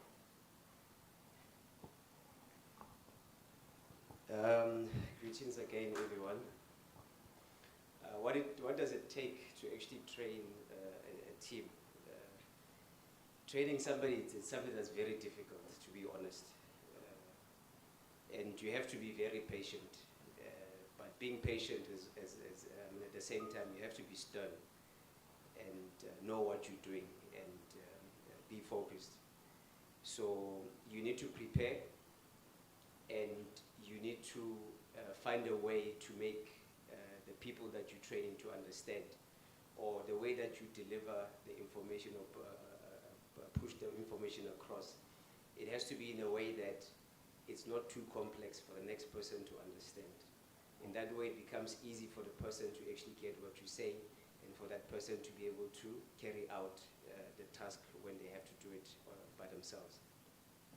So the challenges of actually training or upskilling somebody is that people sometimes, they tend to be lazy, if I can put it that way. And like Usam has said, that you get people that will try to think, and they think that they know, but only to find out they don't really know. So that's actually one of the biggest challenges, where you're trying to teach somebody something, or how to teach them how to do something, but they think that they have a better way of doing that particular task, but not bearing in mind that you have done that probably 110 times. So you tried all the other ways of doing that thing, and then they failed, and then you were able to pick up which is the best way for you to be able to, deliver on a task or on a project. So the other thing is the other challenge is that you tend to come across people that are not dedicated, or that are not passionate enough, in doing what you are doing, or what you're trying to teach them. So that makes it difficult for that particular person to actually take in the information that you're trying to pass on to them. So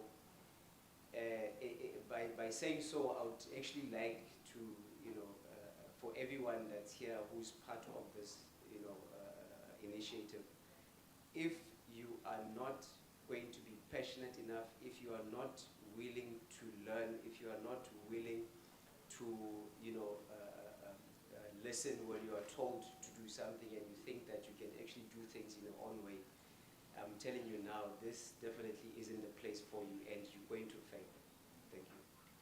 Thank you very much, Tabang, for those words of wisdom. Larry, you've been here very long. You're a legend in this thing. There's no challenge that you haven't faced, no experience that you haven't had so far. This Operation Mbo, you were there when we did it for SA Connect 1. And you are here now for SA Connect 2. What are the 3 things, Larry, that we must not do? And what are the 3 things that we must do as we go to this Operation Mbo? That's a lot. Give me just 3. Number 1, what we should do, we must prepare. Before you go to site, I want to make an example of what we did when we did SA Connect 1. So we worked in Pietermaritzburg, and we prepped our boxes, our everything, radios, everything was packed in packages until 12 o'clock at night. And 7 o'clock in the morning, we report and pick up those boxes and drive 70 Ks. How far is it? We cannot drive that far to find out we shot something. There's no turning back. The whole day is messed up. So preparation takes more energy, more time than anything else. Number 2, that's the important one. Number 2 is your teams must be ready. They must be mentally ready, and they must want to do it, like he says. If you go there and you're not dedicated, you're going to bring down the whole team. One bad apple in the box will make all of them bad. So that's number 2. Number 3, just do it at the best of your ability. If you don't know, ask. There will be someone. You can phone. We've got resources. Someone in this room know how to drill. If you can't drown. Someone next to you can do something that you can't do. So be open, and you don't know anything. Ask if you don't know. Don't go try. Like he said, we've done it a lot. It will take you 2 minutes just by asking in the first minute. Because we have done that before, and we already did the wrong screw and the wrong this. That's number 3 that you must do. What should we not do? Don't play on site. Yeah. We prepared, we've got management at the back that knows we must do 7 to 8 sites for the day. We know what we prepare for tomorrow. So when you go to site, do 7 or 8 until, even if you bleed, finish. That's what's happening here. Tomorrow we've got another 7 or 8. So now if you don't do 2, you just do 5. Tomorrow you've got 9 to 10. The day after you've got 12. You won't finish. So you work hard today to rest the 5th day. That's the most important one.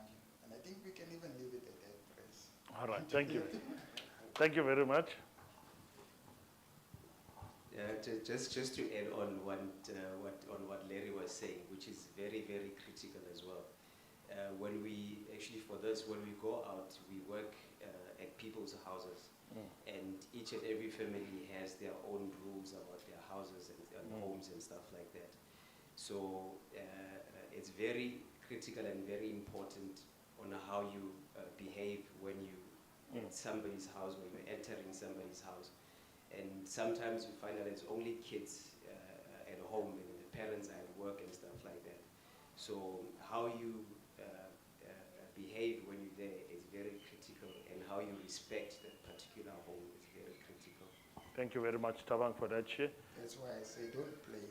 Yeah. If you're there to work. The respect is already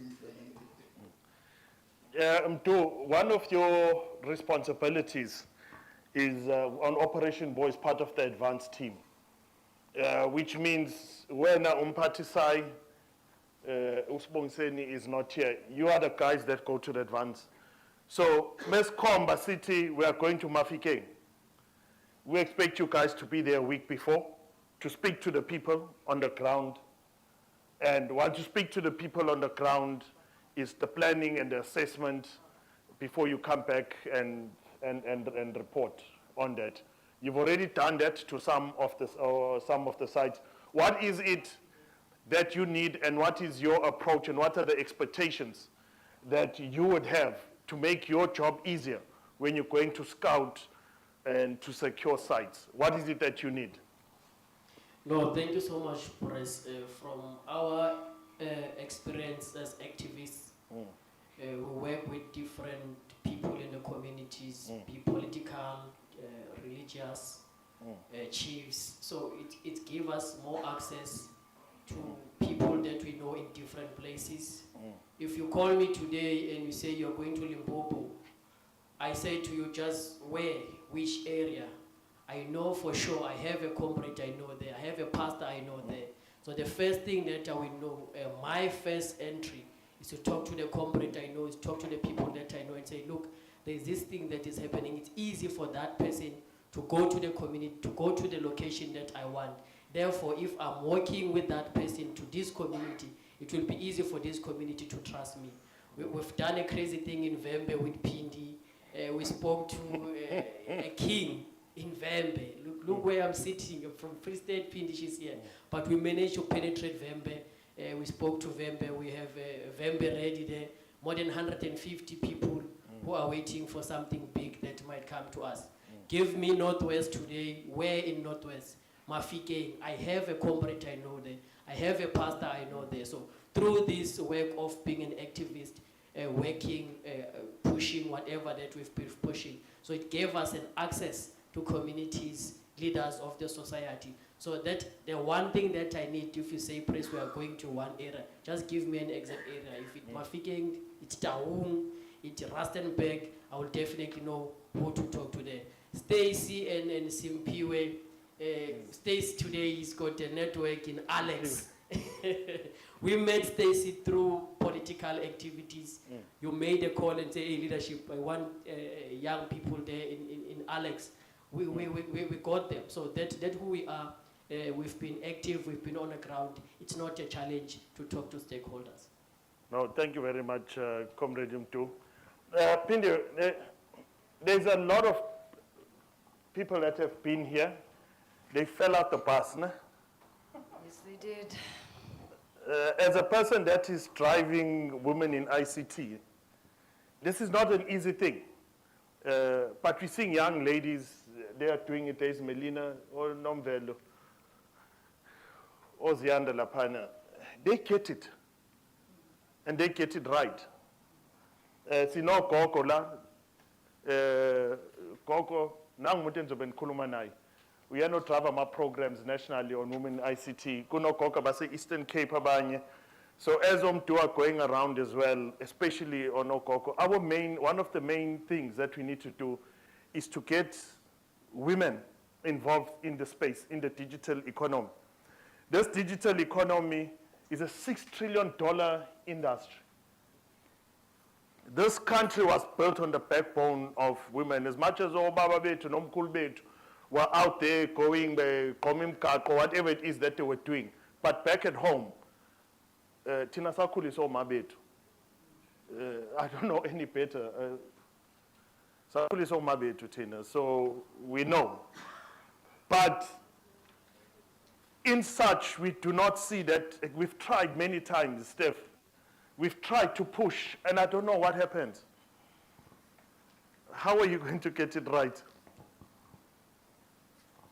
Well, Press, I'm going to talk about myself because I do not have a background in ICT.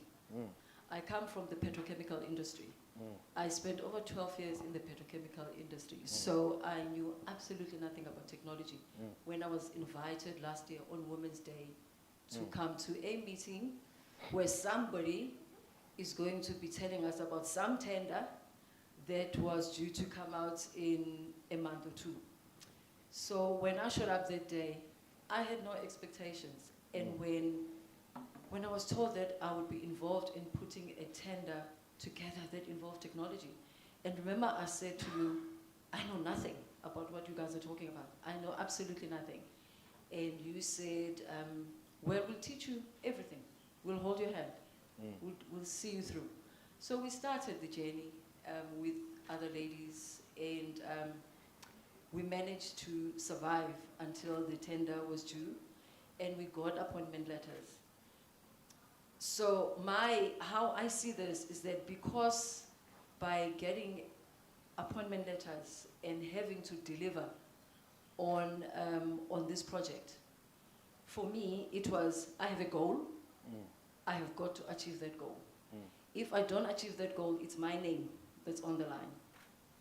So what I would say to other women is that as intimidating as technology can be, there are people in the industry, the people that are sitting here have walked this journey, they have the experience, they are willing to help us.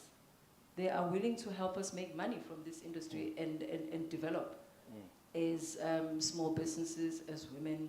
So if you committed, look at me sitting here. I have a tender of what? How much? Okay, maybe I'm afraid to say. 1 point. You're a millionaire. I'm a millionaire, and I knew nothing about this a year ago. But I am prepared to deliver on that tender, come hell or high waters. And we will. And because I have these businessmen on my rise and in my camp, I know that it will be done.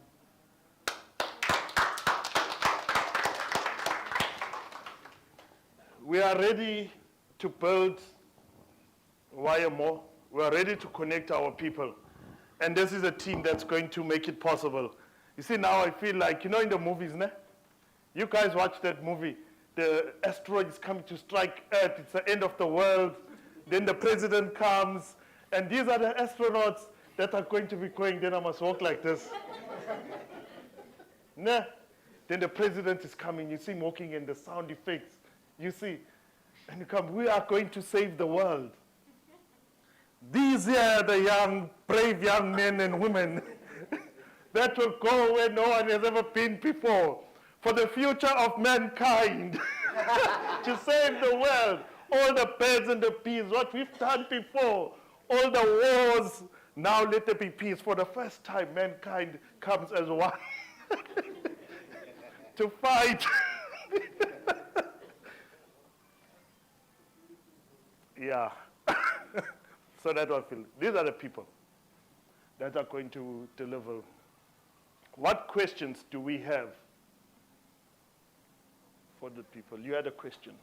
Now is the time. Where's the mic?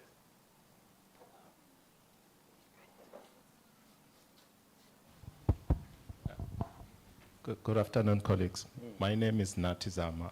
I come from a company called Multinet Business Solutions. I'm in the ICT industry, but I'm new to this type of business, press. Having spoken to my colleagues here, trying to learn as much as I can in the past 2 days, including today, I've got one question which has been sort of wandering my mind the whole morning since yesterday, press. It's regarding the use of Wi-Fi hotspots. If she builds a network, let's say at UKZN, I know that Westville campus, she's built her network there. But I go in there and sell the vouchers. What are the safeguards of that abusing her? Because she has invested in that network. I invested nothing. But I'm now taking advantage of that network to sell the vouchers. In other words, I'm stealing from her. What safeguards are there to protect her from me abusing that process? Thank you. Okay, thank you very much. We've heard a question. Michael, you want to answer that? So you've built a network, and the network is there, and someone just comes and starts selling the vouchers. What is the safeguard? Otherwise, what is the protection on the voucher? Because at the end of the day, what you authenticate to on the network is the voucher. So how is the voucher protected? All right, so essentially with the voucher system, the vouchers are generated on the GrandStream portal. They're specific to these devices that are in the same network, and we're the ones that print the vouchers. So essentially, as much as you can have a reseller at UKZN, there's also going to be a reseller in Amlazi. So people that buy vouchers, the vouchers in Amlazi will also be able to work there in UKZN. So only in a case if those vouchers were physically stolen from her, then a person can profit off of that there. But if she reports it, we'll be able to cancel those vouchers there.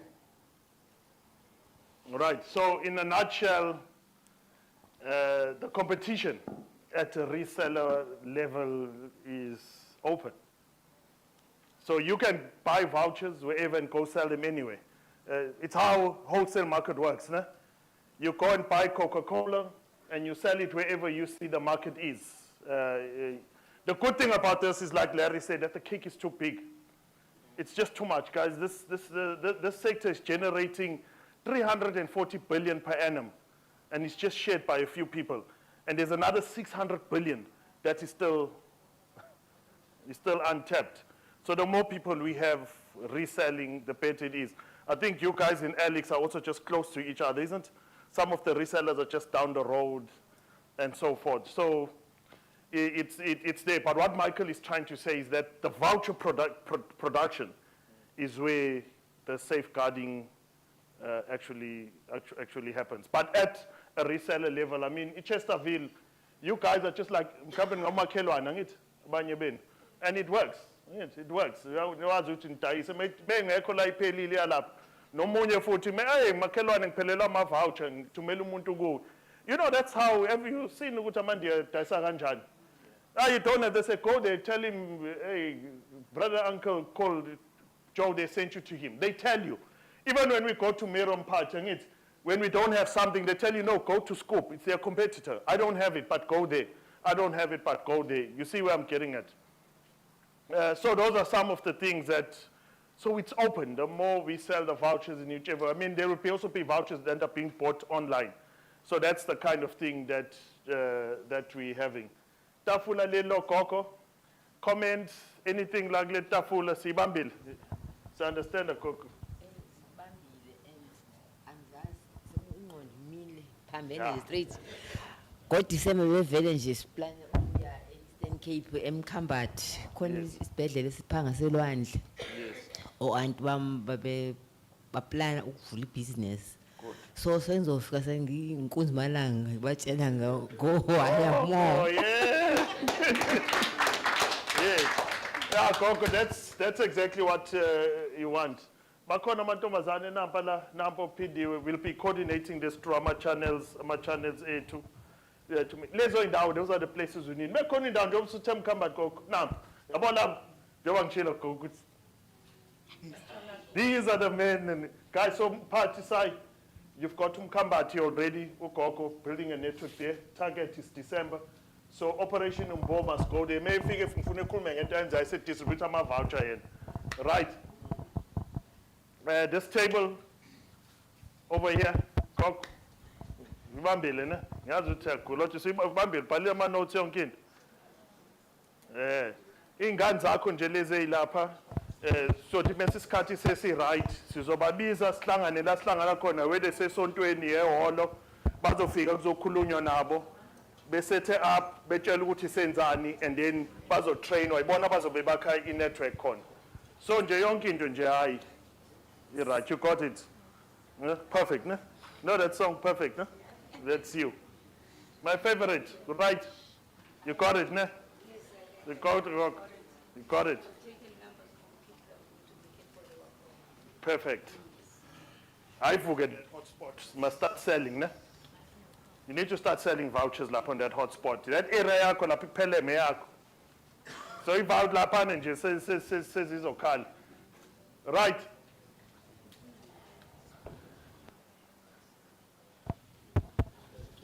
We've got all the answers.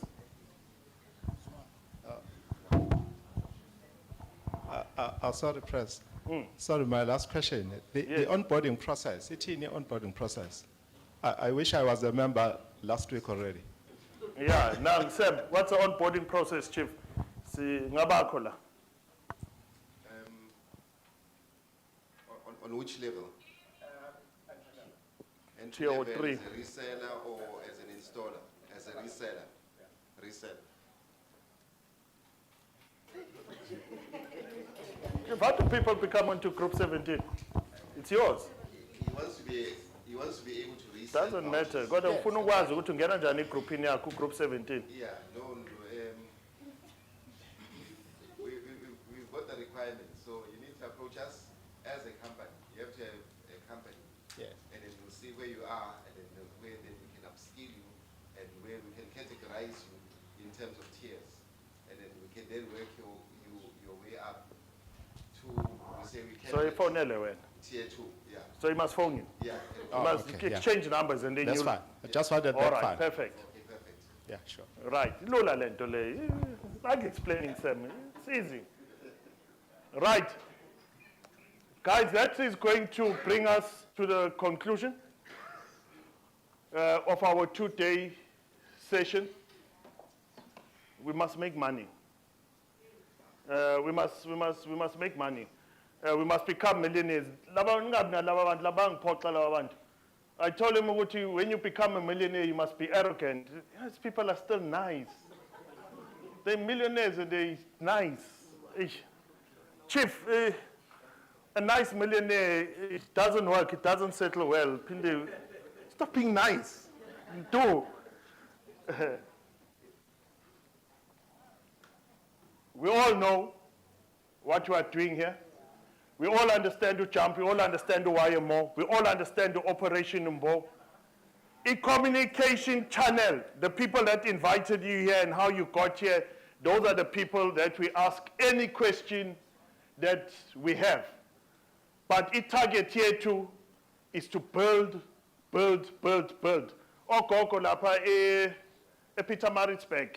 Its target here too for now is Sobantu, eMbali, nase Edendale, ne? So, Gogo, you will coordinate that. Or the first places that we have to be, ngekudayise Gogo i-Wi-Fi, Wi-Fi mzini abantu nge-Wi-Fi kwakho. So njoba nikhona la Gogo ngithiwe nikhona i-hotspot kwakho ngithi nabo abanye fanele ibe khona sesontweni everywhere fanele ibe khona. So siqaleni, let us start talking. Right? Alex at home fanele ibe khona on your area, make sure you start building. I owe you a date na. Operation Mbo Soweto, we mustn't forget. Ukuthi Soweto states, we still have to extend lapha kuwe, convert you into 5G, MELS, everyone. Right. This program and party, Eyako, I fired you this morning and employing you again in party. Thank you very much. You can close your program part. I'm for noting and Jonjeli program la. Thank you everyone. Siyacela ukuthi manijika niya la nihlala khona ngimswati phela nangisinanjika. So manibuyele emuva la nihlala khona nihambe safe and let us not drop the ball. I'm sorry. Let us not drop the ball. Lokhu lesisuka nawo lamandla esisuka nawo la. Kusasa awakhule. Akube impilo yethu le.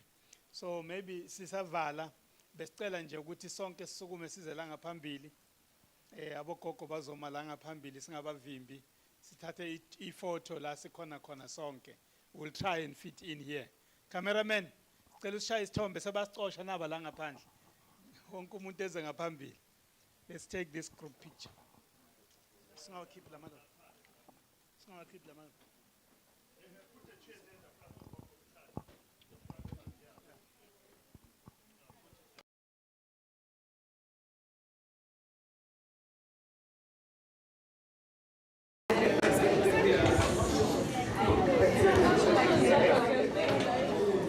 Come guys, don't beg me. Hey, as a young people, you're the hero of come to the front and say to them, hey, what's on?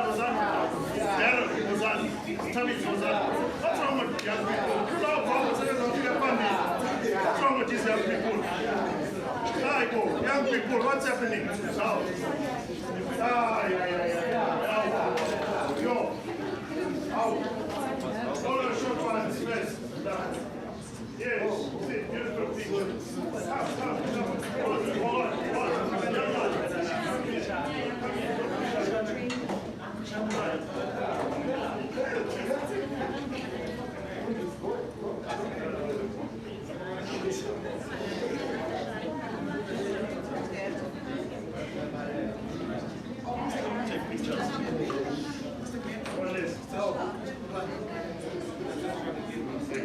Make sure we don't come and everyone see me, see my face, see me, make sure that you see me.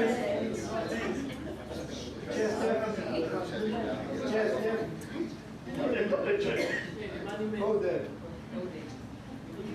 Make sure that you can see me. I know I'm not that WayaMore. TSG. Let's go. Let's say WayaMore.